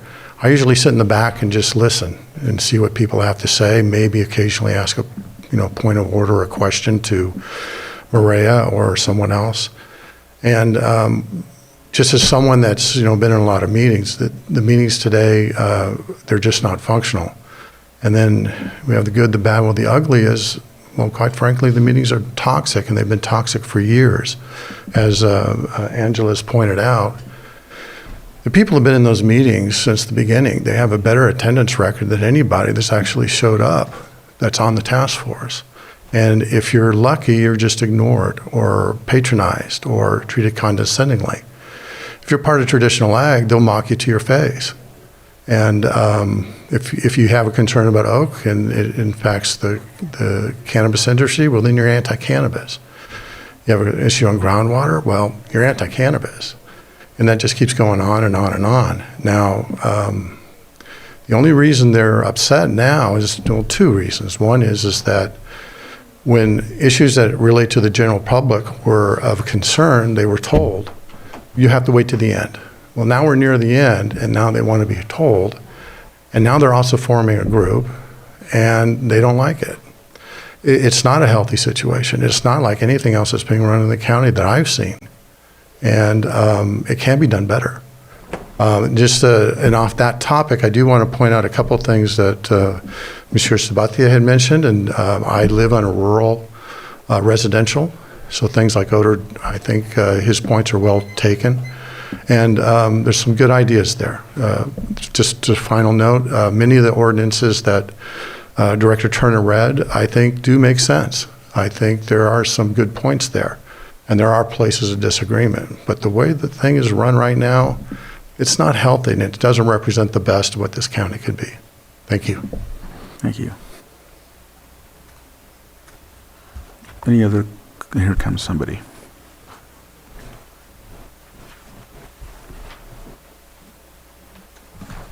Hi, Holly Harris. Greetings and welcome the new supervisors. I have attended the Cannabis Ordinance Task Force. I think I've missed two of them since the very beginning, and you have to have a long stomach to go through some of these. At the beginning, I really had high hopes for this, and then we're not anti-cannabis. As a matter of fact, we want to promote. I don't know how many times we've said this. We want to promote small farmers. We want to have local, people that are thriving, just like all of our little communities, et cetera. We don't want the big corporations. We don't want the huge grows. We don't want 60 acres there. That's where the problems come in. At the beginning, I attempted to reach out when it wasn't really, when we were told that the public issues would be the last thing that would be discussed. I actually reached out to a couple of the LCCA and the cannabis members, and they never responded to me. Each time we've tried to bring up issues, many times they're ignored. They don't get, we're marginalized a lot, and it's really hard to deal with it that way. I find the problem was that we didn't talk about the public issues at the very beginning. If we had talked about what mattered to the public at the beginning, I think this would have already been done and we would have had the ordinance already completed. But because of it, now we're getting it to the end and we're having a small list of things that we were told were the final things that were recommended to be spoken about by the task force and the public and staff, and that's not true. I mean, I have huge amounts of things that are seriously a problem, and I don't make it a point of complaining per se. I try to offer solutions, but they don't get put into the record. In terms of this FPZ zone, I have questions about it too. I'm not quite sure why there's such a huge fuss about it at the moment, because they also voted to allow outdoor cultivation in hoop houses. We asked what happens about filtration systems, and we've been, I think, at least 12 times, and I think we've been ignored because the way it reads right now, they're allowed to grow in all of these FPZ zones in hoop houses without filtration systems, unless somebody can tell me otherwise. So there's a whole lot that really needs to be, discussed and gone through, which isn't happening. And I just wanted to say I would really like for us to come together somehow and get this fixed, and have the community be incorporated into it. Thank you. Thank you. Sir?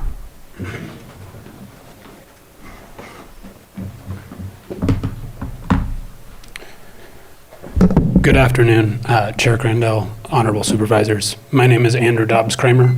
I've been working in cannabis compliance for a little over a decade, and I've been involved in ordinance writing processes in many jurisdictions from different cities to different counties.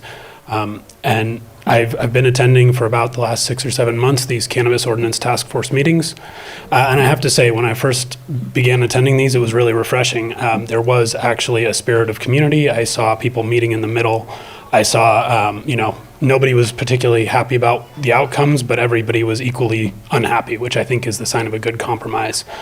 I've seen a marked change in the last few months, where before progress was slow, but it was happening. There was, conversations were not always finished, items were not always finished in one meeting, but people were concerted working towards a goal. In the past few months, it really feels like there's been a turn. And it feels like there's been an effort, a concerted effort, to muddy the waters and add hurdles wherever possible for operators. Rather than the vision statement of aligning with state law and trying to streamline things for CDD, we've seen countless kind of honestly frivolous suggestions that are really meant to just make things more difficult for operators. The perception that you've heard here today of CAP as an anti-cannabis group is not trying to name call. It's based on the evidence and these repeated attempts to regulate cannabis out of the county. That's in many jurisdictions where there's not a ban. The solution by people who don't want cannabis is to simply add regulations until it's not financially feasible to operate within that county and people go elsewhere.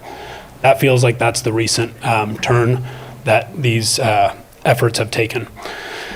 I also just want to briefly dispel the idea that terpenes are unique to cannabis or somehow new or something scary. Terpenes are any of a large group of volatile, unsaturated hydrocarbons found in the essential oils of plants, especially conifers and citrus trees. That's a definition. I didn't come up with that myself.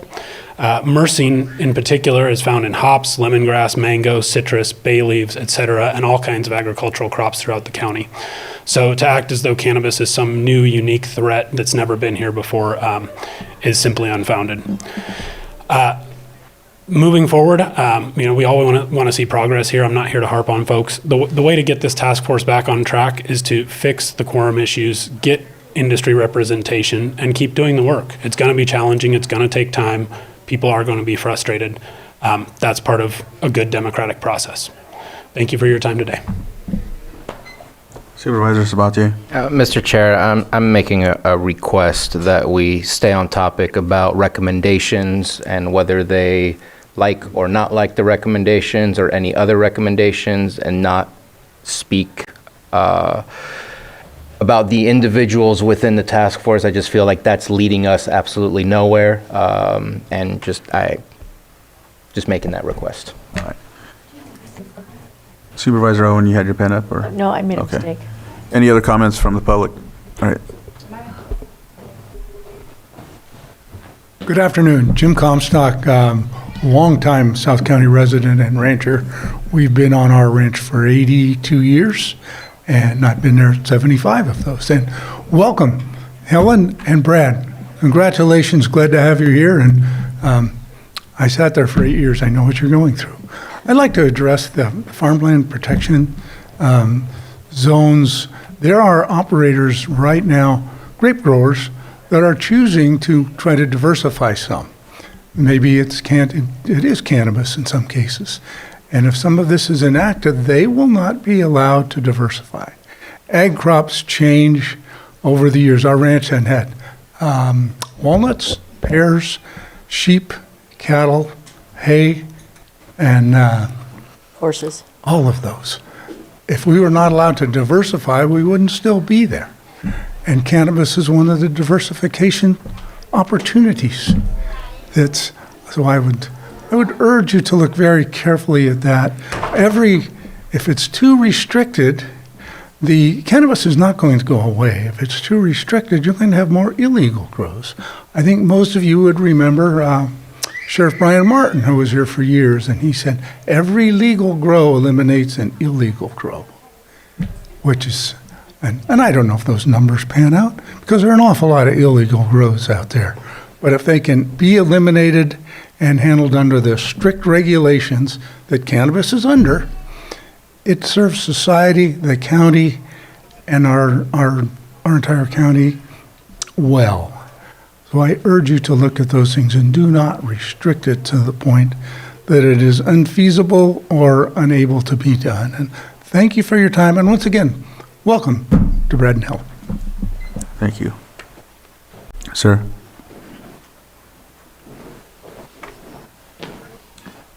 Thank you, and supervisors. My name is Peter Simon. I'm one of the owners of the grow that we call Pasta Farm, which is outside of Kelseyville.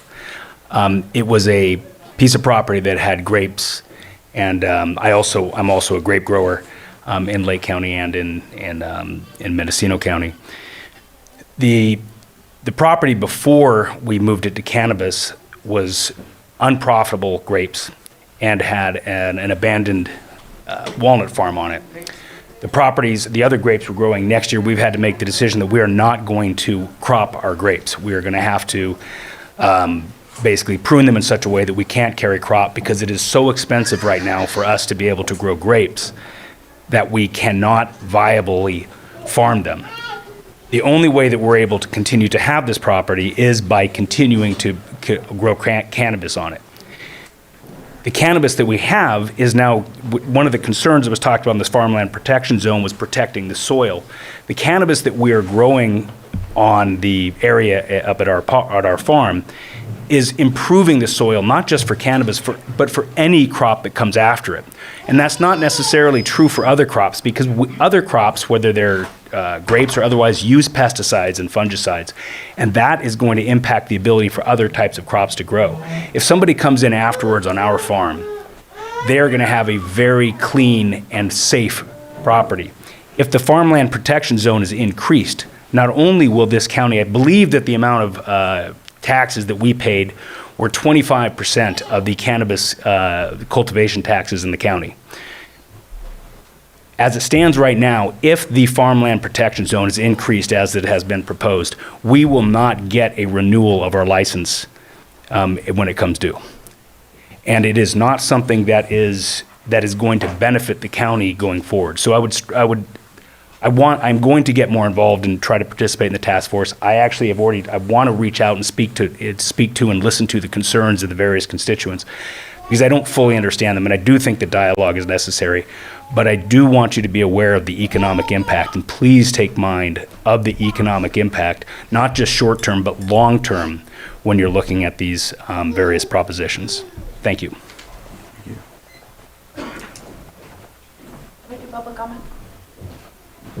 Yes, right after Ms. Khan, and then you can go next. Hi, Maria Kahn. The site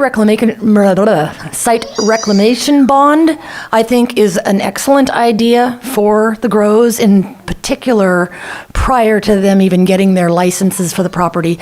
And I'm just going to go back to the one that started me all on this whole journey with Sowers, where they destroyed the land, didn't get their license, and abandoned the property, and now Brassfield's put about $2 million into restoring that property. So he as the new owner had to pick up the ball and pick up all the refurbishing and fixing of the damage that grow did without a license at all. So I think that you should probably consider something to get those bonds in place before they even get into the license process, because some of them, not all of them, some of them jump the gun and grade things illegally and do work that shouldn't be done before they even get permission to do so. So that was just my comment on that one. Thank you. Thank you. All right, next.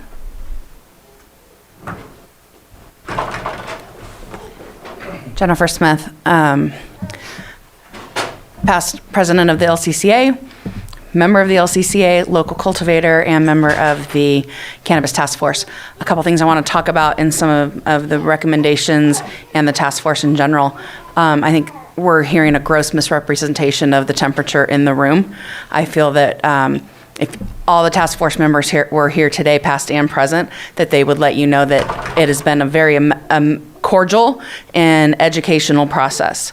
I do have some concerns when we're talking about wanting more discussion, but yet wanting us to maintain Robert's rules, or what's the other rules we're talking about today?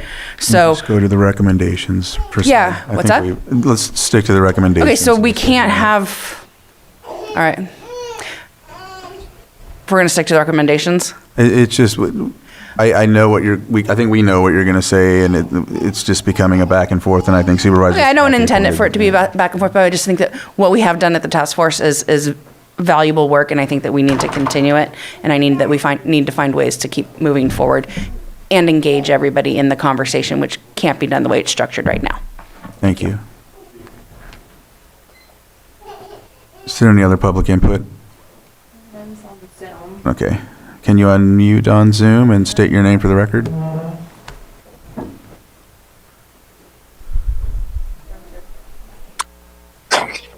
My name is Richard Durham. I'm a cultivator and a realtor and a cannabis consultant.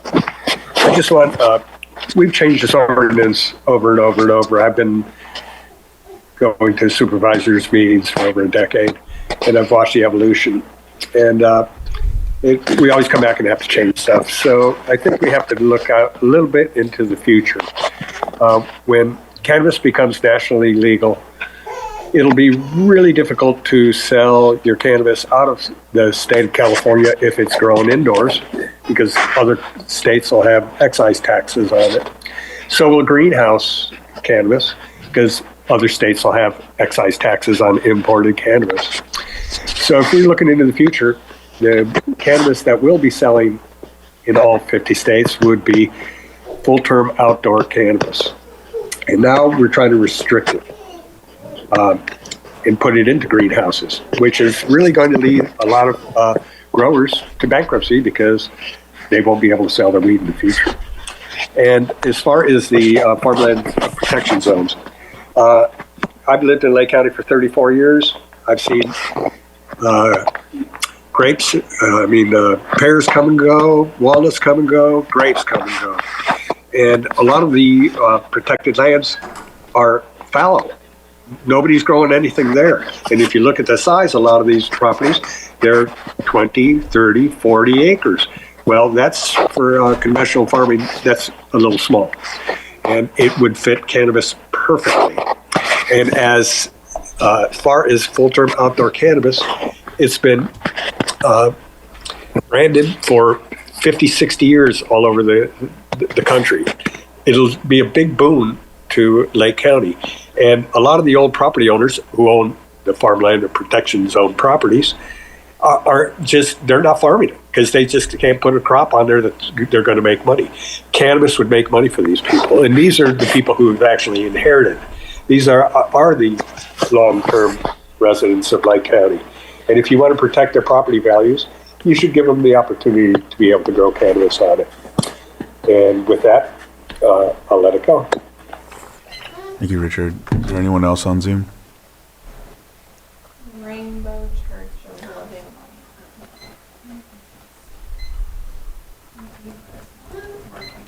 All right.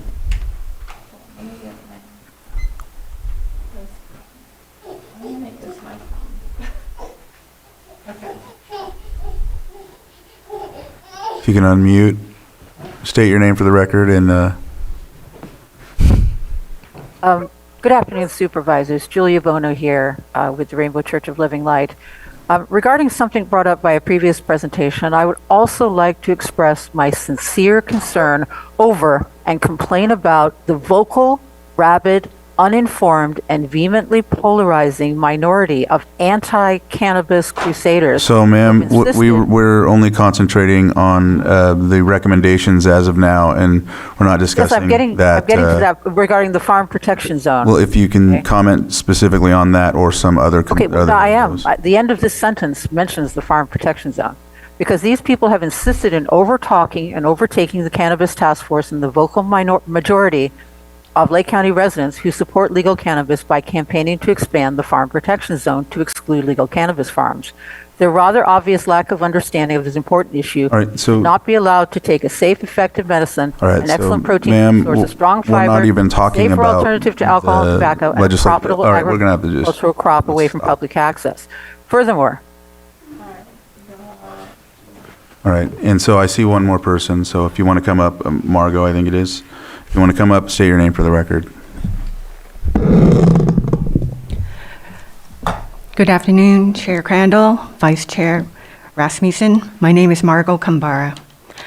I have a comment to make about the task force recommendation concerning FPZ, the Farmland Protection Zone. Land use is where the county can put its money where its mouth is. What are our values? We are a poor, or shall I say, a financially challenged county. We have food insecurity. That's hard. We have an older population. We have in our graphs the means to try to tackle that food insecurity. We have food deserts. We're an ag county. Why don't we focus our resources to make a difference in that area? Protect our ag lands. It also buys us time to find some solutions. Outdoor cannabis has an odor problem. It's not just an inconvenience. It almost makes your living area unlivable because it's so overpowering. Right now, the task force has approved two conflicting recommendations. One, to expand the FPZ, and yet cut the protections for FPZ. There's a problem right now with that incongruity because you're saying, well, if you're going to grow in FPZ, you can do it in a hoop house. Well, you can't run power to a hoop house, and there's no filtration. What about the neighbors? And what we're hearing from some of the industry people, if you throw up these roadblocks to the industry, well, then you're anti-cannabis. A lot of neighbors are not anti-cannabis. We moved to Lake County for the rural setting and the stunning natural beauty of the county. Are we wrong to not want to put up with cannabis odor? And then we're told, we don't count. You have to have so many people complain about it before your concern matters. There's something wrong about that. So I think this definitely needs more discussion and more public input. And as some of the other citizens have said, a lot of us are concerned, but we're looking for solutions and we're trying to offer solutions. And we appreciate your attention to this matter. Thank you. Thank you. So at this time, we'll go ahead and close public input. Oh, there's 3 more hands up? Okay. I thought that was the last one, sorry. I found 2. Please state your name for the record. Hi, yes, my name is Jessica Pender, and I have been county for 13 years. I've watched with the cannabis industry, and now I am watching it go down without the cannabis industry. We are conservationists. If you talk to any grower, we're naturalists, and our job is to be good stewards to the land. So this thing about conservating the land, actually putting in concrete, is going to destroy the natural microbes that live below it. And that, in return, will limit water that the land can hold when we get water. This is making me emotional. You say you're for the land? You want to put plastic in? You want to do things that disturb the land, make more landfill costs? You got to be kidding me. We are naturalists. We are rejuvenating the land. You need to think about what you're doing before you instate this. Thank you for taking your time to listen to the public, because the public is what makes Lake County, Lake County. Thank you. Thank you. Do we still have 2 more?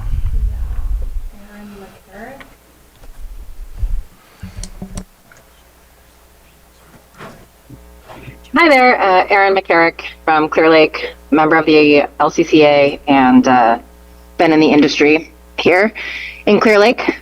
And just wanted to support what the task force has been doing. And as it has been said before, that has been a very moderate and balanced approach. Maria and her staff have really done a good job at bringing all voices into it. And so with the recommendations that they've given thus far, support them, with the exception of the expansion of the farmland protection zone, echoing all the things that have been said before in terms of that, but also asking the board to look at it in a full picture spectrum in terms of what cannabis does bring for, tax dollars and industry, and also looking at it as the board continues to hear recommendations from the task force and updates from the task force, to look at it also in a larger scope of distributors and retailers and manufacturers, nurseries, everybody who does have a voice, because it really is integrated throughout our community. And if we don't have all those voices at the table, it's hard to really understand the impact to jobs and tax base from beyond just cultivation. And along that, as you listen to the recommendations and the updates from the task force, I would also see if the board has a contingency plan, if there continues to be a lack of quorum, and if there is any reason for lack of quorum. So, just making sure that, as was earlier in the board meeting, the firefighters have put in so much time to this. Everyone has put in so much time. So I think it's only honoring them if this task force continues to stay on track and the ordinance actually gets through.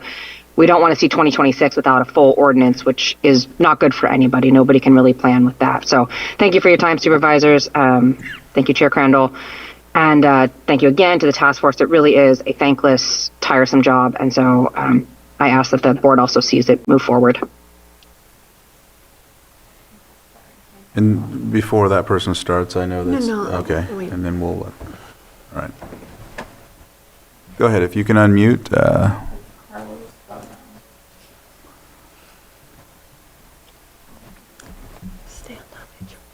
Hello, my name is Carlos Bono.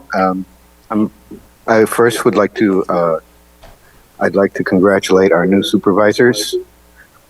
And I would like to say that I did a fact check and I didn't see any evidence of the previous speaker's statement that cannabis itself creates ozone.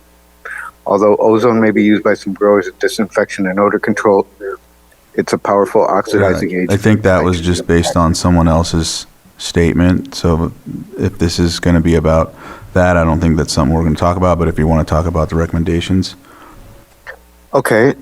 First of all, we do not approve of the proposed COTF and Board of Supervisors recommendation to require use permits for a cabinet retail storefront establishment in a C1 or C2 zoned business area. Instead, we request that the use remain a use by right that does not require any permit whatsoever in those zones.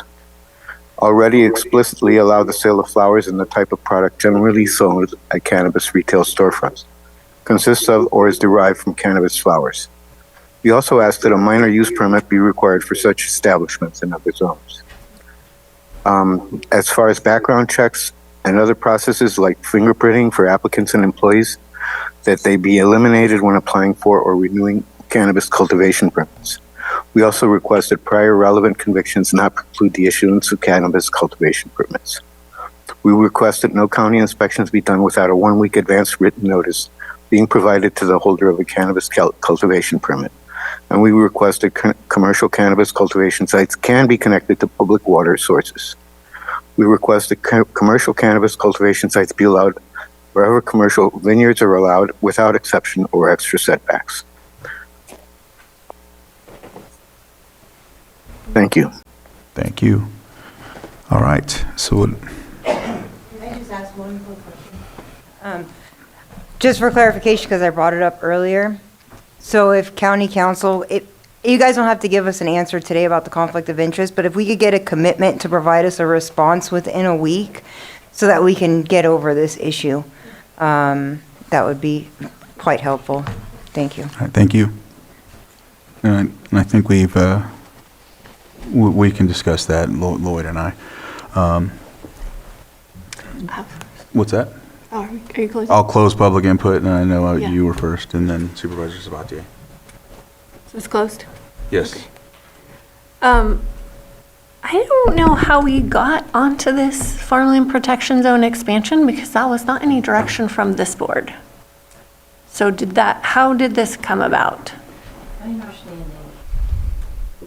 My understanding was that we should look at cannabis policy, which I took to mean all cannabis policy. So if that was not the will of the board, I'm more than happy to talk about something else going forward. I mean, I have no desire to look at that again. We put a lot of work into it. I think it was right before I came on the board and a little bit after I got on. So that's several years old. You know, I feel like that's settled. We are seeing property owners, farmers do crop rotation. And it's important that they have that flexibility in their land. One other point of clarification, just so that there's been a lot of questions about this. Greenhouses are still required in farmland protection zone in Big Valley. No hoop houses No hoop houses. at It's this moment. Only greenhouses. There have been no changes in the actual policy at this time. Yes, I know. So some people had questions about that. I just want to be real clear. We have not made that change. It sounds like maybe there was some conflating conversations about adding hoop houses to expanded areas of the farmland protection zone. I don't want to do that. I want to give a really great example of where this crop rotation is really beneficial for the community, and that's the Monte Cristo Ranch that is above Clear Lake Oaks. And a lot of people in this room came to protest that grow. And those people are incredible farmers. They've had vineyards, blocks of vineyards all along the ridge there for 20 years. Stopped 3 fires. Mendocino Complex, another fire, and then just recently the Glenhaven fire was held at bay by that green belt. And that green belt consists of blocks of wine grapes and cannabis intermingled. And it's not visible from below. It's not in a farmland protection zone. It is out of sight of everybody. Nobody even knows it's there, but it is meticulously managed and run. And those are the types of properties that we want. They're not losing their contracts for selling their grapes. Their grape buyers know exactly how much cannabis is grown in and around those grapes, and it hasn't affected anything.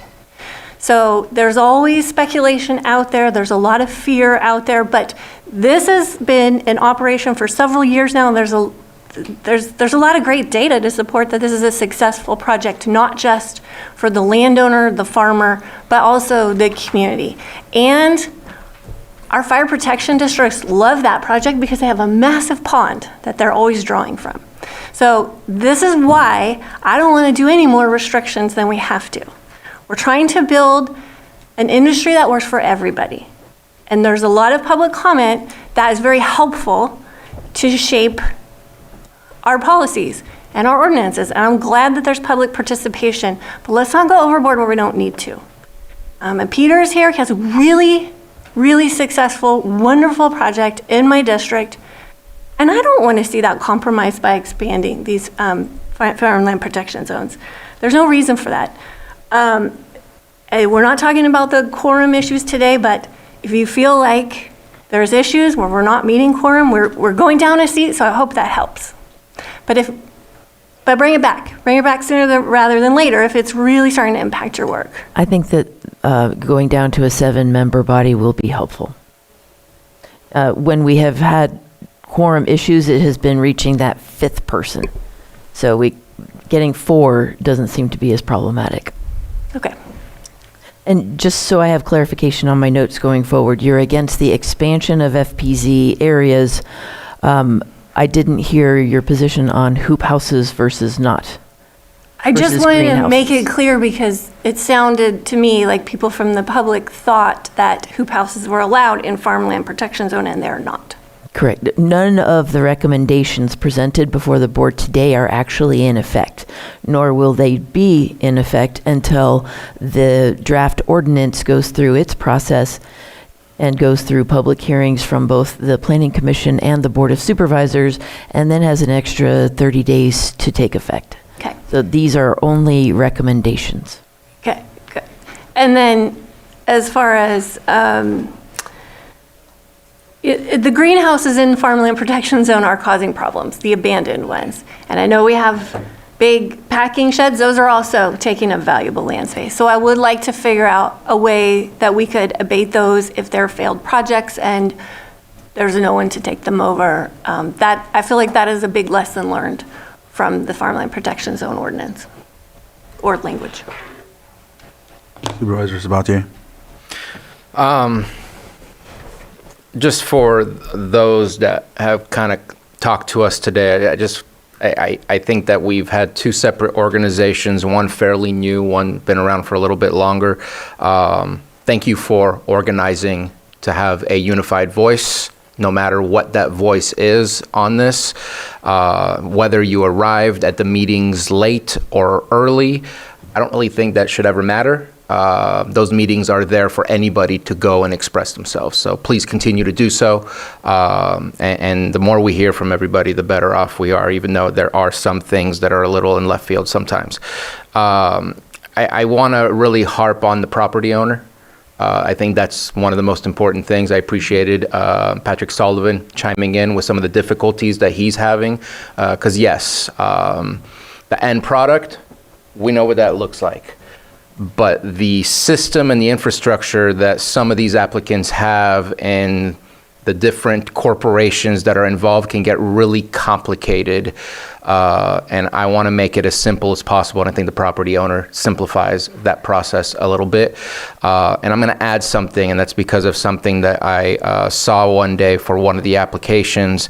I also, I know our sheriff had reached out and granted that we don't have a law that prohibits these things.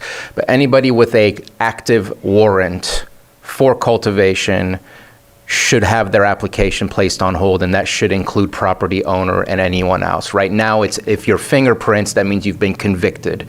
I think that if our sheriff makes a statement that they have active warrants, we need to make sure to follow that. And it was on a property owner, and property owner is not somebody that we look at right now in our ordinance. And so it wasn't something that we can do anything about last time. But I know that was something that I promised myself we needed to make that change because if there is, it doesn't mean you're denied. It just means your application is placed on hold until we clear this up. Or if you're convicted, then at that point, you're no longer eligible to get a permit. But to me, it's important that we recognize active investigations as well as past behavior. Just so I'm clear, what I hear you saying is the property owner doesn't necessarily need to be on the permit, but should be included in the application, which they are as acknowledgement of approval of the application. And you're also saying you'd like the property owner to go through a background check. And you're also saying that in addition to reviewing the many different ways the law says an application can be excluded, you would also like the sheriff's department in their review to take into account any active warrants, not necessarily actual judgments.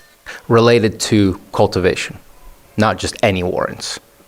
Because that was the example that I have, is there were active illegal cultivation warrants for the property owner, and it made me realize a gaping hole that we have in our ordinance where I felt embarrassed that that's how the public saw us being able to proceed.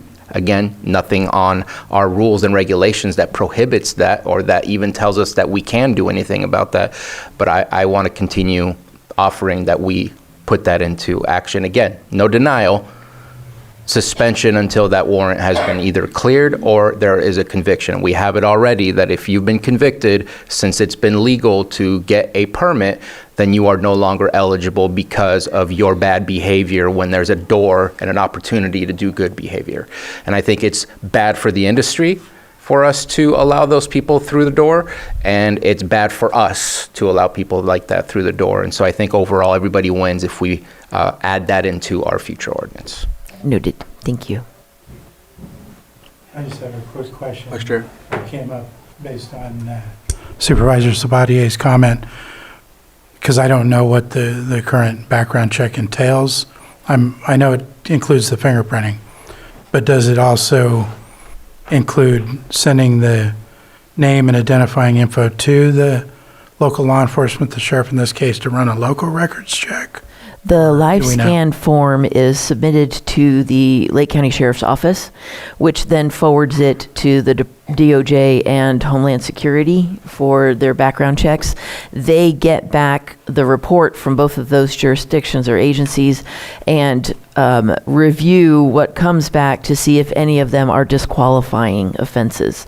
If so, they send a note to community development saying this person is disqualified.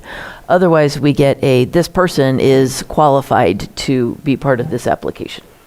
Okay, thank you. I understand that. So that would lead me to believe that what I'm trying to get towards is, are they running them for a local warrant that wouldn't be on the fingerprint report? Because you could have a warrant and it wouldn't show up necessarily on your fingerprint check. I would defer that to the Sheriff's Department. Okay, I just wanted to clarify, try to find out more about that based on that question. If I may respond, it's only the results of the fingerprints that is submitted back to CDD. Then you could have a warrant and we wouldn't know about it. Correct. Thank you. All right. I think that's everyone's comments. I think I'll make one last one. I know in hearing all of the recommendations, I think that, I know we're supposed to stick to the recommendations, but I know you mentioned also the quorum issues and things like that. I think it's imperative that when we have that discussion on, I think you mentioned adding a position or taking away a position or whatever the case may be, it might be beneficial to discuss the structure of it or look at a different option. I know you mentioned that there were quite a bit of projects that are still at bay. We're also looking at 2050, and I know we want to work on an ordinance and whatnot, but at the same time, if we can come together and have a group that truly hashes this out and everybody feels heard. I know that one of the processes we use in the Blue Ribbon Committee, I know at one time or another there was like a voting system, but at the beginning of it, they were looking at if there was no consensus, they're not moving forward until that happens. And if someone didn't have a consensus, basically they would hash that out until they got there. It's based on projects. It's a whole different process. It's a whole different deal. I know the bylaws state the Rosenbergs is what they adopted for the bylaws. Is that what we do not have bylaws for the task force? Okay, so there's no bylaws. I know in others there's Rosenbergs for bylaws, but that's what they accept.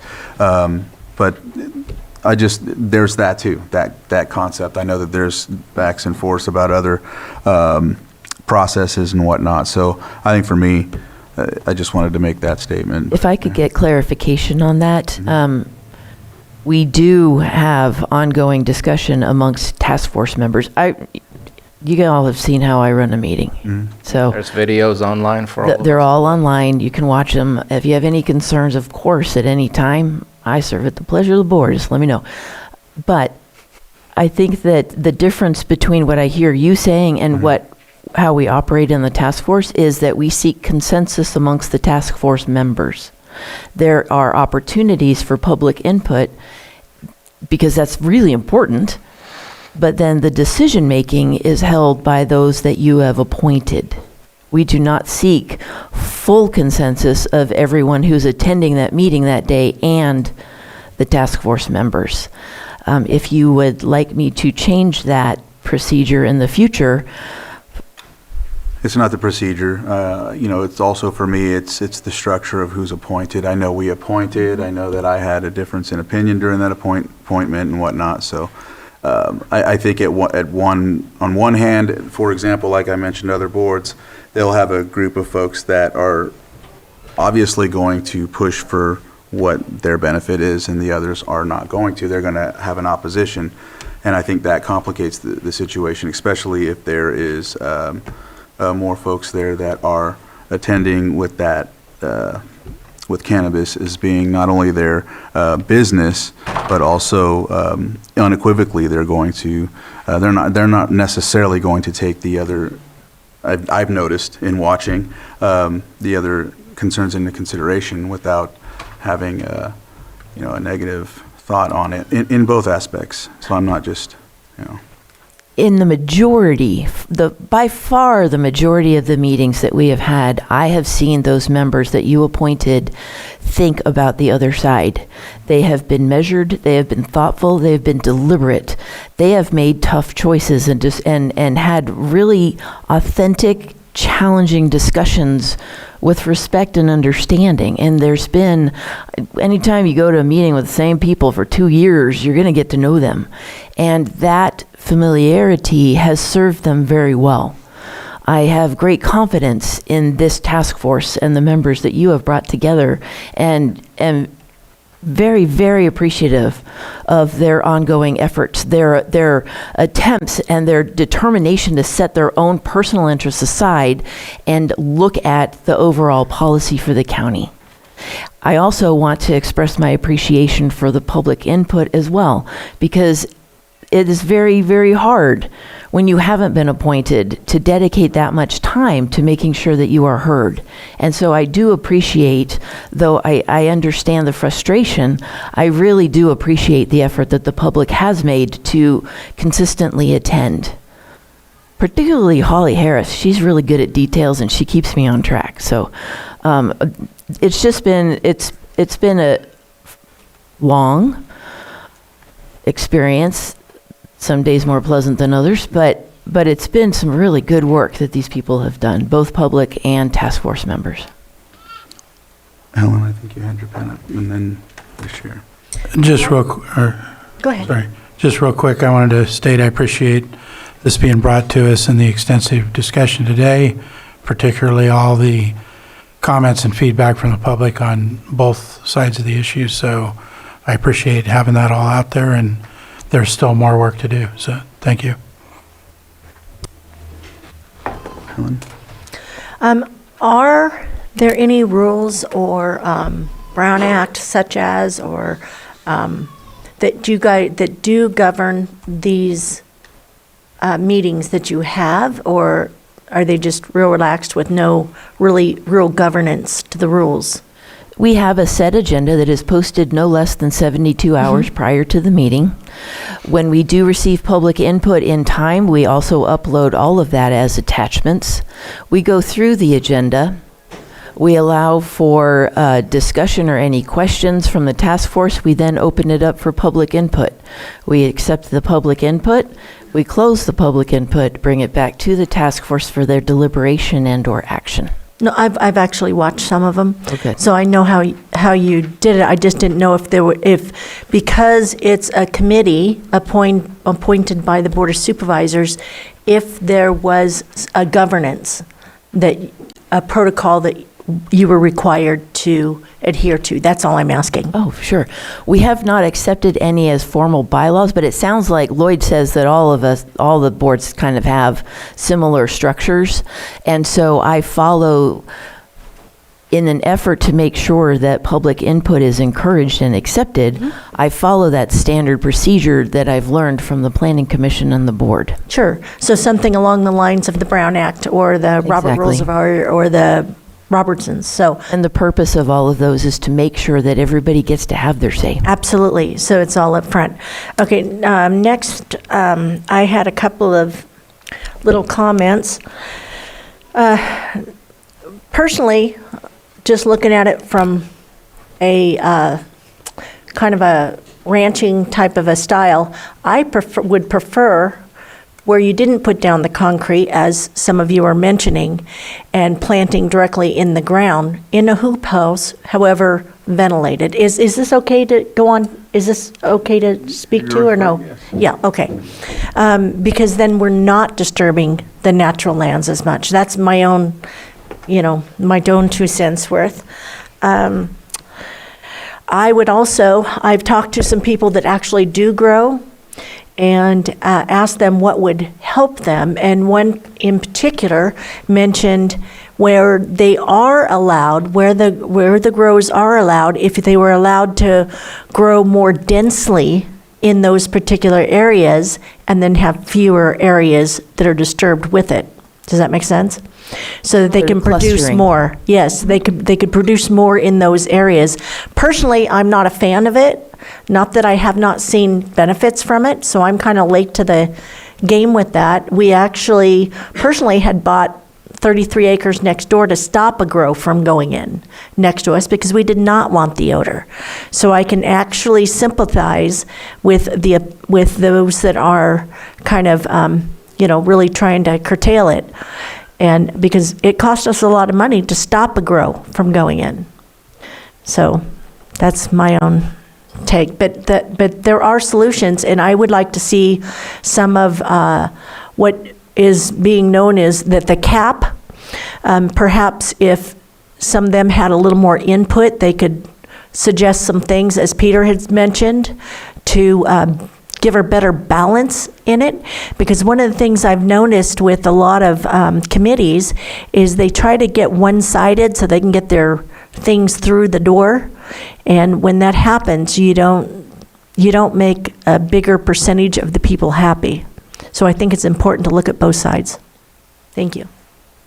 Supervisor Sabatier? Thank you for the discussion. I hope next time when we do bring back anything related to the farm protection zone that we can get a map of the, I'm looking at it right now, the California Farmland Conservancy, so that we can identify to maybe better understand why it was designated as such in the original place when we created the farmland protection zone.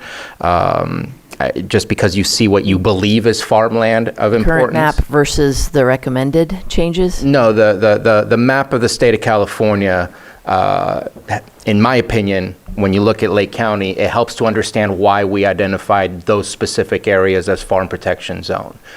Just because it looks like farmland doesn't mean it's identified as important, local or state important, prime farmland, or I forget what the number 4 is, but.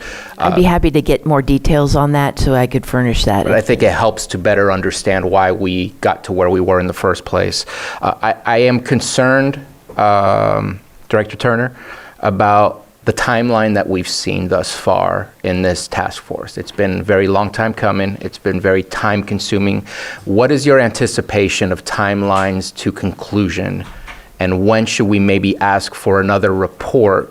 Because I would like to get to a conclusion rather than seeing it go on longer than necessary. And in my opinion, I think it's already gone longer than I would have assumed would be necessary. It feels like we're taking longer to update the ordinance than we did to create the original ordinance in the first place. That's just me. But I'd like to get an idea of what your timeline is, because I'd love for you to come back at a certain amount of time and let us know where you are and what's going on so that we can help with the great amount of stuff that you are working on, if we can be helpful in helping to streamline some of those things for you. I appreciate that. This was not meant to be a permanent standing committee. We have made a few different pivots in the process to sort of make time more efficient, and I am encouraged, I'm thankful that the board did take us down to a 7-member board because quorum has been a problem. So I am anticipating, I would like to think, let's say we get quorum from here on out. I think we can probably be finished with our recommendations within, now that we're meeting every week, maybe 4 to 6 weeks. At that point, then it becomes, okay. Okay. That's 12. Well, I'm not done. Wait just a moment. So that would finish the recommendations. At that time, we start the internal draft. And I'm going to take the recommendations from the task force as well as the input that you've given me in both of these updates to start drafting the actual ordinance. That is I would be happy to come back with a final update, an overall list of recommendations from the task force as soon as we are completed, if that would be helpful. Now, I understand I saw Rebecca at Mr. Phillips's funeral the other day, or service, and she's going to be out of town for quite a while. Do we have somebody else representing the agriculture to step in her place, by chance? We have While not she's gone? had anyone in anybody else's place except for the fire chief's position. Right. Well, yeah, but she's going to be out of town for a couple of months, isn't she? She's finishing her BA or something overseas. So I think it would be pertinent and really important to have somebody, have our agriculture represented there. or if we could find somebody to stand in for her, maybe she could recommend somebody. But I wouldn't want to do that much important work without that being represented. So Will Weiss is on it, Will Weiss is there. Mm-hmm. And also with the Farm Bureau. if the board would like us to solicit applications for alternate positions and bring them forward to you, I'd be happy to do that while we continue our meetings. Okay. I think anything we can do to help you get at that quorum, because it sounds like Thank you. that might not Certainly. be the case. I appreciate the question. All right. With that, I think we will conclude here. I think we've covered Whoops, sorry. the agenda item, and it is an informational item. Yes, I did. And so with that, we'll go ahead and close this item. Thank you for the presentation and the long discussion. Thank you, everyone, for being involved. I know it went kind of long, but I'm glad everyone got a chance to speak. And we're going to take a quick break. I know we're behind on the 6.9. We're going to get right to it next. I think we should have more children in our... I think it helps. I got distracted and started smiling. All right. We're going to come back from the break and move on to our next item on the agenda, 6.9, which was our 3 p.m., but it looks like we are an hour behind, so we're going to go ahead and still push on. It's a public hearing, appeal of vicious animal abatement case number 7296, located at Elk Mountain Road, Upper Lake, California, 95485. And we have our animal control department here, our director, Greg Wilkins, and officers Francisco Palayo and Joel Saldana. Sorry, I almost said Joel. It's the Spanish way, but. Okay, okay. Come on up.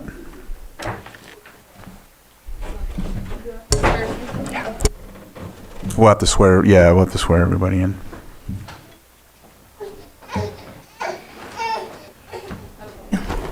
So if you're here to give testimony, I'm going to swear you in. So please stand and raise your right hand. And if you're on Zoom, raise your hand. All right. Yes, if you desire to come up and speak or give testimony on this, Yeah, if you're please going to stand. speak at all. Yeah. Okay. Yeah. Even if you might not speak, just please do it now so I don't have to do it again. Okay. All right. Yeah. Okay. Do you solemnly... Officers, yes, sir. Yeah, just in case. Okay. Do you solemnly swear that the testimony you're about to give will be the truth, the whole truth, and nothing but the truth? Yes. Okay, thank you. All right, thank you. All right, Director Wilkins, floor is yours. So I'm going to turn it over to the Deputy Director, Jessica. All right. Yes. Oh, yes, we do have a statement by our Vice Chair. Sorry.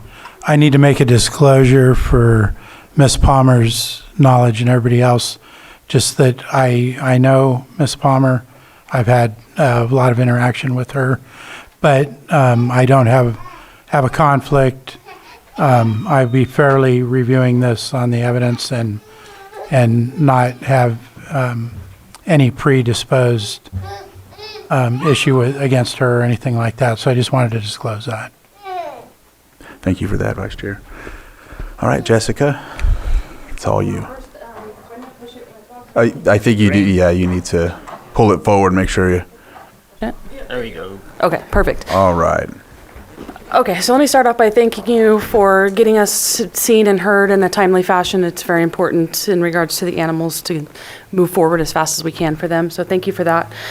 So the original call came in from the Del Bars that they on, I believe, 12/10/2024, that 4 canines had come on their property. They had pictures of the canines on the property, and they had a bunch of cattle that had been either severely injured and or killed. I do have a list of several timelines and communications with us and with seeing the dogs and things like that. So the 28th is the first time they, I guess, had an interaction with us. And then on December, I believe, 24th, They had come to the shelter. We were closed. They had asked for Director Wilkins, so he did call them back. They did end up taking the dogs to Mendocino County, which we did get the dogs from Mendocino County, and we've had them in our care since then. So I will hand it off to Greg so he can explain the conversations that he had with them, and then we'll come back to me for when I receive pictures and evidence of what had happened with the dogs and the cattle. So I was first made aware of it, I think the 23rd actually. One of the staff members sent me a text message saying that Mr. Delbar was at the shelter, wanted to speak with someone. And my correspondence with her, I said, hey, just get the information. I get back with him as soon as possible. It was around the holiday time, so it was not the same day when I was able to get in contact with him.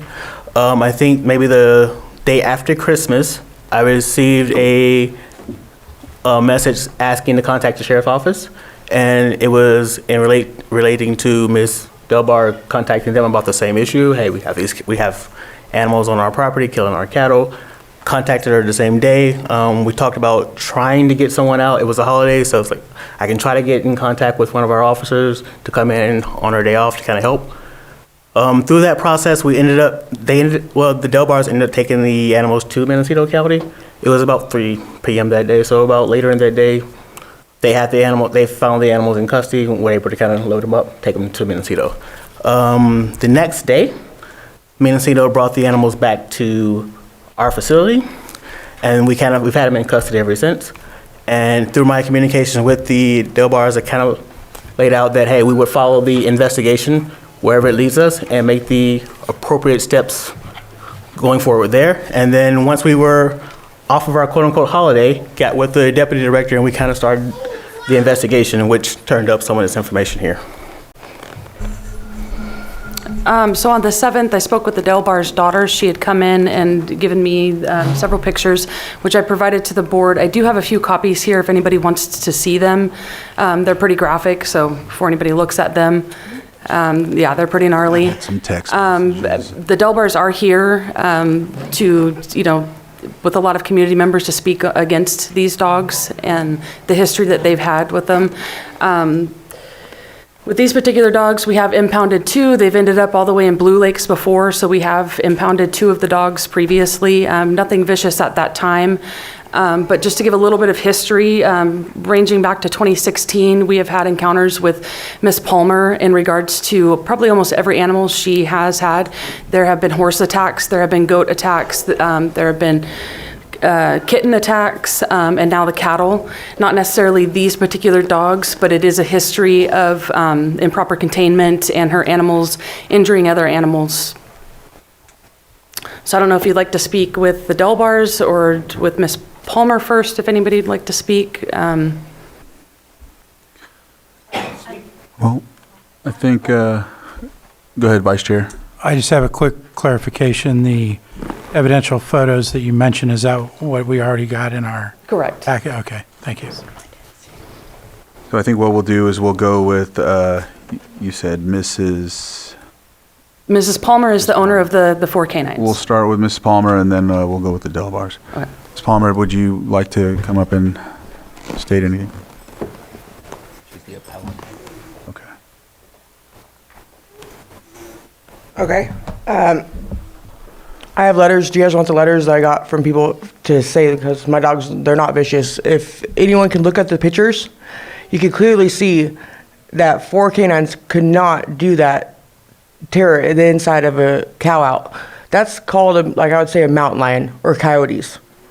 And if there's any pictures of my dogs visible killing their cows or cattle, I would like to see those. Because there's no actual pictures of my dogs in the act of killing any cattle or any animal in the past or anything. It's all just here, they assume, because my dogs, yes, they were on their property, they assume that my dogs did it. 2 of them are puppies, are only 7 months old. And the other one, she's only, if you could look at the pictures, my dog, I could prove to you that my dogs did not kill these cows. I guarantee it. Did they think about calling Fish and Game? No, why wouldn't you call Fish and Game and have Fish and Game come out and look at the tracks and try to determine, because they're more knowledgeable about the markings and everything compared to a dog. I mean, my oldest dog's only 3 years old, and you think it could take down a cow, or let alone 4 cows and 8 calves? Kind of seems highly unlikely. In my vote, or whatever. I mean, that's all I have to say. I mean. All right. Thank you. Mhm. All right. Was there anything else? Did you want to add to that or anything before I go on and ask the Del Bars to come up? No, I believe we can move on to the Del Bars because I think they have some insight and possibly someone here with them that might have some information in regards to things that she has said. All right.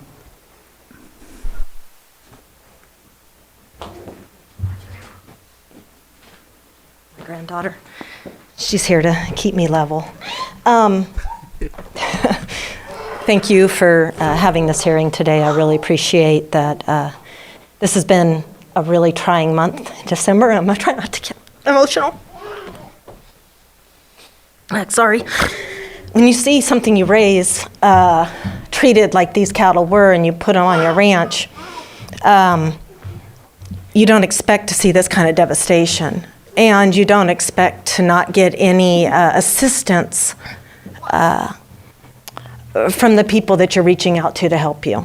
And I have extra copies, and I don't know, Jessica, if you could hand these out for me. They include some extra pictures of cows that we went through them this weekend with their ears torn off, and also where I found the cow, where we found the dogs, which was in a trailer and in an old grow site.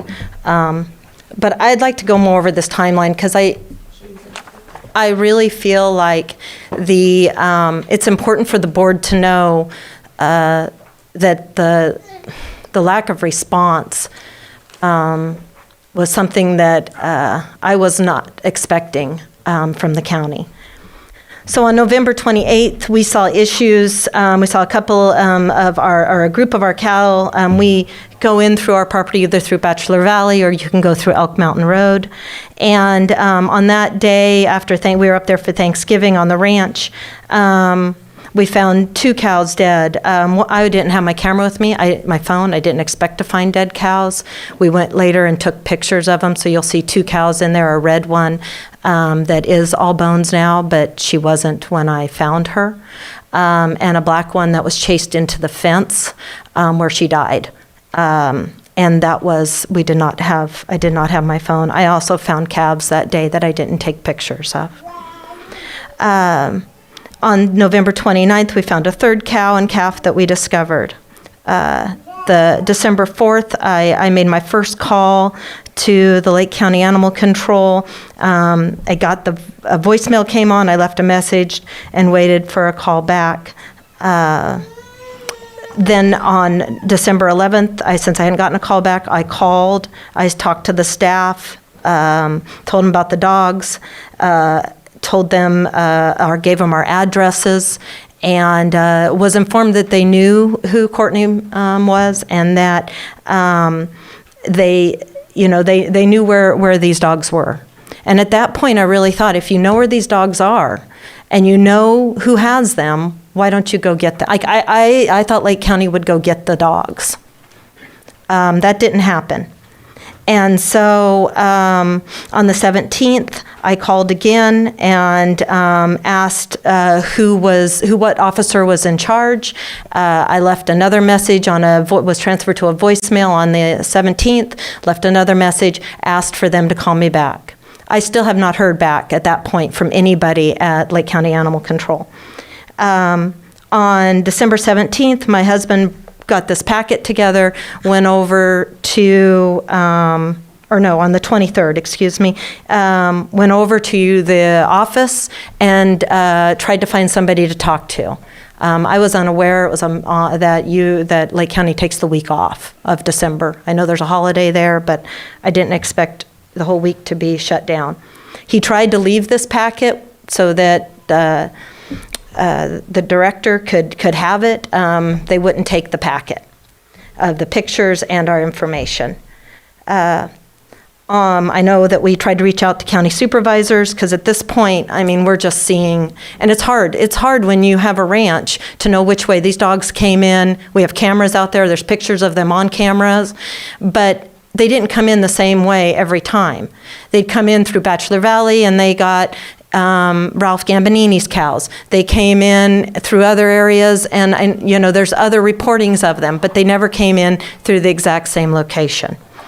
So then on the 26th, we found, we saw the dogs running, a cow.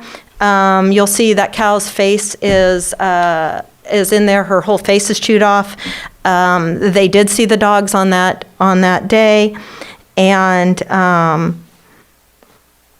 then we captured. They told us which way the dogs were going. My brother, who is here today, Jim Eddy, and I were in Lake County and Upper Lake, because at that point I was like, we're not getting any assistance from anyone in Lake County, and we have to go deal with this. So we found the dogs, and then I called your incoming. I called our sheriff, because I said, what do? I don't know what to do. I'm not getting any help. And he said, let me call the new sheriff coming into Lake County. And so he was nice enough to call me back. And he said, Katie, I'll make phone calls. I should be able to get a hold of somebody. So he made phone calls, and he called me back and said, no one's answering their phones. And I said, okay, well, I guess, we'll try to take these dogs. And because I couldn't leave them there and have them go kill more of our cows. I just couldn't do it. And so my brother and I and my son-in-law and my sons, we were able to get the dogs, and we took them home. I did have a conversation that day with your director, and I asked him, what are you going to do with the dogs? And he said, well, we'll probably have to return them. And I said, no, I'm not going to bring them to you if you're going to return them.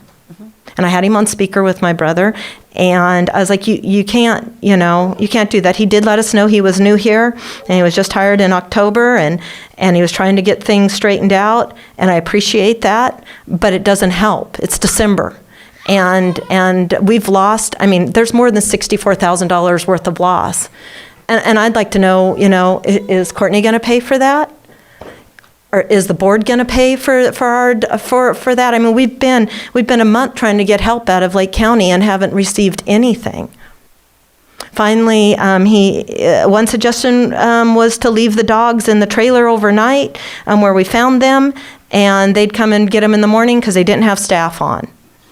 I just wonder if I was bit by the dogs, what that would. Did you have nobody to come to help if somebody was attacked?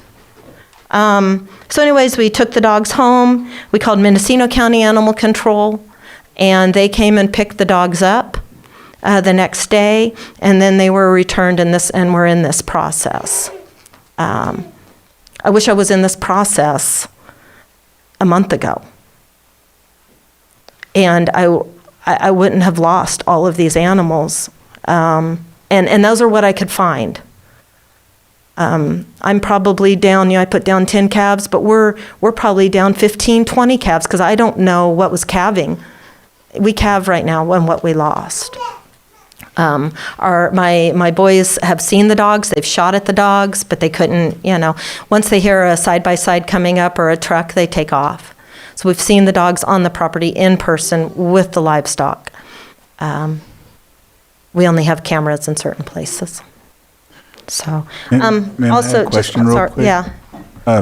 Since the dogs are not there, has there been any type of situation with the calves or anything like that? No. Just other animals coming in, cleaning up their mess.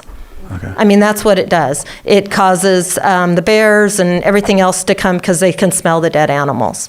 I do have a letter here from John Harper.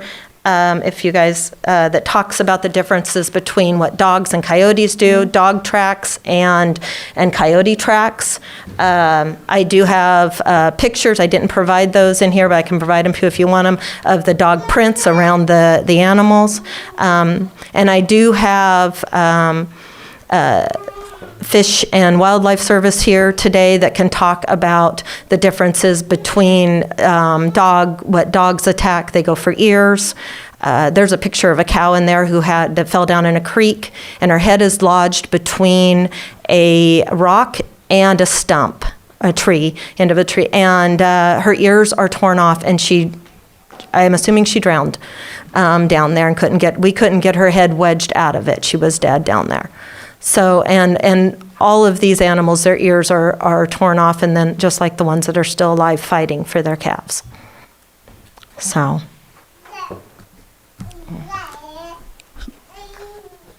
Supervisor Owen, I know you had a... Did you notice, I'm sorry, I'm really sorry for your loss, and I know it's hard. We've had some problems ourselves with coyotes, mainly at our place. On your cameras, have you noticed, was it the same dogs going in and out? Yeah, that's what I was suspecting. Even the neighbor's camera that is to the north of us, I know you don't think 4 dogs that size can do damage, but when they run an animal long enough, they absolutely can. And the neighbor next door had an elk that was actually down. And one of those cameras is off of, one of those photos is off of his camera. So. And with your lost cows, you've also lost that calf crop, which also adds to that for this year. Exactly. The number of calves that cow would have brought. Yeah, the state law says times it by 2. I've got state law, I've got your laws here. I've been through it all. Some counties are different, but the state law says times it by 2. But that's a small amount for what we lose. Because that cow could produce 8-10 calves. Exactly. All right. And I wanted to also state, I wanted to let you know, Supervisor Sabatier, I appreciate you forwarding the email, because I did get the text, I did get the pictures and whatnot, and then I know Supervisor Sabatier forwarded it to Director Wilkins, and then it went from there. I called back a little after, back to Mr. Delbar, and so I just wanted to let you know that, and I wanted to thank you for picking that up for me. Yeah. It didn't sound like it was a good situation of the need to convey the information.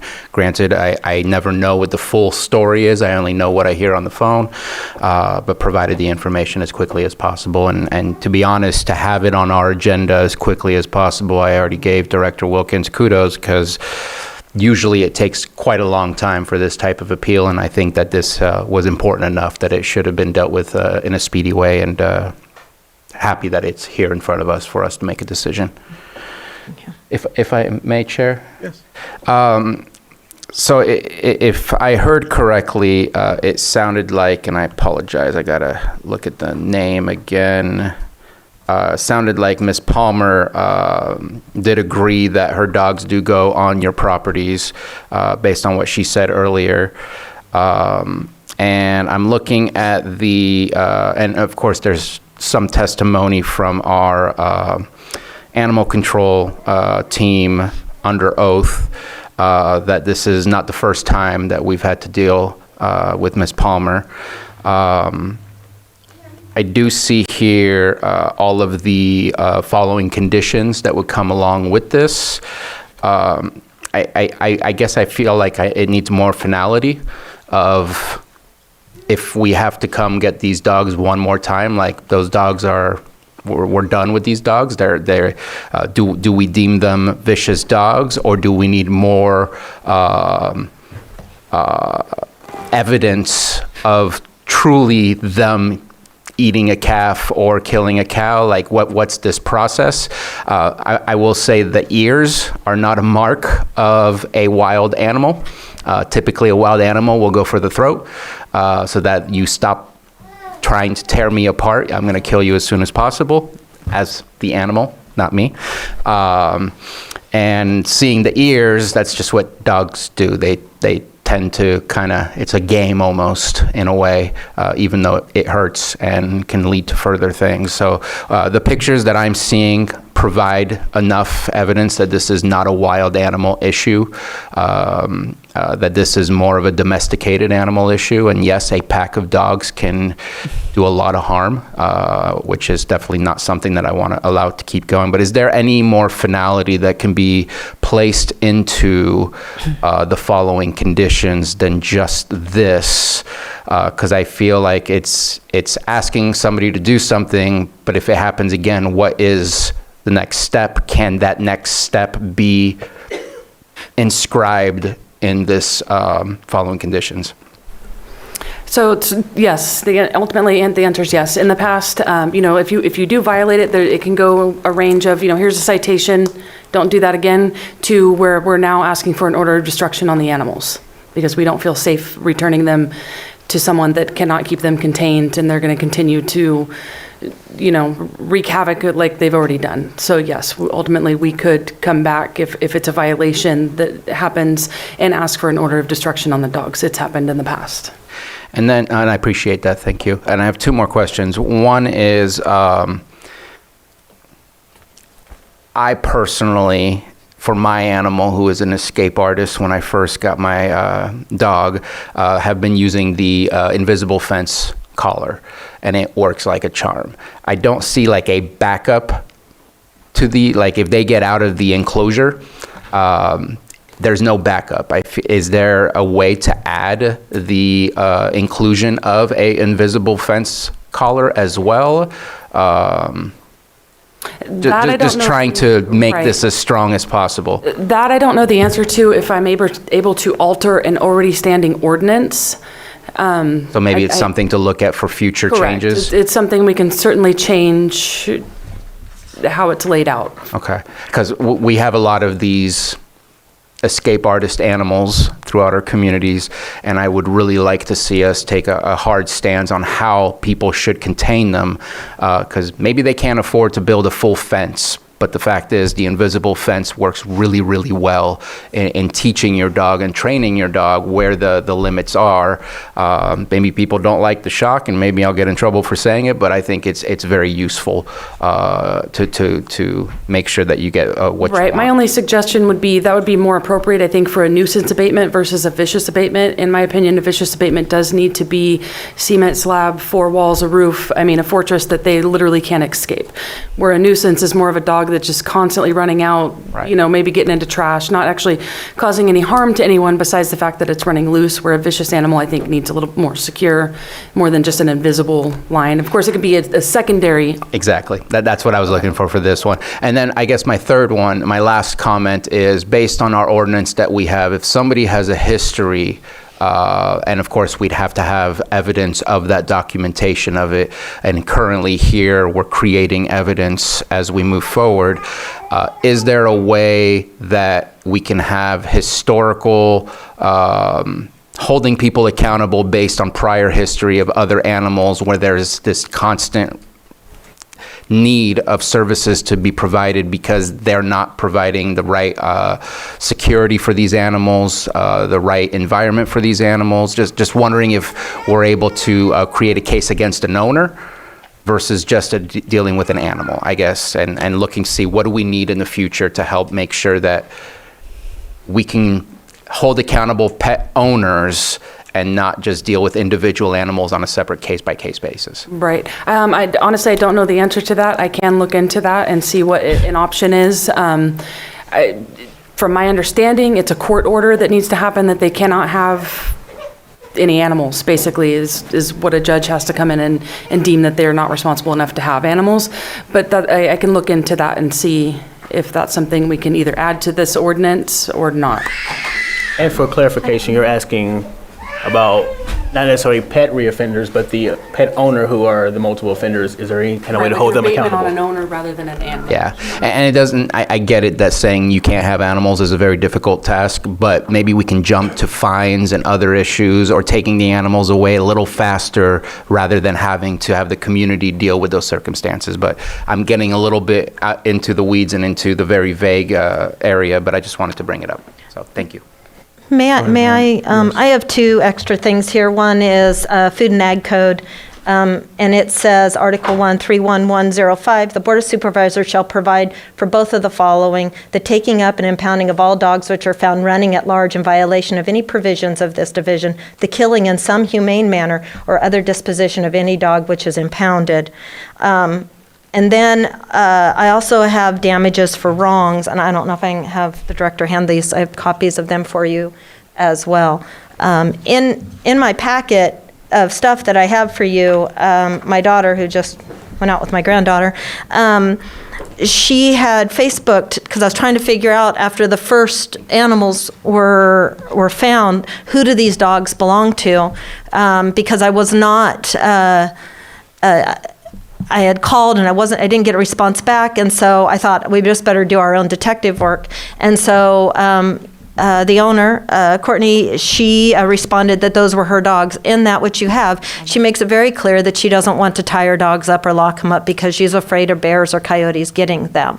I wouldn't be afraid of that right now. I think they're probably do just fine. But I don't see any instance where that is going to work, and I just can't imagine those dogs being given back and having to go through this. Supervisor Owen? Ms. Delbar, I know you've been involved with the Ag Department quite a bit, and is there not a state law that the dog owner is responsible for the damages done by their animal? So in my mind, I'm thinking, I'm not questioning you at all as far as it being those dogs. I'm sure, you know, with what you've provided, that you're pretty accurate on that. And I don't think it'd be proper for us not to, now whether we kill the dogs or whether they go back to her and she learns her lessons, when you hit her in the pocketbook like you have been hit in the pocketbook, I think that is the biggest encouragement to change the behavior. Yeah, in the paperwork I just provided you was the state law on if animals, it's not just them dying, if they're harassing them or any of those things, that is there as well, that it's 2 times the amount. So you have a page there that shows $64,000 that she owes us at this time. The cow with the picture with no ears, we got her in this weekend. She has basically pus and stuff inside of her head. She's going to have to be put down. She already lost her calf. And that's going to be, 2 times right now. I think I'm being very cordial about the prices, because cattle prices right now are high. $2,500 times 2, that's $5,000 more on top of this bill. The cattle other cattle that are missing ears, they don't go to the auction yard and people just want to buy them because they're damaged, and they look at them as either they've been wild or something else has happened to them. So they're not something that you turn around and sell easily either. We've got those. And all of these things, I don't think our numbers even come close to meeting what our losses are. And I just want to point out, I know we have some other people in the room, landowners, that have lost animals due to those dogs as well. Thank you. No, I think it needs to be addressed. May I speak to that as well? 1 second, County Council, and then we'll go with. So what's before your board today certainly is the abatement order that's being appealed by the recipient of this order, the person who's subject to this order, at least before your board's consideration. Your board certainly can take into account any relevant evidence that your board would deem relevant for purposes of whether or not to sustain, overrule, or modify the abatement order that Animal Control has presented to your board. Thank you. Go ahead.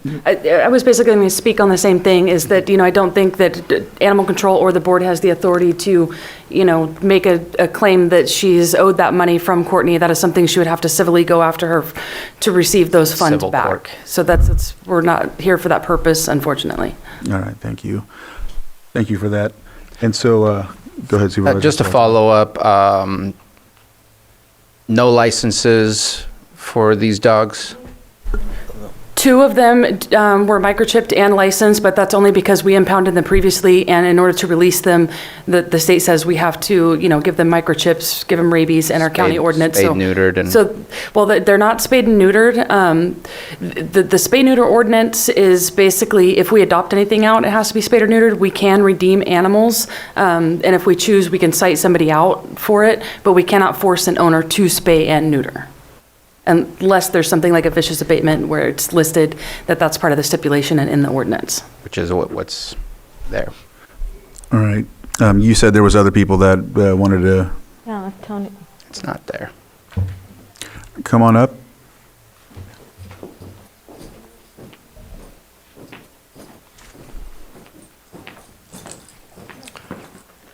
Hi, my name is Antonio Gonzalez. I have a few goats up in Elk Mountain, more than a few goats. About 3, 4, 5 months ago, I had these dogs come up to my property, damaging 2, 3, 4, 5 goats, ears, tails, whatever. I found a couple dead goats up in the hills. They got chased, but the dogs, I have pictures of these dogs. I don't know if they're hers, but I have pictures of the dogs. And my property that I've been chasing away for several weeks. And then at nighttime, daytime, middle of the day, at any given time, the dogs just come sometimes. And then, other neighbors have issues with these dogs too. Chickens, ducks, turkeys. It's been a while. I have dogs. I have a lot of goats and I have a lot of dogs. Only a few dogs. When my animals get out, either down in Napa, Mendocino, Shasta, in any county in Northern California, and they get taken by animal control, I get paid a fine. I pay a fine. I have a business. I pay about $1,800 to $2,800 for the insurance, just in case if my animals they make a damage, they kill a cow, a dog, get into a fight or anything. I try to be responsible. My dogs get out all the time because deer break the fence, a turkey breaks the fence. I have this portable electric fencing that you can put around. They're quick setup. I believe that something has to be done because I get punished. Not punished. I held accountable. I get yeah, exactly. When my dogs get out, and I pay my fees, and I try to be responsible, like I said again, and then it just it has to be addressed. It has to be that something has to be done. Tony, do the dogs look like the dogs in the pictures? They do. They do. Unfortunately, they do. Which I can speak on that as well. It was posted on social media. I remember seeing Mr. Gonzalez's post. It was never called into our department, but they are the exact.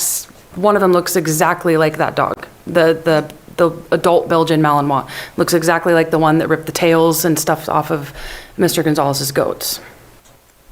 How far are you in proximity to where Mrs. Bell? Sorry.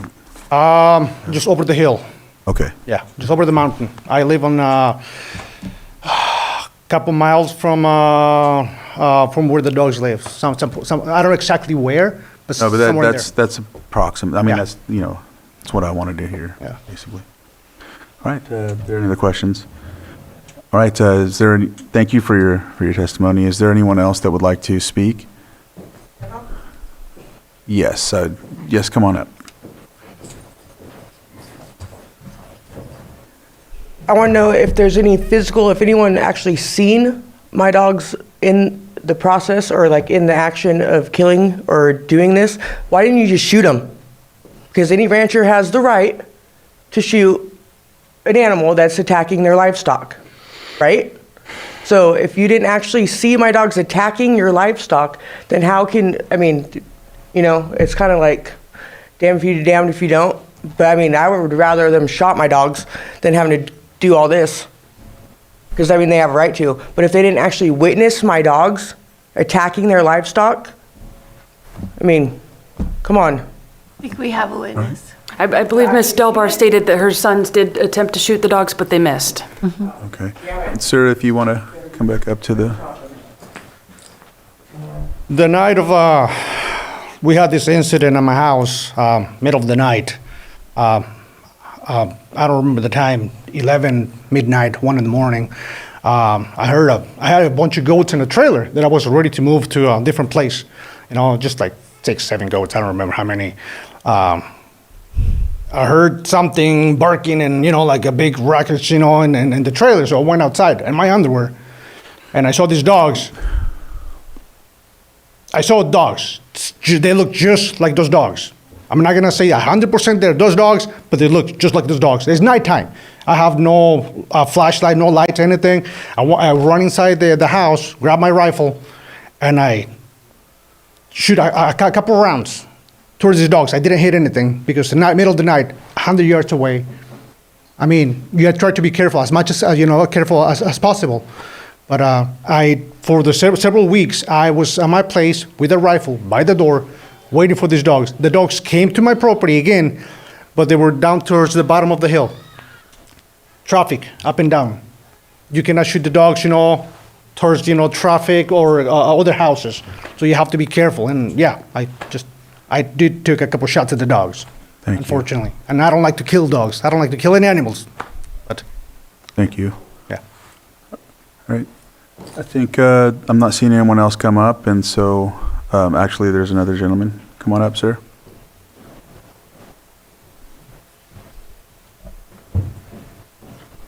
How you doing? I'm Gary Johnson. I'm from Mendocino County, and I'm a retired wildlife services specialist.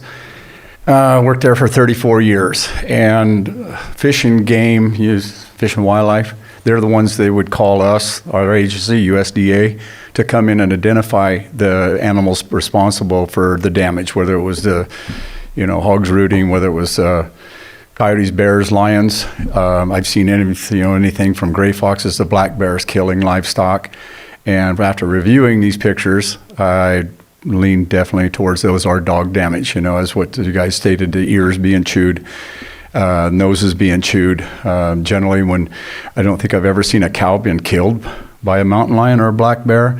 A few calves killed by coyotes, but they don't chew their ears off like that. So anyway, we're the agency that they would call in because sometimes Fish and Game, Wildlife, would issue depredation permits for bears and mountain lions when actually it was domestic dogs that was doing the damage, and that wasn't fair to the lions or the bears if we were trying to target something we wasn't supposed to be targeting. So anyway, thank you.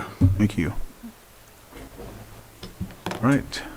I'm not seeing anyone else, so I'll come back to the board. And let's see where we're going from here.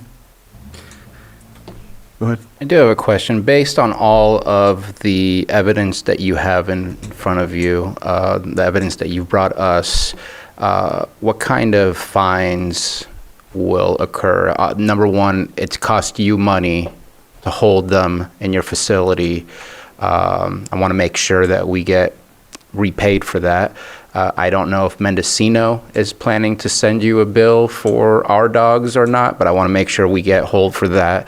But there are some violations of the county code that has occurred, whether it's as simple as it's unlawful to trespassing on any farm where on livestock or fowl are kept, things like that.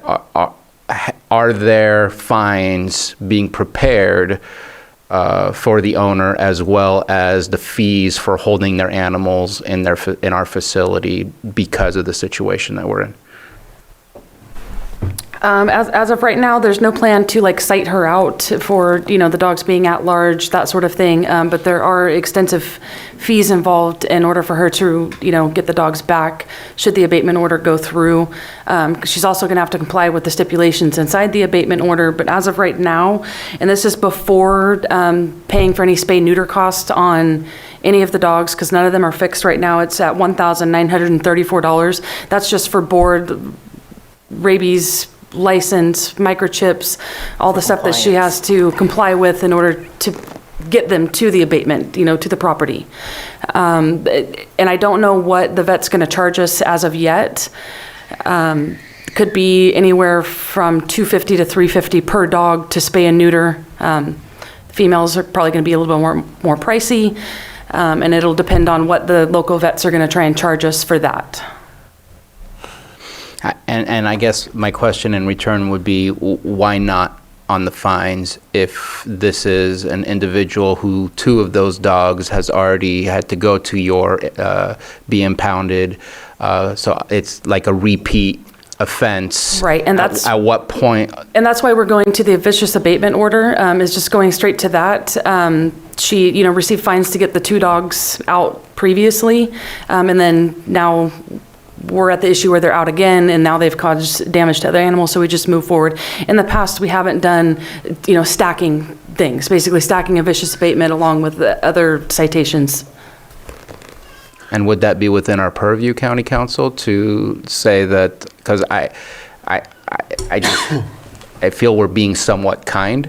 I don't believe we have enough evidence to say the animals need to be put down today. Like, I don't know that we have the evidence for that. I'm very concerned. I definitely want it so that if we have to go back and deal with it, we're done.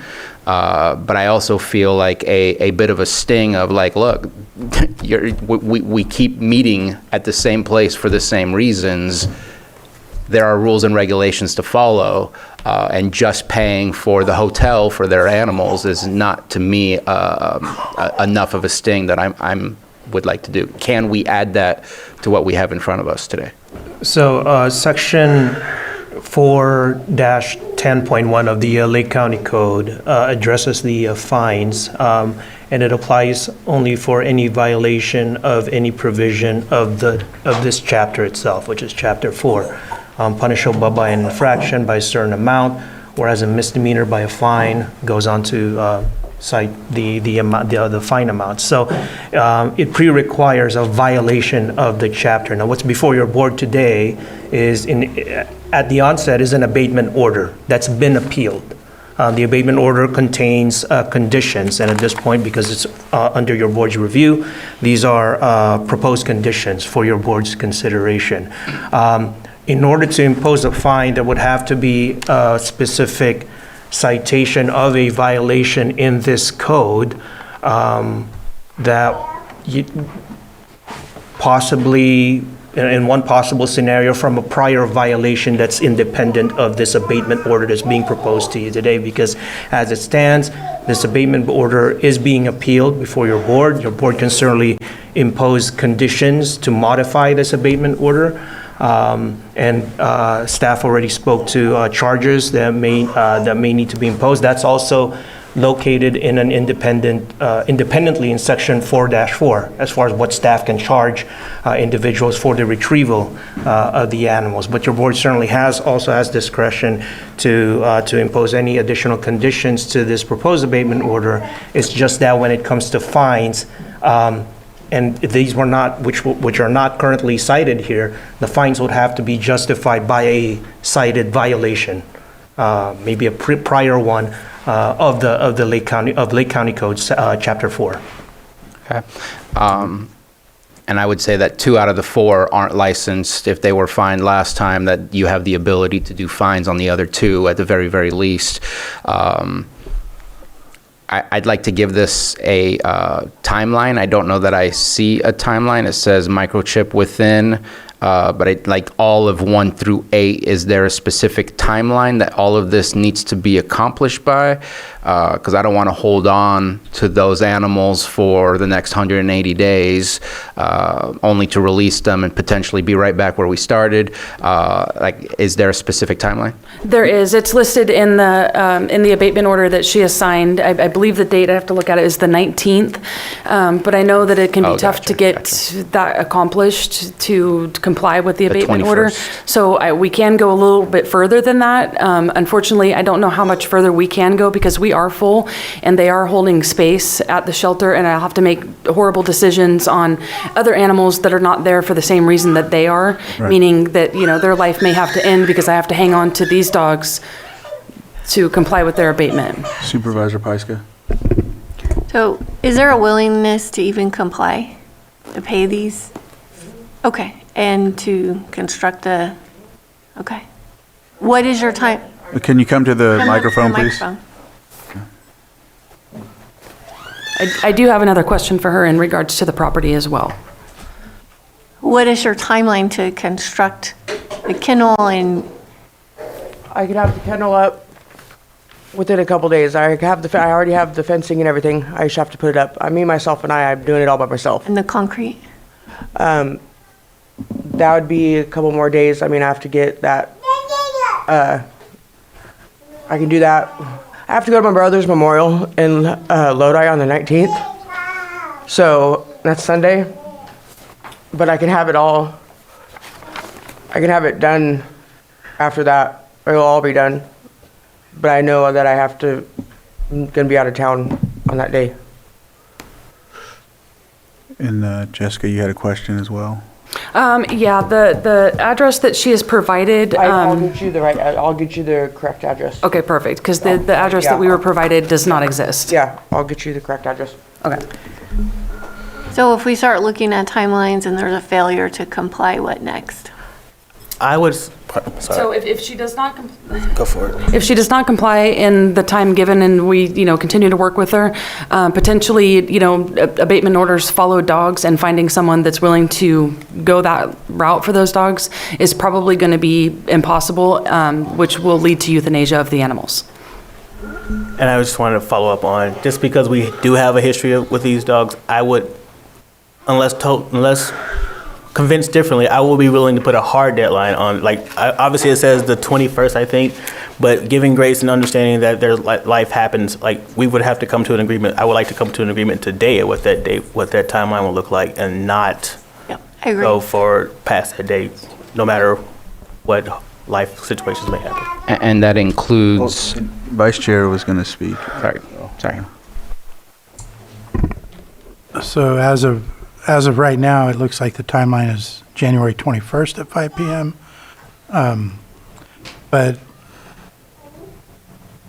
Supervisor Sabate brought it up, I would be in favor of the condition of all fees paid to modify the abatement order. Just fees for your cost. So I would just propose that. Okay, and then you were going to... That's exactly what I was going to say. It was perfect. So for clarification, you're saying not only the conditions being met within her personal property, but also she would be in need of paying those fees at that time, whatever that drop date would be. Yep. Everything needs to be completed. Correct. I agree. Okay. County Council?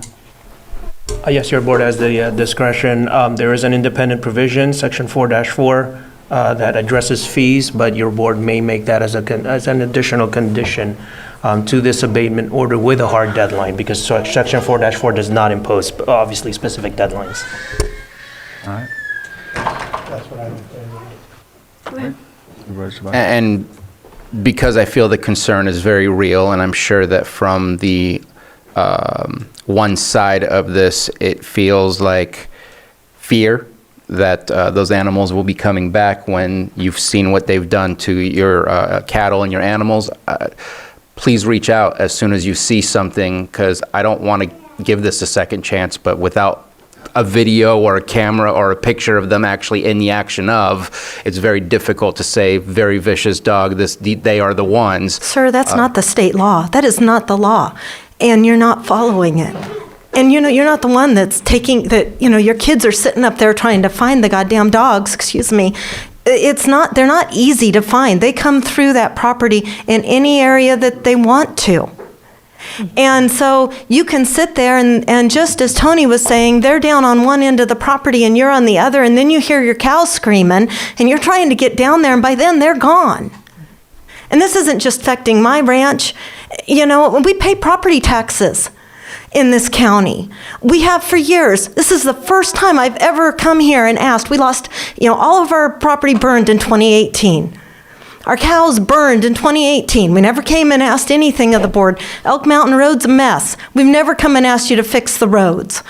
I am asking you now to put these dogs down, because does she own that property that she's on where I found those dogs? Is that where she's building these kennels at? That's reservation land. Does she have, does she lease that property? Yeah, I do. So is the reservation then, is Robinson Rancheria responsible? I mean, because she's not, there's nothing there. That's where the dogs went to. Yes, I did, ma'am. So let's stop having the back and forth here. And I hear you. We hear you what you're saying. I don't think like $65,000. Like that, we don't have that kind of money, and you're going to want us to pay our taxes next year? I mean, we've been good citizens of Lake County. And I just can't sit here and think that you would give her back her dogs when she can't take care of them, and we're trying to take care of our livestock. it's just unfathomable. And the place is a mess where she has them. Where is she going to build a kennel there? You can hardly get up the road. You can't, there's no way she's going to get a truck up that road to deliver concrete. All right, ma'am. I think. I'm sorry. No, we understand. I hear you. I wish you did, because you wouldn't be No, giving we her do, dogs and back. so that's the other thing I heard stated as well by our director, and was that the hard deadline, if it's not met, like you said, how is she going to build whatever the case may be? If that's what you feel, and it doesn't happen, then there is a euthanasia that will take place. So it's not as if she's getting the dogs back, like it sounds like you're saying. She has to comply with those. A week from today. Yeah, with a week from today. So, I mean, that's what's been stated as well by the department. Vice Chair. And I understand, and these are all valid concerns, but what's in front of the Board of Supervisors is a decision. The Animal Control Director made an order, an abatement order under his authority as the county's Animal Control Director. That's been appealed. That is all that's in front of us right now. That's the decision that we have to make. Do we grant the appeal or deny the appeal?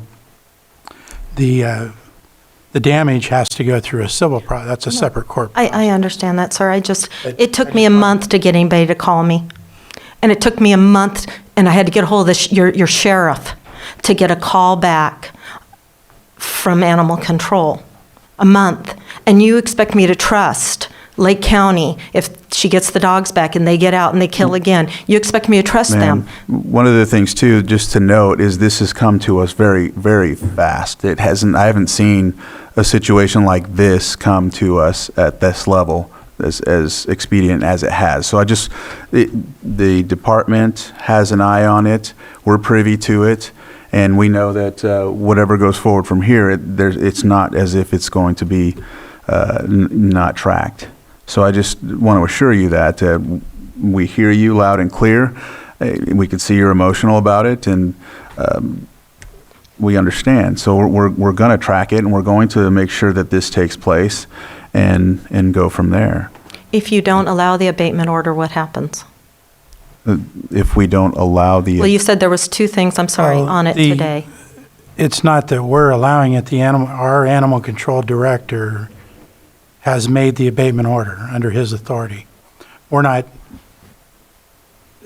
That's not our purview. We're handling the appeal of his order. If you don't accept the appeal, then what happens to the dogs? Then I would defer to the Animal Control Director to answer that. So you can go. Okay, so if they decide to say that, yeah, her appeal is good, that Animal Control did not do the vicious abatement and didn't have the authority to do it, she has the right to come and get her dogs back and take them home. If they decide to uphold our abatement, that means she now has to follow certain stipulations, which I can give you a copy of what she'll have to do in order to get them back. So that's the two options. They're either deciding right now if they think we did our diligence in saying that, yes, a vicious abatement should happen on these dogs, or siding with her that no, it should not have taken place the way it did. And under a vicious abatement does not include putting the dogs down? It can certainly lead to that. It depends on the severity of it. In my personal opinion, I do not believe that an animal killing another animal justifies us euthanizing it. Had this been an animal attack on a human, this could have gone a different path, and I would have gone straight to order of destruction on the animals. I do not believe that this case is worthy right now of euthanasia on the animals without giving her the option to comply with an abatement. Oh, that's too bad. So, we've closed public input. If you want to go briefly, yes, please. And from here forward, I have to close this so we can move forward. Go ahead, sir. So, the ranch manager State to the your ranch... name for the record, just Matthew Delbar. Okay, thanks. The ranch manager to the ranch north of us that has seen the dogs take down an elk. He has actually seen them come up to him and tried to attack him himself. Ma'am? He wishes to remain anonymous to this day, which is why he is not in here for this hearing. but he has seen them come up to his dogs, to his four-wheeler, and try to take him out. And sir, I'm glad you're telling us this, but we really need him to at least report to animal control. And I'm sure, is there a way for someone to report anonymously or something of the like? Yes. Okay, and so that's where this helps with the case that's being brought forward from. I think it was in our reports, but I'll make sure that he gets it back so that you guys can have it, because this, we thought it would be taken care of with our own reports, with our own $65,000 loss, but it is not. So this is why I'm bringing it up now. Okay, thank you. It is hard to see that we cannot have these dogs put down because we have lost so much. I have walked through our cows and felt like I was driving through a refugee camp. This is nonsense, what is happening today. Hey, what is happening even with the abatement order, or having these dogs being put down seems to be the only way. We have not lost any dogs since those dogs have been kennelled and captured. Sir, thank you for your input. We heard you loud and clear. Supervisor Sabatier. I guess that's just one final question. I apologize. And I guess this is to the animal control team. In your opinion, is it 100%, I'll have to go back to her name. I apologize. Ms. Palmer's dogs who have committed the gruesome pictures that we have seen on the cattle and cows? That's a tough question. Do But I I mean, believe that they have shown me sufficient evidence that that shows that these are the dogs? Sure. I do believe that these dogs have done something to their animals. Those on their specific property. dogs? Yes. I even showed the pictures to Miss Palmer, and she said, yep, those are my dogs. Because she was like, I just want to see the pictures they have. And she saw the pictures and straight up said to me, yes, those are my dogs. Again, though, it's not about, are those dogs in the picture hers? Do we have a 100% opinion that the killing that has occurred are because of those dogs? Because that's where I'm stuck. If it's 100%, then I'll say, let's move forward and euthanize. If it's not 100%, then we start with very harsh things to make sure that this doesn't ever occur again. If there's ever another issue, unfortunately, then at that point we're done because we know that we've already put them in check. But if you could say 100%, then I'm willing to move forward, but that's where I'm stuck. And not say 100%. Obviously, I, with great confidence, can say they were active participants in some way, shape, form, or fashion, but we do not have the gentleman who spoke and said that he saw them verbatim. We don't have anybody who said they saw them, so it's hard to say 100%. I can say with great confidence, because of the owners saying herself before, they were active participants in some form of this. They get out all the time, they're captured on camera, but 100% I cannot say that and be. So as you said that, I know I closed public input, but there was a gentleman that stated he's seen it. Sir, did you see it? If you would come up and please. Sorry, I thought we would be at this point, so I didn't stand up earlier. Taylor Delbar. I saw him take down a calf. My wife and I were there. I missed. Unfortunately, with the rifle, and it ran away. And by the time I tried to chase after it, they were gone. The calf was probably 2 months old, a month old, barely can walk, torn to shred. I don't know where its mom was. It was by itself. And I went back and took a photo of the calf. But unfortunately, I'm not a good shot. So, and it was the main ones that, yes, it just. All four dogs? All four? Yeah. All four. But I shot at that little black and brown one, and missed that one. Right. So. Thank you. Yep. All right, with that, we'll close public input. Supervisor Owen. This is something because I was raised in the ranching industry, and my heart really does go out to you because I do sympathize absolutely, and I'm so sorry that more can't be done that wasn't brought to us that we could. I don't question the fact that it is these dogs. And like I said, we've lost stock in the past, and I'm sorry that you missed, to be honest. So, No, I think we need to do what we can do, what was handed to us, to do as much as we can. However, I wish it could be more. And is there, financially, are you going, I'm going to ask that whether or not you are able to push forward with recapping some of your. So, Good, okay. okay. All right, thank you. So anybody else before we move forward? And from what I understand now, Supervisor Sabatier, you mentioned that if you knew it was 100%, which was stated by the animal control director that they didn't know for sure. There was a gentleman that said he did see for sure. He was under oath, and so I don't know if we want to move to that extent or if we're still looking at the abatement recommendations as of now. So I'm going to be honest with you. What's not helping me is the attitude of the appellant. I'm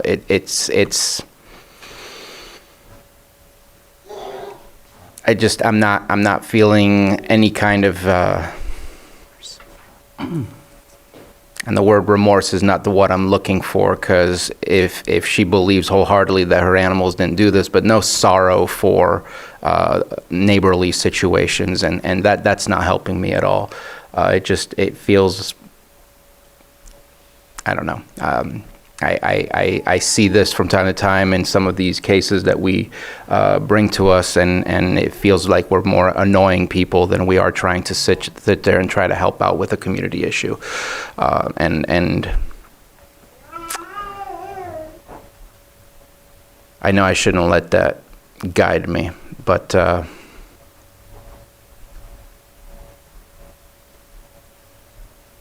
right. So question on that. Vice Chair. If we were to deviate from what's in front of us, how does that look? With the discussion now of potentially going towards a destruction order. So the humanely destroyed one, it really hinges on the procedures that is in place in your board, before your board, under Chapter 4.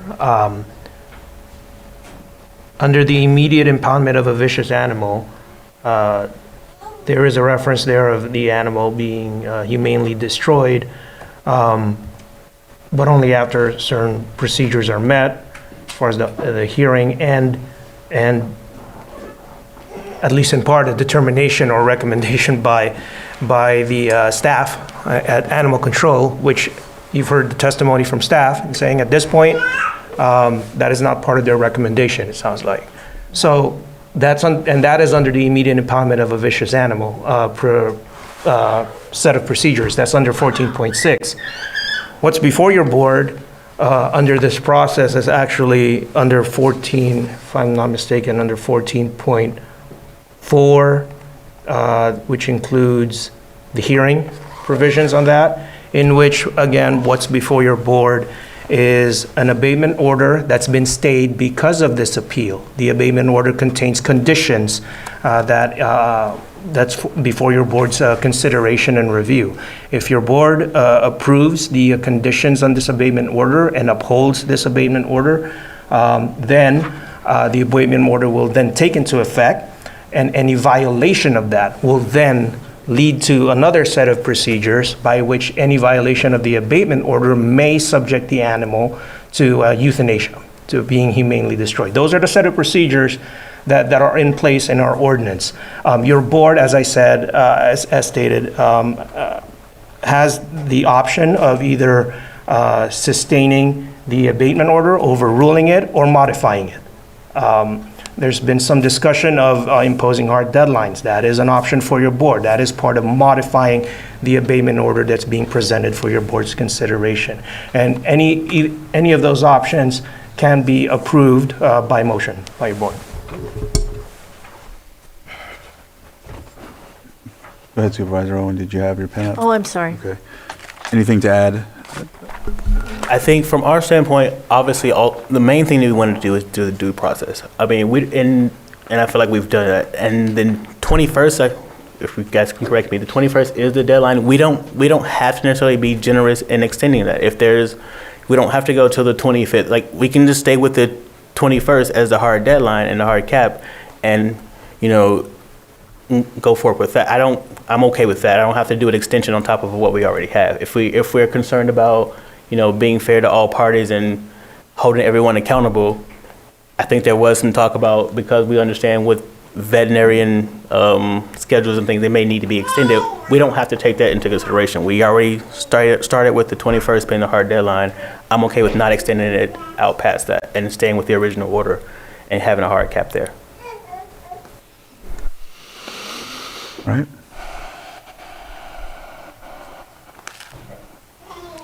Okay, I'm going to make is it okay for me to make a motion? Yes. I'm going to make a motion that we follow the suggestion of the animal control. With The hard deadline and all the funds. Hard deadline. And what about the costs that are Fees. pending? The cost, absolutely. Which includes the fees. The $1,900 and something dollars. And This is my whatever else. first motion, so. Right, which is probably going to be more than that, because that's just the beginning, and that's not included, because they have to be spayed and neutered before they leave, so there's The going to be full amount. more. I think we can state the full amount of costs to our county. So we'll let Lloyd. So your board may consider a motion to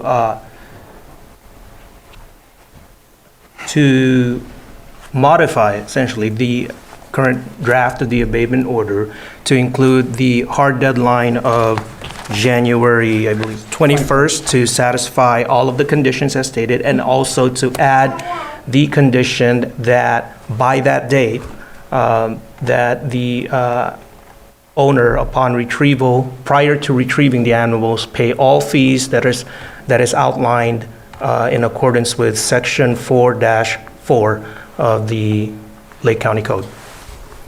Okay, I make that motion. Second. So I have a motion and a second. All in favor? Aye. Aye. Opposed? The motion carries. Do I have to read a disclosure or anything on that, or is that? I don't know why, I just thought because it's a hearing, there might be another disclosure statement that needs to be made or anything, or?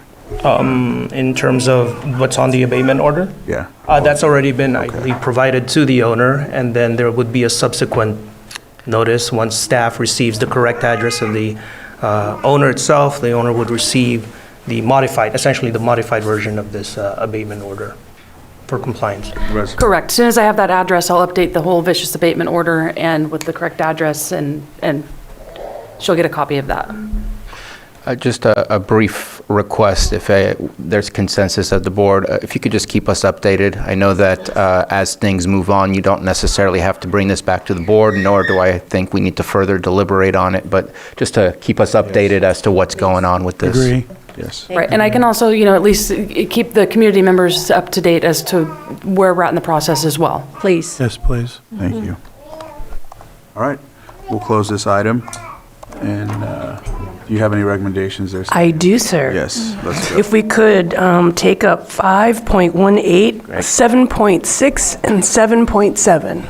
So we'll go ahead and open up 5.18, approve Amendment 1 to the agreement between the County of Lake and SCS Engineers for construction quality assurance services for the East Lake Landfill Phase 1 cell construction project for a revised total of $577,478, and authorize the chair to sign.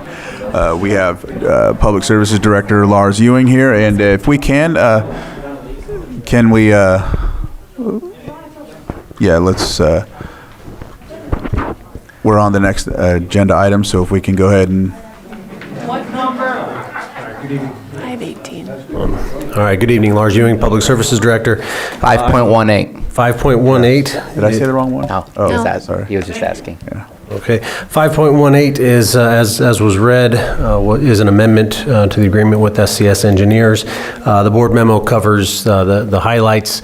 It is a relatively routine procedure that we commonly do with an amendment or to a contract. SCS Engineers is essentially performing construction management services for the East Lake Landfill Expansion Project. That includes on-site inspection, testing, reporting reporting, and so on. And so the project itself, the construction project extended, had some change orders to the construction contract that your board approved. Consequently, there were necessary changes to SCS Engineers' construction management agreement. So I will pause there and understand that it was pulled, and I can address any questions. Supervisor Sabatier pulled it, so go ahead. Yeah, and my goal is to vote for this and to move it forward. There was a piece of me that was very hesitant in seeing that it was a 41% increase in cost. I looked through the purchasing ordinance, and I can't find specifics of when is an amendment really almost a new project. And I don't think this necessarily fits, especially after having conversations with Director Ewing, but I've seen things close to this where, and we've had past contracts that have ballooned in size as well, but I'm very much, as you unfortunately know, a fan of the open public bidding process to ensure that we're using our public dollars in the right way and in a very transparent way. But the 41% here made me hesitate, and I'm just wondering if there's a way to look at our purchasing ordinance and maybe adding some criterias, because if you have a $100,000 project already, you have to go, or $50,000 to $100,000, you have to go out to bidding. There's very specific criteria for that. Here we're looking at close to 169,000. Like $170,000 approximately. And so it just made me pause, because these are state and federal dollars, and I don't know what the procurement expectations are based on those, and typically they can be very strong when it's coming from state or federal dollars. These are not specifically ours. They came from somewhere else, if I'm correct. No, these are local funds. It's the enterprise fund at the landfill. Okay. I apologize for that. But it was something I was looking for, if there was maybe consensus to look at adding something to our purchasing ordinance that would help directors and board members to identify when an amendment can be an amendment and when it really needs to go back to being a new project altogether.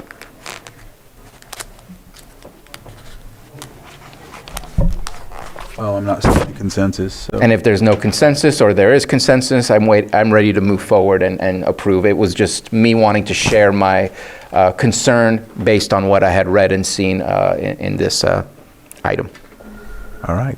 I'll go ahead and open it up to the public to see if there's any comments on this. All right, I'll bring it back to the board for further deliberation. I move that we approve Amendment 1 to the agreement between the County of Lake and SCS Engineers for construction quality assurance services for the East Lake Landfill Phase 1 cell construction project for a revised total of $577,478, and authorize the chair to sign. Second. I have a motion and a second. All in favor? Aye. Aye. Any opposed? And motion carries. All right. Next, we'll move on to item 7.6, consideration of resolution accepting the work of the Lucerne Harbor Dredging Project 24-13 and directing the Public Services Director to file the notice of completion. Lars. All right, good evening. First off, I appreciate taking these items up. They are time sensitive. In this case, the notice of completion allows us to pay the contractor. So with the delay, it would have a significant impact on the contractor. So just to give some quick update or quick information on the harbor dredging project, started in early November and completed on December 13th. We had Mars Engineering, general engineering contractor, that did the dredging. It increased the channel depth back down to the original design depth and the original construction depth of the 70s when that harbor was first built, and had not since been dredged. So the project took out about 3,000 cubic yards of material that was deposited at the East Lake landfill, not in the disposal area, but in a separate area. There was a turbidity curtain that was put in place, and if Johanna can show the picture, I'll continue so we don't delay. But the turbidity curtain was put in place by Water Resources at their recommendation, and you can what you see there where it's brown is kept in place, and the darker area is the lake. So the turbidity curtain is up at the very top, and you can see that the turbidity curtain worked. That's the simple thing that I want to show here. Hopefully you can tell what we're looking at. The turbidity curtain is right there. Thank you. So that's going from the breakwater out then to the shore from right to left. And so what looks green is being held in place in the harbor while the dredging occurred. So it improved or helped maintain the water quality in the main part of the lake. Let's just put it that way. So kudos to Water Resources for that. Also, we had archaeological and tribal monitors on site, and the project was a success. It took a while to get there, but the long and the short of it is it's done, and I recommend approving the resolution for me to file the notice of completion. Lars, I want to thank you for seeing this through. I know we've had to pivot many times on this, and just the report you just given about how it went for that whole November, December timeframe, it's just testament to taking a good approach to it. We got there and we got it done effectively, and just really glad that we're able to move forward on this. So thank you again. Thank you. Yeah. Kudos to Capital Project Manager Joe Cooper, by the way, for managing it. So his management of that has really helped. Excellent. Any other questions? I'll open it up to the public for any comments. Not hearing any, we'll bring it back to the board. For the resolution. Thank you. Okay, Supervisor Owen, Yes. Supervisor Sabatier, Aye. Supervisor Rasmussen, Aye. Supervisor Pyska, Yes. and Supervisor Crandall. Yes. Resolution has been passed. And if there's anything else, or we're good? All right, Lars, thank you on that one. Are you on the next one too? We are. Yes, I am. I didn't know that. I don't know why. I thought it was someone else. So we'll go ahead and move on to item 7.7 it is.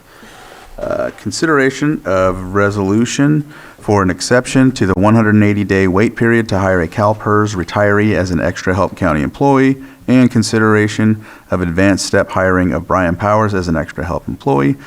Director Lars Ewing. All right, Lars Ewing again. The reason this is non-timed, not consent, is the state law requires that it not be on consent. So just for your awareness there.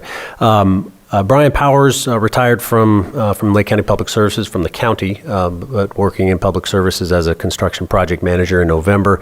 He's worked for the county prior to that for about 10 years. Prior to even that, he had about 20 to 30 years of construction management experience. So he has a breadth and depth of experience that will help us.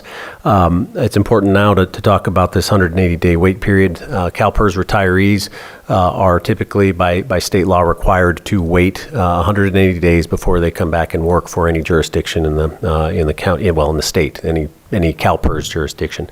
The exception to that is if the governing body waives that requirement, and the resolution does just that. So I can go into detail about some of the reasons that I'm recommending we bring him back as an extra help employee. The projects specifically that are listed here are the National Guard Armory.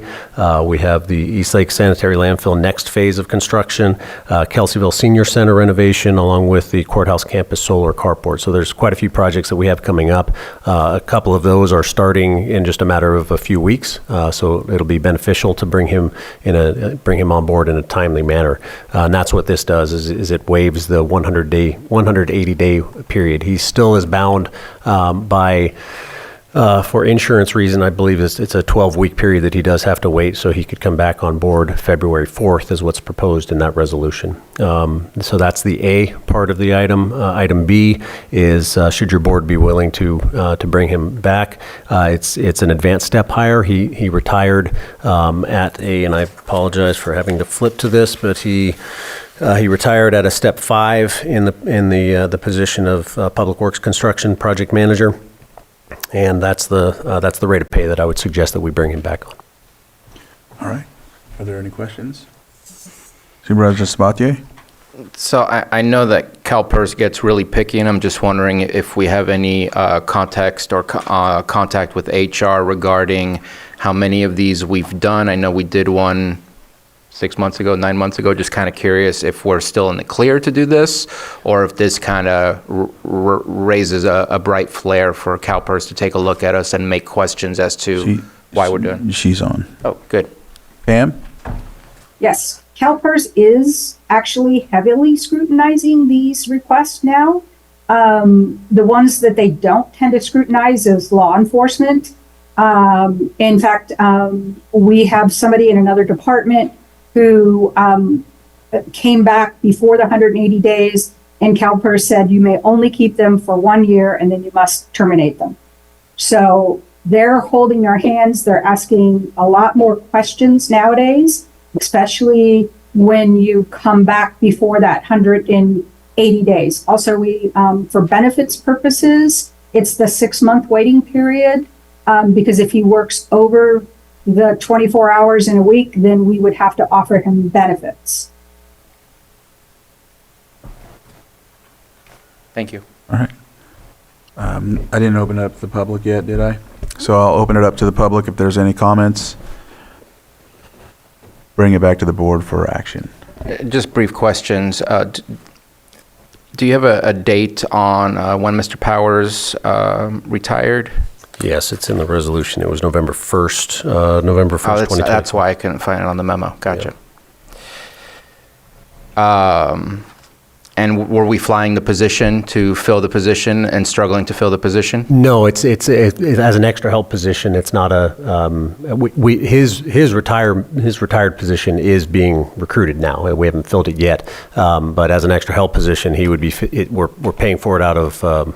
It's not an allocation. We don't need an allocation to fill the extra help position. Just the funding to pay for it. No, but the important part was you telling me that you have been flying the position since he's retired, and so okay. Yes. I just wanted to make sure that there was an effort to fill the position. I know sometimes it's not as simple as just flying the position.